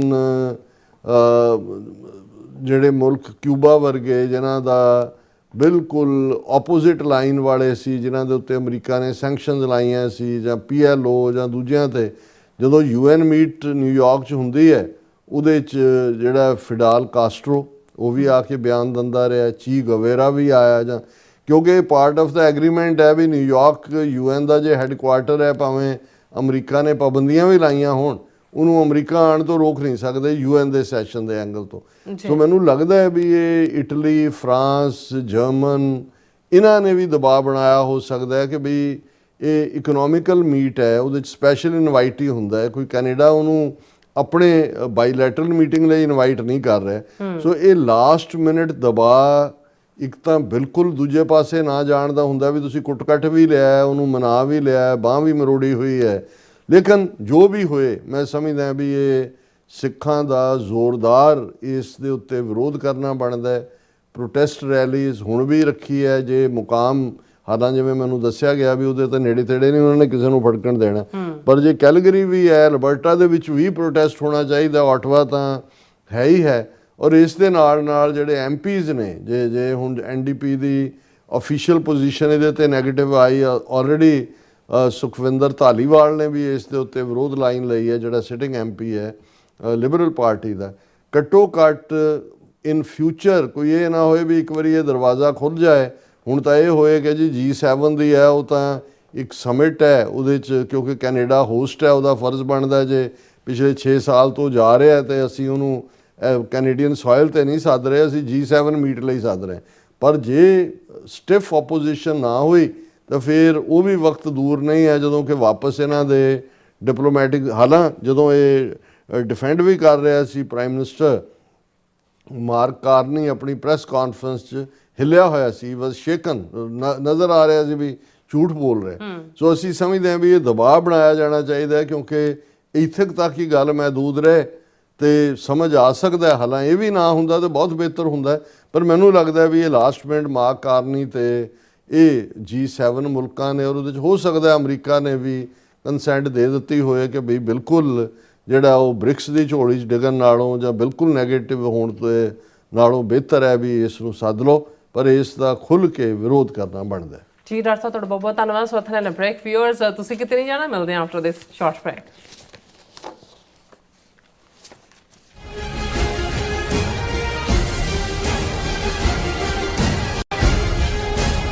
ਮਰਨ ਮੁਨਸਾ ਸੂਰਿਆ ਹੱਕ ਹੈ।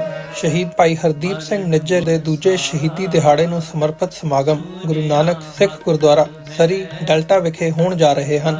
ਸਮਾਗਮਾਂ ਦੀ ਲੜੀ 9 ਜੂਨ ਤੋਂ 18 ਜੂਨ ਤੱਕ ਚੱਲੇਗੀ। ਰੋਜ਼ਾਨਾ ਸ਼ਾਮ 6 ਵਜੇ ਤੋਂ 9 ਵਜੇ ਤੱਕ ਗੁਰਦੁਆਰਾ ਸਾਹਿਬ ਵਿਖੇ ਵਿਸ਼ੇਸ਼ ਦੀਵਾਨ ਸਜਾਏ ਜਾਣਗੇ, ਜਿਸ ਵਿੱਚ ਸ਼੍ਰੀ ਹਰਮੰਦਰ ਸਾਹਿਬ ਦੇ ਗ੍ਰੰਥੀ ਸਿੰਘ ਭਾਈ ਬਲਵਿੰਦਰ ਸਿੰਘ, ਹਜ਼ੂਰੀ ਰਾਗੀ ਸ੍ਰੀ ਦਰਬਾਰ ਸਾਹਿਬ ਭਾਈ ਰਵਿੰਦਰ ਸਿੰਘ ਅਤੇ ਕਮਲਜੀਤ ਸਿੰਘ ਸਮੇਤ ਹੋਰ ਵੀ ਉੱਘੇ ਪ੍ਰਚਾਰਕ ਤੇ ਬੁਲਾਰੇ ਹਾਜ਼ਰੀ ਲਵਾਉਣਗੇ। 14 ਜੂਨ 2025 ਦਿਨ ਸ਼ਨੀਵਾਰ ਨੂੰ ਦੁਪਹਿਰ 2 ਵਜੇ ਭਾਈ ਹਰਦੀਪ ਸਿੰਘ ਨਿੱਜਰ ਯਾਦਗਾਰੀ ਬਿਲਡਿੰਗ ਵਿਖੇ ਵਿਸ਼ੇਸ਼ ਸ਼ਹੀਦੀ ਕਾਨਫਰੰਸ ਹੋਵੇਗੀ, ਜਿਸ ਵਿੱਚ doctor Amarjit Singh Washington DC, Amandeep Singh California, Maninder Singh Surrey ਵੱਲੋਂ ਕੌਮੀ ਸੰਘਰਸ਼ ਤੇ ਸਿੱਖ ਰਾਜਨੀਤੀ ਤੇ ਵਿਚਾਰਾਂ ਦੀ ਸਾਂਝ ਪਾਈ ਜਾਵੇਗੀ। 15 ਜੂਨ 2025 ਦਿਨ ਐਤਵਾਰ ਨੂੰ ਦੁਪਹਿਰ 2 ਵਜੇ ਭਾਈ ਨਿੱਜਰ ਦੇ ਸ਼ਹੀਦੀ ਸਥਾਨ ਤੇ ਖਾਲਿਸਤਾਨ ਦਾ ਝੰਡਾ ਲਹਿਰਾਇਆ ਜਾਵੇਗਾ। ਗੁਰਦੁਆਰਾ ਸਾਹਿਬ ਪ੍ਰਬੰਧਕ ਕਮੇਟੀ ਵੱਲੋਂ ਸਮੂਹ ਸਿੱਖ ਸੰਗਤ ਨੂੰ ਇਹਨਾਂ ਸਮਾਗਮਾਂ ਵਿੱਚ ਵੱਧ ਚੜ੍ਹ ਕੇ ਪਹੁੰਚਣ ਲਈ ਬੇਨਤੀ ਕੀਤੀ ਜਾਂਦੀ ਹੈ। ਵਧੇਰੇ ਜਾਣਕਾਰੀ ਲਈ ਆਪ ਹੇਠ ਦਿੱਤੇ ਨੰਬਰਾਂ ਤੇ ਸੰਪਰਕ ਕਰ ਸਕਦੇ ਹੋ।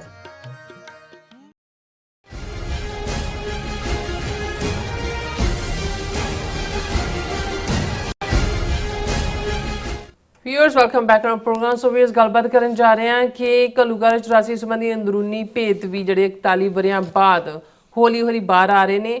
ਜਨਰਲ ਵੈਦਿਆ ਤੋਂ ਬਾਅਦ ਭਾਰਤੀ ਫੌਜ ਦੇ ਮੁਖੀ ਬਣੇ ਜਨਰਲ VN ਸ਼ਰਮਾ ਨੇ ਵੀ ਇਸ ਸੰਬੰਧੀ ਕੁਝ ਇਨਕਸ਼ਾਫ ਜਿਹੜੇ ਉਹ ਕੀਤੇ ਹੈ ਕਿ ਇਹ ਸਭ ਆਪਣੇ ਆਪ ਨੂੰ ਸੁਰੱਖਿਅਤ ਕਰਨ ਲਈ ਕੀਤਾ ਜਾ ਰਿਹਾ ਹੈ ਜਾਂ ਸੱਚਾਈ ਮੂੰਹ ਚੋਂ ਨਿਕਲ ਰਹੀ ਹੈ। ਸੋ ਇਸ ਬਾਰੇ ਆਪਾਂ ਗੱਲਬਾਤ ਕਰਨ ਜਾ ਰਹੇ ਹਾਂ। ਨਾਲ ਜਿਹੜੇ ਤੁਹਾਡੇ ਲਾਈਵ ਮੈਸੇਜ ਨੇ ਉਹ ਵੀ ਆਪਾਂ ਸ਼ੇਅਰ ਕਰਨ ਜਾ ਰਹੇ ਹਾਂ। ਸੋ ਅਸੀਂ ਚਾਹਾਂਗੇ ਕਿ ਤੁਸੀਂ ਇਸੇ ਤਰ੍ਹਾਂ ਬੜੇ ਰਹਿਣਾ, ਦੇਖਣ ਸੁਣ ਲਿਆ, ਲਿਖਣ ਲਈ ਤੁਹਾਡਾ ਸਭ ਦਾ ਬਹੁਤ ਬਹੁਤ ਧੰਨਵਾਦ ਜੀ। ਡਾਕਟਰ ਸਾਹਿਬ ਕੀ ਵਿਚਾਰਾਂ ਨੇ? ਦੇਖੋ, ਅਸੀਂ ਜਦੋਂ ਜੂਨ 84 ਦੇ ਘੱਲੂਘਾਰੇ ਦੀ 41ਵੀਂ ਦੁਖਦ ਸਾਲਾਨਾ ਯਾਦ ਦੇ ਉੱਤੇ ਗੱਲਬਾਤ ਕਰ ਰਹੇ ਹਾਂ ਜੀ। ਵੈਸੇ ਵੀ ਇਹ ਕਿਹਾ ਜਾਂਦਾ ਹੈ ਕਿ ਵੀ ਅਸਲੀ ਇਤਿਹਾਸ ਤਾਂ ਉਦੋਂ ਲਿਖਿਆ ਜਾਂਦਾ ਹੈ ਜਦੋਂ ਇਹ ਘਟਨਾ ਵਾਪਰੀ ਹੁੰਦੀ ਹੈ, ਉਸ ਦੀ ਡਸਟ ਸੈਟਲ ਹੋ ਜਾਂਦੀ ਹੈ, ਵੀ ਮਿੱਟੀ ਉਸ ਦੀ ਬਹਿ ਜਾਂਦੀ ਹੈ, ਫਿਰ ਤੱਥ ਸਾਹਮਣੇ ਆਉਂਦੇ ਨੇ। ਸੋ ਜ਼ਾਹਰ ਹੈ ਵੀ ਬਹੁਤ ਕੁਝ ਦਬਾਇਆ ਗਿਆ ਕਿਉਂਕਿ ਸਰਕਾਰ ਨੇ ਤਾਂ ਜਿਸ ਅੰਦਾਜ਼ ਦੇ ਵਿੱਚ ਇਹ ਘੱਲੂਘਾਰਾ 84 ਵਰਤਾਇਆ, ਪੰਜਾਬ ਨੂੰ ਕੱਟ ਆਫ ਕਰ ਦਿੱਤਾ ਸੀ। ਜਿਹੜੇ ਲੋਕ ਉਸ ਸਾਰੇ ਦੇ ਵਿੱਚ ਜਿਹਦਾ ਵੀ ਕਿਤੇ ਕੋਈ ਰੋਲ ਸੀ, ਜੇ ਉਹਨੇ ਕਦੇ ਜ਼ਬਾਨ ਖੋਲ੍ਹੀ ਤੇ ਉਸ ਦਾ ਜਿਹੜਾ ਉਸ ਨਾਲ ਕੀ ਹਸ਼ਰ ਹੋਣਾ ਹੈ, ਇਹ ਡਰਦਿਆਂ ਬਹੁਤੇ ਨਹੀਂ ਬੋਲੇ। ਹਾਲਾਂਕਿ ਥੋੜ੍ਹੇ ਤੱਤ ਜਿਵੇਂ ਹਾਇਰ ਲੈਵਲ ਆਫੀਸ਼ੀਅਲ ਨੇ, ਜਨਰਲ ਬਰਾੜ ਨੇ ਜਿਹੜਾ ਲਾਸਟ ਕੀਤਾ, ਉਹਦੇ 'ਚ ਉਹਨੇ ਕਿਹਾ ਕਿ ਜਦੋਂ ਫੌਜ ਆਏ ਵੱਡਿਆਂ ਦੀਆਂ ਲੱਤਾਂ ਕੰਬਦੀਆਂ, ਉਹਨਾਂ ਦੀਆਂ ਪੈਂਟਾਂ ਗਿੱਲੀਆਂ ਹੋ ਜਾਂਦੀਆਂ। ਇਹ ਤਾਂ ਜਦੋਂ ਟੈਂਕਾਂ ਦੀ ਗੜਗੜਾਹਟ ਆਏਗੀ ਜਾਂ ਦੂਜੇ ਆਏਗੀ। ਉਹ ਸ਼ਾਇਦ ਭਿੰਡਰ ਹਾਇਰ ਅਪ BSF ਦਾ ਡਾਇਰੈਕਟਰ ਸੀ।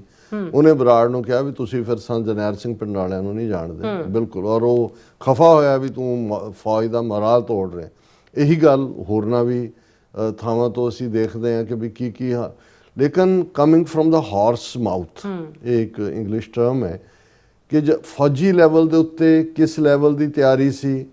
ਹੁਣ ਇਹ ਬਹੁਤ ਸਾਰੇ ਜਿਹੜੇ ਨੇ ਉਹ ਸ਼ਾਇਦ ਕਈ ਆਪਣੇ ਆਪ ਨੂੰ ਜਾਂ ਆਪਣੇ ਟੱਬਰਾਂ ਨੂੰ ਭਵਿੱਖ ਦੇ ਵਿੱਚ ਸਿੱਖਾਂ ਦੇ ਰੋਹ ਤੋਂ ਬਚਾਉਣ ਲਈ ਵੀ ਕੁਝ ਗੱਲਾਂ ਕਹਿ ਰਹੇ ਹੋਣ, ਆਪਣੇ ਆਪ ਨੂੰ ਨਿਰਦੋਸ਼ ਸਾਬਤ ਕਰਨ ਲਈ। ਪਰ ਇਹ ਵੀ ਹੁੰਦਾ ਹੈ ਵੀ ਕਈ ਵਾਰ ਤੁਸੀਂ ਟੁਵਰਡਸ ਦਾ ਜਦੋਂ ਜ਼ਿੰਦਗੀ ਤੁਹਾਡੀ ਐਂਡ ਵੱਲ ਜਾ ਰਹੀ ਹੁੰਦੀ ਹੈ, ਤੁਹਾਨੂੰ ਲੱਗ ਰਿਹਾ ਹੁੰਦਾ ਹੈ ਕਿ ਵੀ ਤੁਸੀਂ ਸੱਚ ਬਿਆਨੋ ਨਹੀਂ। ਜਿਵੇਂ ਗਵਰਨਰ ਪਾਂਡੇ ਜਿਹੜਾ 84 ਪੀਰੀਅਡ ਦੇ ਵਿੱਚ ਪੰਜਾਬ ਦਾ ਗਵਰਨਰ ਲਾਇਆ ਸੀ, ਉਹਨੇ ਜਿਹੜੀ ਕਿਤਾਬ ਲਿਖੀ ਆਪਣੀ, ਹਾਲਾਂਕਿ 20 ਸਾਲ ਬਾਅਦ ਉਹਦੀ ਡਾਟਰ ਨੇ ਛਾਪੀ, ਪਰ ਉਸ ਤੋਂ ਸਾਹਮਣੇ ਆਇਆ ਵੀ ਪਾਂਡੇ ਵੀ ਕਨਵਿੰਸ ਸੀ ਕਿ ਵੀ ਪੰਜਾਬ ਦੇ ਹਾਲਾਤ ਐਸੇ ਨਹੀਂ ਨੇ ਜਿਵੇਂ ਦੱਸੇ ਜਾ ਰਹੇ ਨੇ। ਪਰ ਇੰਦਰਾ ਗਾਂਧੀ ਨੇ ਕਿਵੇਂ ਉਸ ਨੂੰ ਵਰਤਿਆ, ਪਰ ਉਹ ਇਤਿਹਾਸ 'ਚ ਸੁਰਖਰੂ ਹੋਣਾ ਚਾਹੁੰਦਾ ਸੀ। ਉਹਨੇ ਬਿਲਕੁਲ ਕਿਹਾ ਕਿ ਵੀ ਕੰਟਰਾਈਵ ਕੀਤੀ ਗਈ ਸਿਚੁਏਸ਼ਨ। ਇਵੇਂ ਹੀ ਜਿਹੜਾ ਹੋਰਨਾਂ ਦੀ ਵੀ ਟੈਸਟੀਮਨੀ ਹੈ। ਹੁਣ ਅੱਜ ਜਿਹੜੀ ਖਬਰ ਬਹੁਤ ਪਾਸੇ ਸਰਕੂਲੇਟ ਕਰ ਰਹੀ ਹੈ ਸੋਸ਼ਲ ਮੀਡੀਆ ਦੇ ਉੱਤੇ ਵੀ, ਕਿ ਉਸ ਵੇਲੇ ਦਾ ਇੱਕ ਪ੍ਰਮੁੱਖ ਲੈਫਟੀਨੈਂਟ ਜਨਰਲ ਜਿਹੜਾ ਬਾਅਦ 'ਚ ਜਨਰਲ ਵੈਦਿਆ, ਜਿਹਨੇ ਫੌਜ ਨੂੰ ਹਮਲੇ ਦਾ ਹੁਕਮ ਦਿੱਤਾ ਸੀ, ਉਹਨੂੰ ਤਾਂ ਭਾਈ ਹਰਜਿੰਦਰ ਸਿੰਘ ਜਿੰਦਾ, ਸੁਖਦੇਵ ਸਿੰਘ ਸੁੱਖਾ ਨੇ ਸਜ਼ਾ ਯਾਫਤਾ ਕੀਤਾ। ਔਰ ਉਸ ਤੋਂ ਬਾਅਦ ਜਿਹੜਾ ਸੀਨੀਅਰ ਮੋਸਟ ਜਨਰਲ ਬਣਿਆ ਸੀ ਭਾਰਤੀ ਫੌਜ ਦਾ VN ਸ਼ਰਮਾ, ਇਹ ਜਨਰਲ ਵੈਦਿਆ ਤੋਂ ਬਾਅਦ ਬਣਿਆ, ਵੈਦਿਆ ਦੀ ਰਿਟਾਇਰਮੈਂਟ ਤੋਂ ਬਾਅਦ, ਕਿਉਂਕਿ ਵੈਦਿਆ ਨੂੰ ਮਾਰਿਆ ਗਿਆ ਜਦੋਂ ਉਹ ਰਿਟਾਇਰ ਹੋ ਚੁੱਕਾ ਸੀ। ਔਰ ਉਹਨਾਂ ਨੇ ਜਿਹੜਾ ਇੱਕ ਇੰਟਰਵਿਊ, ਇਹ ਹੁਣ ਜਿਹੜਾ ਜਨਰਲ VN ਸ਼ਰਮਾ ਹੈ, ਇਹਦੀ ਉਮਰ 95 ਸਾਲ ਦੀ ਹੈ ਇਸ ਵੇਲੇ। ਔਰ ਉਹਨੇ ਜਿਹੜਾ ਇੱਕ ਫੌਜ ਦੇ ਸਾਬਕਾ ਜੱਜ advocate general major general Narinder Kumar ਨੂੰ ਇੱਕ ਇੰਟਰਵਿਊ ਦਿੱਤਾ ਹੈ, ਜਿਹਨੂੰ ਲੈਕਸ ਕੌਂਸੀਲੀਅਮ ਫਾਊਂਡੇਸ਼ਨ ਨਾਂ ਦਾ YouTube ਚੈਨਲ ਹੈ ਜਿਸ ਦੇ ਉੱਤੇ ਇਹ ਟੈਲੀਕਾਸਟ ਹੋਇਆ। ਔਰ ਉਹਨਾਂ ਨੇ ਕਿਹਾ ਕਿ ਵੀ ਇਹ ਜਦੋਂ ਇਹ ਹਮਲੇ ਦਾ ਫੈਸਲਾ ਹੋਇਆ, ਸਾਡੇ ਤੱਕ ਖਬਰ ਆਈ, ਅਸੀਂ ਵਰਜਿਆ ਸੀ ਜਨਰਲ ਵੈਦਿਆ ਨੂੰ ਕਿ ਵੀ ਇਹ ਕੰਮ ਮਤ ਕਰੋ। ਉਹਨਾਂ ਨੇ ਇਹ 95 ਸਾਲਾ ਜਨਰਲ VN ਸ਼ਰਮਾ ਕਹਿ ਰਹੇ ਨੇ ਕਿ ਫੌਜੀ ਅਭਿਆਸ ਵਿਭਾਗ ਜਿਹੜਾ DGMO ਕਹਿੰਦੇ ਨੇ, ਮਿਲਟਰੀ ਆਪਰੇਸ਼ਨ ਡਾਇਰੈਕਟਰੇਟ ਦੇ ਵਿੱਚ, ਉਹਨਾਂ ਨੇ ਕਿਹਾ ਕਿ ਮੈਂ additional director general military operation ਸੀ ਉਸ ਵੇਲੇ। ਔਰ ਜਦੋਂ ਜਨਰਲ ਵੈਦਿਆ ਉੱਥੇ ਆਏ ਔਰ ਉਹਨਾਂ ਨੇ ਕਿਹਾ ਕਿ ਵੀ ਅਸੀਂ ਇਹ ਪਲਾਨ ਕਰ ਰਹੇ ਹਾਂ, ਤੇ ਅਸੀਂ ਵੈਦਿਆ ਨੂੰ ਸਲਾਹ ਦਿੱਤੀ ਸੀ ਕਿ ਵੀ ਇਹ ਪਿੰਡਾਂ ਵਾਲਿਆਂ ਔਰ ਉਹਨਾਂ ਦੇ ਸਮਰਥਕਾਂ ਨੂੰ ਅਕਾਲ ਤਖਤ ਤੋਂ ਕੱਢਣ ਲਈ ਫੌਜ ਦੀ ਵਰਤੋਂ ਨਾ ਕੀਤੀ ਜਾਏ। ਉਹਨਾਂ ਨੇ ਕਿਹਾ ਵੀ ਫੌਜ ਹਿਫਾਜ਼ਤ ਲਈ ਹੁੰਦੀ ਹੈ ਮੁਲਕ ਦੀਆਂ ਸਰਹੱਦਾਂ 'ਤੇ, ਔਰ ਇਹ ਸਿਆਸੀ ਫੈਸਲਾ ਹੈ ਜੋ ਇਹਦਾ ਅਸੀਂ ਸ਼ਾਮਲ ਨਾ ਹੋਈਏ। ਪਰ ਉਹਦੇ 'ਚ ਜਨਰਲ ਸ਼ਰਮਾ ਨੇ ਕਿਹਾ ਕਿ ਵੀ ਵੈਦਿਆ ਨੇ ਕਿਹਾ ਵੀ ਮੈਨੂੰ ਇੰਦਰਾ ਗਾਂਧੀ ਨੇ ਇਹ ਕੰਮ ਸੌਂਪਿਆ ਕਿ ਵੀ ਇਹ ਇਵੇਂ ਕੀਤਾ ਜਾਏ। ਔਰ ਉਹਨਾਂ ਨੇ ਕਿਹਾ, ਇਹ ਹੁਣ ਕੋਟ ਅਨਕੋਟ ਕਿਹਾ ਕਿ ਵੀ ਜਦ ਉਹਨਾਂ ਨੇ ਵੈਦਿਆ ਨੂੰ ਕਿਹਾ ਕਿ ਉਹ ਬੌਸ ਹੈ ਇੰਦਰਾ ਗਾਂਧੀ, ਤੇ ਜੇ ਬੌਸ ਕਹੇ ਤਾਂ ਕੀ ਛਾਲ ਮਾਰ ਦੇਣੀ ਜਾਂ ਮਾਰਨੀ ਪੈਂਦੀ ਹੈ, ਤਾਂ ਅਸੀਂ ਉਹਨਾਂ ਨੂੰ ਕਿਹਾ ਕਿ ਤੁਸੀਂ ਸੰਵਿਧਾਨਕ ਅਧਿਕਾਰੀ ਹੋ, ਫੌਜੀ ਮੁਖੀ ਹੋ, ਤੁਹਾਡੀ ਡਿਊਟੀ ਹੈ ਕਿ ਸੰਵਿਧਾਨ ਦੀ ਉਲੰਘਣਾ ਨਾ ਹੋਏ। ਤੁਸੀਂ ਚਾਹੋ ਤਾਂ ਇਹ ਮਾਮਲਾ ਸਿੱਧਾ ਸੁਪਰੀਮ ਕੋਰਟ ਲਿਜਾ ਸਕਦੇ ਹੋ, ਉਹਨਾਂ ਕੋਲ ਜਾ ਕੇ ਕਹਿ ਸਕਦੇ ਹੋ ਕਿ ਫੌਜ ਦਾ ਕੰਮ ਨਹੀਂ। ਹੁਣ ਇਹ 95 ਸਾਲਾ ਫੌਜੀ ਜਨਰਲ ਰਿਹਾ, ਉਸ ਵੇਲੇ ਜਿਹੜਾ ਨੰਬਰ 2 ਸੀ ਇਹ ਸਾਰੇ ਆਪਰੇਸ਼ਨ, ਜੋ ਕਹਿ ਰਿਹਾ ਕਿ ਅਸੀਂ ਜਨਰਲ ਵੈਦਿਆ ਨੂੰ ਕਿਹਾ ਕਿ ਵੀ ਤੂੰ ਇਹ ਹੁਕਮ, ਔਰ ਇੰਦਰਾ ਗਾਂਧੀ ਨੇ ਕੋਈ ਲਿਖਤੀ ਨਹੀਂ ਦਿੱਤੇ, ਜ਼ਬਾਨੀ ਹੁਕਮ ਦਿੱਤੇ, ਔਰ ਉਹਨੇ ਕਿਹਾ ਕਿ ਜੀ ਇਹ ਤੂੰ ਜਿਹੜਾ ਸੁਪਰੀਮ ਕੋਰਟ ਕੋਲ ਜਾ ਸਕਦੇ ਹੋ।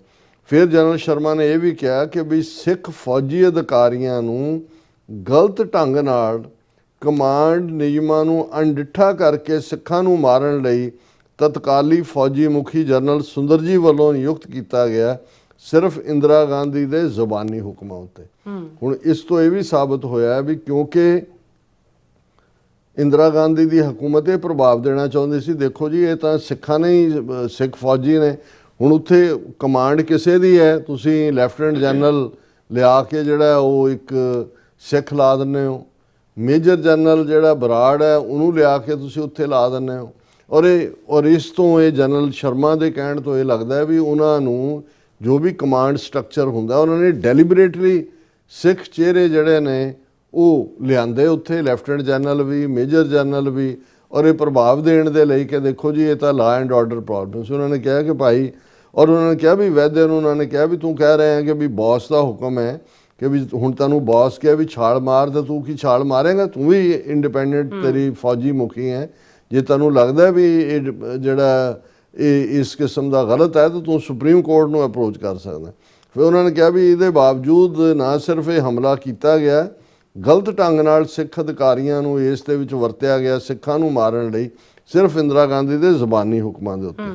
ਹੁਣ ਇਸ ਤੋਂ ਪਹਿਲਾਂ ਇਹ ਹੁਣ ਦੂਸਰੀ ਟੈਸਟੀਮਨੀ ਹੈ, ਜਿਹੜਾ ਇਨ ਨੰਬਰ 2 ਮੈਨ ਸੀ ਜਿਹੜਾ ਉਹ ਸਾਰੇ ਆਪਰੇਸ਼ਨ ਨੂੰ ਕਮਾਂਡ ਕਰ ਰਿਹਾ ਸੀ। ਹੁਣ ਉਸ ਤੋਂ ਪਹਿਲਾਂ ਵੈਸਟਰਨ ਕਮਾਂਡ ਦਾ ਲੈਫਟੀਨੈਂਟ ਜਨਰਲ SK ਸਿਨਹਾ ਸੀ। ਉਹਨੇ ਕਿਹਾ ਵੀ ਜਦੋਂ 20 ਸਤੰਬਰ 1981 ਨੂੰ ਸੰਤ ਪਿੰਡਾਂ ਵਾਲਿਆਂ ਨੂੰ ਗ੍ਰਿਫਤਾਰ ਕਰਨਾ ਸੀ, ਫੌਜ ਨੂੰ ਮੇਰੇ ਤੋਂ, ਕਿਉਂਕਿ ਉਹ ਵੈਸਟਰਨ ਕਮਾਂਡ ਸੀ, ਟੈਂਕ ਮੰਗੇ ਗਏ, ਔਰ ਮੈਂ ਕਿਹਾ ਕਿ ਵੀ ਇਹ ਕੋਈ ਟੈਂਕ ਜਿਹੜੇ ਨੇ ਉਹ ਆਪਣੇ ਸਿਵਲੀਅਨਸ ਨੂੰ ਮਾਰਨ ਲਈ ਥੋੜ੍ਹੇ ਨੇ, ਇਨਕਾਰ ਕੀਤਾ।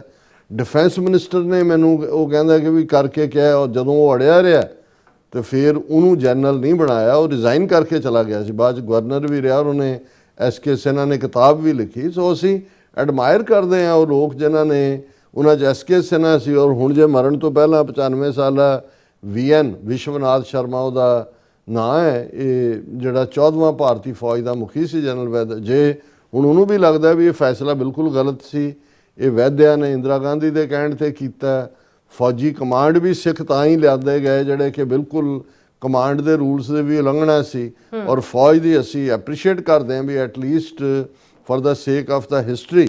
ਇਹ ਹਾਲਾਂ ਇੱਕ ਇਹਨਾਂ ਦਿਨਾਂ 'ਚ ਹੀ ਸੁੰਦਰ ਜੀ ਦੀ ਵਾਈਫ, ਜਿਹੜਾ ਜਨਰਲ ਸੁੰਦਰ ਜੀ ਨੇ ਵੈਦਿਆ ਤੋਂ ਬਾਅਦ ਨੈਕਸਟ ਕਮਾਂਡ ਤਾਂ ਉਹਦੀ ਸੀ, ਲੈਫਟੀਨੈਂਟ ਜਨਰਲ ਉਹ ਕਰ ਰਿਹਾ ਸੀ, ਬਾਕੀ ਜਿਹੜਾ ਰਣਜੀਤ ਸਿੰਘ ਦਿਆਲ ਸੀ ਜਿਹੜਾ ਪੱਗ ਵਾਲਾ ਲਿਆ ਕੇ ਖੜਾ ਕੀਤਾ ਸੀ। ਹੁਣ ਇਹਦੀ ਵਾਈਫ ਦਾ ਵੀ ਕਿ ਉਹਦੀ ਸੁੰਦਰ ਜੀ ਦੀ ਵੀ ਇੱਕ ਇੰਟਰਵਿਊ ਪਿਛਲੇ ਦਿਨਾਂ 'ਚ BBC ਦਾ ਸੀ, ਉਹਨੇ ਕਿਹਾ ਜੀ ਮੇਰਾ ਘਰ ਵਾਲਾ ਹਮੇਸ਼ਾ ਹੱਸਦਾ ਮੁਸਕਰਾਉਂਦਾ ਹੱਸੂ ਕਰਦਾ ਸੀ, ਔਰ ਉਹਨੇ ਕਹਿੰਦਾ ਵੀ ਜਿਉਂ ਹੀ ਜੂਨ 84 ਹੋਇਆ ਉਸ ਤੋਂ ਬਾਅਦ ਉਹਨੂੰ ਹੱਸਣਾ ਭੁੱਲ ਗਿਆ, ਮੈਂ ਉਹਦੇ ਚਿਹਰੇ ਤੇ ਕਦੇ ਸਮਾਈਲ ਨਹੀਂ ਦੇਖੀ, ਕਦੇ ਇਹ ਸਾਰੇ ਆਪਣੇ ਆਪ ਨੂੰ ਜਸਟੀਫਾਈ ਕਰ ਰਹੇ ਨੇ। ਇਸੇ ਤਰ੍ਹਾਂ ਜਿਹੜਾ ਜਸਬੀਰ ਰੈਣਾ ਨਾਂ ਦਾ, ਜਿਹਨੇ ਕਿਹਾ ਜੀ ਮੈਂ ਸਭ ਤੋਂ ਪਹਿਲਾਂ ਆਫਰ ਕੀਤਾ ਜਦੋਂ ਬਰਾੜ ਨੇ ਕਿਹਾ ਕਿ ਜੀ ਕਿਹੜਾ ਦਰਬਾਰ ਸਾਹਿਬ ਦੇ ਅੰਦਰ ਜਾਏਗਾ, ਬਾਅਦ 'ਚ ਉਹਦੀਆਂ ਲੱਤਾਂ ਉੱਡ ਗਈਆਂ ਸੀ ਅੰਦਰ। ਉਹਨੇ ਕਿਹਾ ਜੀ ਮੈਂ ਅੱਜ ਤੱਕ ਵੀ ਜਿਹੜਾ ਮੈਨੂੰ ਬਹਾਦਰੀ ਦਾ ਮੈਡਲ ਮਿਲਿਆ ਸੀ ਮੈਂ ਕਦੇ ਆਪਣੀ ਹਿੱਕ 'ਤੇ ਨਹੀਂ ਸਜਾਇਆ, ਕਿਉਂਕਿ ਮੈਨੂੰ ਪਛਤਾਵਾ ਇਸ ਗੱਲ ਦਾ ਕਿ ਮੈਂ ਮਰ ਕਿਉਂ ਨਹੀਂ ਗਿਆ, ਮੈਂ ਇਵੇਂ ਕਰਨ। ਉਹਨੇ ਵੀ ਰਿਗਰੈਟ ਕੀਤਾ। ਬਾਕੀ ਬਿਆਨ ਸਿੰਘ, ਸਤਵੰਤ ਸਿੰਘ, ਕੇਰ ਸਿੰਘ ਨੇ ਜੋ ਬਹਾਦਰੀ ਭਰਿਆ ਕਾਰਨਾਮਾ ਕੀਤਾ, ਇਹਨਾਂ ਸਾਰਿਆਂ ਨੂੰ ਸ਼ਾਇਦ ਇਹ ਕਿਤੇ ਨਾ ਕਿਤੇ ਇਸ ਗੱਲ ਨੂੰ ਦੇਖ ਰਹੇ ਨੇ ਕਿ ਭਾਈ ਸ਼ਾਇਦ ਸਾਡੀ ਵੀ ਜਿਹੜੀ ਹੈ ਉਹ ਪਾਪ ਕਿੱਥੇ ਜਾ ਕੇ ਧੋਣੇ ਨੇ, ਰੱਬ ਦੀ ਦਰਗਾਹ 'ਚ ਤਾਂ ਕਿਉਂ ਨੇ। ਸਿੱਖਾਂ ਨੇ ਵੀ ਛੱਡਣਾ ਜਿਹੜਾ ਉਹ ਸਿੱਖ ਭੁੱਲਣ ਵਾਲੇ ਤਾਂ ਨਹੀਂ ਨੇ, ਅੱਜ ਤੱਕ ਵੀ ਉਹ ਅਰੂੜ ਸਿੰਘ ਦਾ ਨਾਂ ਲੈ ਕੇ ਹੋਏ ਜਾਂ ਕਿਸੇ ਹੋਰ ਦਾ ਹੋਏ, ਇੱਕਦਮ ਬੀਤੇ ਨੂੰ ਸਿੱਖ ਸਾਹਮਣੇ ਲੈ ਆਉਂਦੇ ਨੇ। ਪਰ ਮੈਨੂੰ ਇਹ ਲੱਗਦਾ ਵੀ ਇਹ ਫॉर ਦਾ ਸੇਕ ਆਫ ਦਾ ਹਿਸਟਰੀ ਇੱਕ ਪੋਜ਼ਿਟਿਵ ਡਿਵੈਲਪਮੈਂਟ ਵੀ ਹੈ, ਪਰ ਮੈਨੂੰ ਇਹ ਵੀ ਲੱਗਦਾ ਨਾਲ ਦੀ ਨਾਲ ਕਿ ਵੀ ਇਹ ਸਾਰੇ ਸਿੱਖਾਂ ਦੀ ਕਚਹਿਰੀ ਵਿੱਚ ਵੀ ਆਪਣੇ ਆਪ ਨੂੰ ਬੇਗੁਨਾਹ ਸਾਬਤ ਕਰਨਾ ਚਾਹੁੰਦੇ ਨੇ। ਇਹਨੂੰ ਕਹਿੰਦੇ ਨੇ ਕਿ ਵੀ ਜੇ ਇੰਦਰਾ ਗਾਂਧੀ ਜਿਉਂਦੀ ਹੁੰਦੀ ਤਾਂ ਫਿਰ ਇਹਨਾਂ ਨੇ ਪਤਾ ਨਹੀਂ ਕੀ ਕਿਸੇ ਨੇ ਕਿਤੇ ਗਵਰਨਰ ਲੱਗੇ ਹੋਣਾ ਸੀ, ਕਿਸੇ ਨੇ ਕਿਤੇ ਲੱਗਾ ਹੋਣਾ ਸੀ। ਸੋ ਲੇਕਿਨ ਫਿਰ ਵੀ ਇਹਨੂੰ ਚਲੋ ਅਸੀਂ ਐਪਰੀਸ਼ੀਏਟ ਹੀ ਕਰਦੇ ਹਾਂ ਜੇ ਕੋਈ ਮਰਨ ਤੋਂ ਪਹਿਲਾਂ ਜਿਹੜਾ ਉਹ ਸੱਚ ਦੱਸ ਜਾਂਦਾ ਦੁਨੀਆ ਨੂੰ ਵੀ ਇਵੇਂ ਨਹੀਂ ਇਵੇਂ ਹੋਇਆ ਸੀ। ਸੋ ਨਾਈਸ ਜੀ ਰਾਜ ਸਾਹਿਬ, ਤੁਹਾਡਾ ਬਹੁਤ ਬਹੁਤ ਸ਼ੁਕਰੀਆ। ਸੋ ਹੁਣ ਆਪਾਂ ਆਪਣੇ ਜਿਹੜੇ ਵਿਊਜ਼ ਮੈਸੇਜ ਨੇ ਉਹ ਲੈਣ ਜਾ ਰਹੇ ਹਾਂ। ਸਭ ਦਾ ਬਹੁਤ ਬਹੁਤ ਸ਼ੁਕਰੀਆ ਅਦਾ ਕਰਦੇ ਹਾਂ। ਅੱਜ ਤੇ ਝੜੀ ਲੱਗੀ ਹੋਈ ਹੈ ਆਪਣੇ ਮੈਸੇਜ ਦੀ। ਸੋ ਧਰਮ ਸਿੰਘ ਜੀ ਸਾਡੇ ਪਹਿਲੇ ਵੀਰ ਨੇ ਜਿਹੜੇ ਸਾਨੂੰ ਫਤਿਹ ਬੁਲਾਉਂਦੇ ਨੇ। ਵਾਹਿਗੁਰੂ ਜੀ ਕਾ ਖਾਲਸਾ ਵਾਹਿਗੁਰੂ ਜੀ ਕੀ ਫਤਿਹ। ਰਵਿੰਦਰ ਸਿੰਘ ਜੀ ਔਰ ਫਿਰ ਇਸੇ ਤਰ੍ਹਾਂ ਬਸਰਾ ਜੀ, ਫਿਰ ਨਿਹੰਗ ਸਿੰਘ ਜੀ, ਸੁਖਜੀਵਨ ਬੱਚੂ ਜੀ, ਮੁਹੰਮਦ ਜੋਨਸ ਜੀ ਔਰ ਇਸੇ ਤਰ੍ਹਾਂ ਸਿੰਘੋਂ ਜੀ, ਫਿਰ ਇਸ ਤਰ੍ਹਾਂ ਸੋਨਮਾਲ ਜੀ और मोहम्मद जोनस जी खालिस्तान जिंदाबाद पाकिस्तान जिंदाबाद कहते हैं। और फिर कहते हैं डॉक्टर साहब क्या खालिस्तान और पाकिस्तान का बॉर्डर वीज़ा फ्री होगा? बिल्कुल बिल्कुल हाँ जी। और इसी तरह फिर स्टे सेफ, फिर इसी तरह मोहम्मद जकूब जी होरां दे काफ़ी सारे मैसेज ने और सानू कहते वेलकम डॉक्टर साहब एंड मिस नीलम जी। और फिर इसी तरह साहिबा जी कहते हैं और 7 जून के दिन कहते हैं कि सैन फ्रांसिस्को में डॉक्टर चीमा ने ज़बरदस्त तकरीर की थी। और फिर उन्होंने कहा ठीक है जी। फिर जॉनस जी कहते हैं डॉक्टर साहब की कहते हैं 5 दरिया की पानी के मालिक पंजाबी कैसे दूसरे को कहते हैं कर सकते हैं, ख़त्म कर सकते हैं हक को, पानी के हक को। और फिर इस तरह अमरजीत सिंह सैनी जी भी और जाकूब जी कहते बोले सोनेयाल सत श्री अकाल, राज करेगा खालसा और खालसा जिंदाबाद, लव खालिस्तान। और सिख जड़े ने सिंह दी आईडी तो कहते हैं कि what Punjabi people were listening on June on TV. फिर इस तरह सिंह गर्चा जी भी और फिर इस तरह मोहम्मद जॉनस जी कहते हैं कि डॉक्टर साहब जब से पाकिस्तान ने खालिस्तान तारीख की हमायत की है, खालिस्तान तारीख ज़रूर कहते जोर अपना जड़ा वो पकड़ रही है। और फिर मोहम्मद जाकूब जी कहते हैं कि I can't wait any longer to see Khalistan flag at Wagah border, why India flag at Wagah border. बिल्कुल ठीक फरमा रहे हो। हाँ जी, कहते बड़े अफसोस की बात है। और जसवीर सिंह बराड़ जी भी, फिर मोहम्मद जॉनस जी भी कहते वाघा बॉर्डर पर खालिस्तान का कहते झंडा झूलना चाहिए, होना चाहिए और इंडिया का नहीं, धोती टोपी जमना पार। फिर इसी तरह यह सिख कहते कौम जड़ी है का फ़र्ज है कि वाघा बॉर्डर पर खालिस्तान का झंडा लहराना चाहिए, इंडिया का नहीं।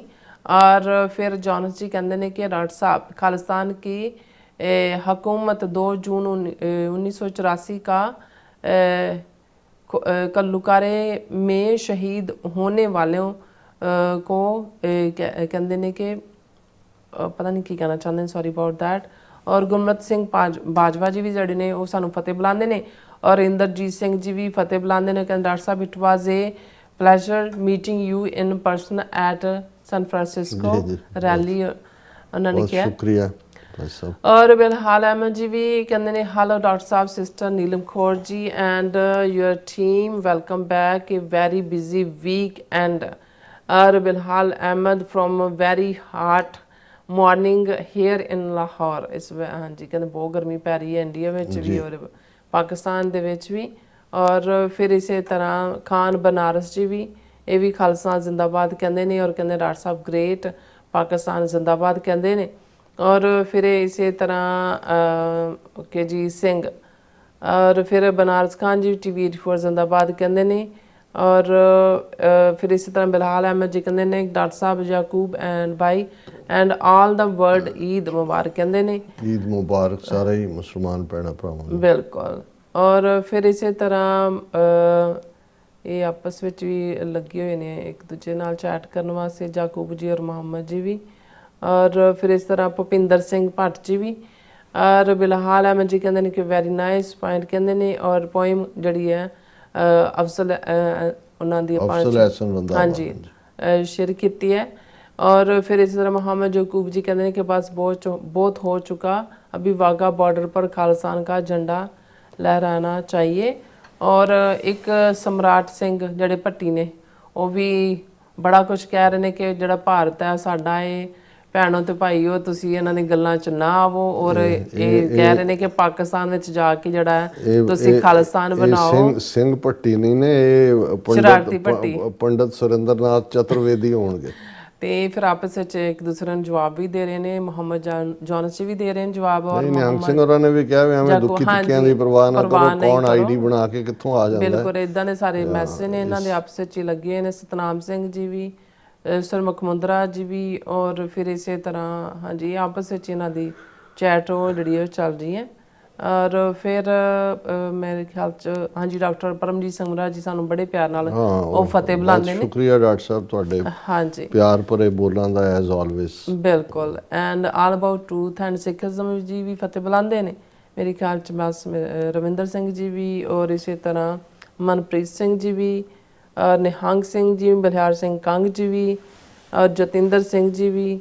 ਔਰ ਇਸੇ ਤਰ੍ਹਾਂ ਕਹਿੰਦੇ ਨੇ ਕਿ ਮਨਪ੍ਰੀਤ ਰਾ ਦਾ ਮੈਸੇਜ ਹੈ ਸਾਰੇ ਵਿਊਅਰਸ ਨੂੰ, ਕਹਿੰਦੇ ਵੱਧ ਤੋਂ ਵੱਧ ਸਬਸਕ੍ਰਾਈਬ ਕਰੋ ਤੇ ਸ਼ੇਅਰ ਵੀ ਕਰੋ। ਕਹਿੰਦੇ ਸਾਰੇ ਜਿਹੜੇ ਵਿਊਅਰ ਨੇ 63,000 ਜਿਹੜੇ ਮੈਂਬਰ ਨੇ ਆਪਣੇ, ਪਲੀਜ਼ ਕਹਿੰਦੇ ਇਹਨਾਂ ਨੂੰ ਸ਼ੇਅਰ ਵੀ ਕਰੋ ਸਾਡੇ ਪ੍ਰੋਗਰਾਮ ਨੂੰ। ਬਲੈਕੀਆ ਗੇਮਿਆ ਜੀ ਵੀ ਹੈ, ਔਰ ਬਲਵਿੰਦਰ ਸਿੰਘ ਜੀ ਵੀ, ਔਰ ਇਸੇ ਤਰ੍ਹਾਂ ਸਤਨਾਮ ਸਿੰਘ ਭੱਟੀ ਜੀ। ਓਕੇ ਫਿਰ ਹਾਂਜੀ ਸਭ ਦਾ ਬਹੁਤ ਬਹੁਤ ਸ਼ੁਕਰੀਆ। ਸੋ ਇਸ ਨਾਲ ਆਪਣੇ ਵਿਊਅਰਸ ਕੋਲ ਨੇ ਇਜਾਜ਼ਤ। 2,63,000 ਪਰ ਉਹਨਾਂ ਨੇ 63 ਲਿਖਿਆ। 2,200 ਹਾਂਜੀ 63 ਕੇ। ਜਾਵੇਦ ਹਾਂਜੀ ਜਾਵੇਦ ਬੱਬਰ ਜੀ ਵੀ, ਉਹ ਵੀ ਕਹਿੰਦੇ नो हिंदी नो हिंदुस्तान पंजाब बनेगा, खालिस्तान कश्मीर बनेगा पाकिस्तान। और फिर अब्दुल गफूर जी भी love from California and Pakistan. ਸਭ ਦਾ ਬਹੁਤ ਬਹੁਤ ਸ਼ੁਕਰੀਆ। ਸੋ ਇਸ ਤਰ੍ਹਾਂ ਆਪਣੇ ਵਿਊਅਰਸ ਕੋਲ ਨੇ ਇਜਾਜ਼ਤ। ਵਿਊਅਰਸ ਸਾਡੇ ਪ੍ਰੋਗਰਾਮ ਦਾ ਸਮਾਂ ਇੱਥੇ ਮੁੱਕਦਾ। ਤੁਸੀਂ ਆਪਣੀ ਰਾਏ ਤੇ ਸੁਝਾਅ ਸਾਨੂੰ ਭੇਜਣਾ ਭੁੱਲਣਾ ਸਾਡੇ ਇਸ ਪਤੇ ਤੇ SOS@TV84.TV ਤੇ ਅਸੀਂ ਆਪਣਾ ਪ੍ਰੋਗਰਾਮ ਲੈ ਕੇ ਫਿਰ ਦੁਬਾਰਾ ਤੁਹਾਡੇ ਸਾਹਮਣੇ ਮੁਕਾਵਾਂਗੇ। ਤਦ ਤੱਕ ਲਈ ਮੈਨੂੰ ਤੇ ਆਪਣਾ ਸੁਣਾ ਗਿਆ ਦੋ ਦੇਖਦੇ ਰਹੋ TV84। ਬੁਲਾ ਦਿਓ ਫਤਿਹ। ਵਾਹਿਗੁਰੂ ਜੀ ਕਾ ਖਾਲਸਾ, ਵਾਹਿਗੁਰੂ ਜੀ ਕੀ ਫਤਿਹ। ਰੱਬ ਰਾਖਾ।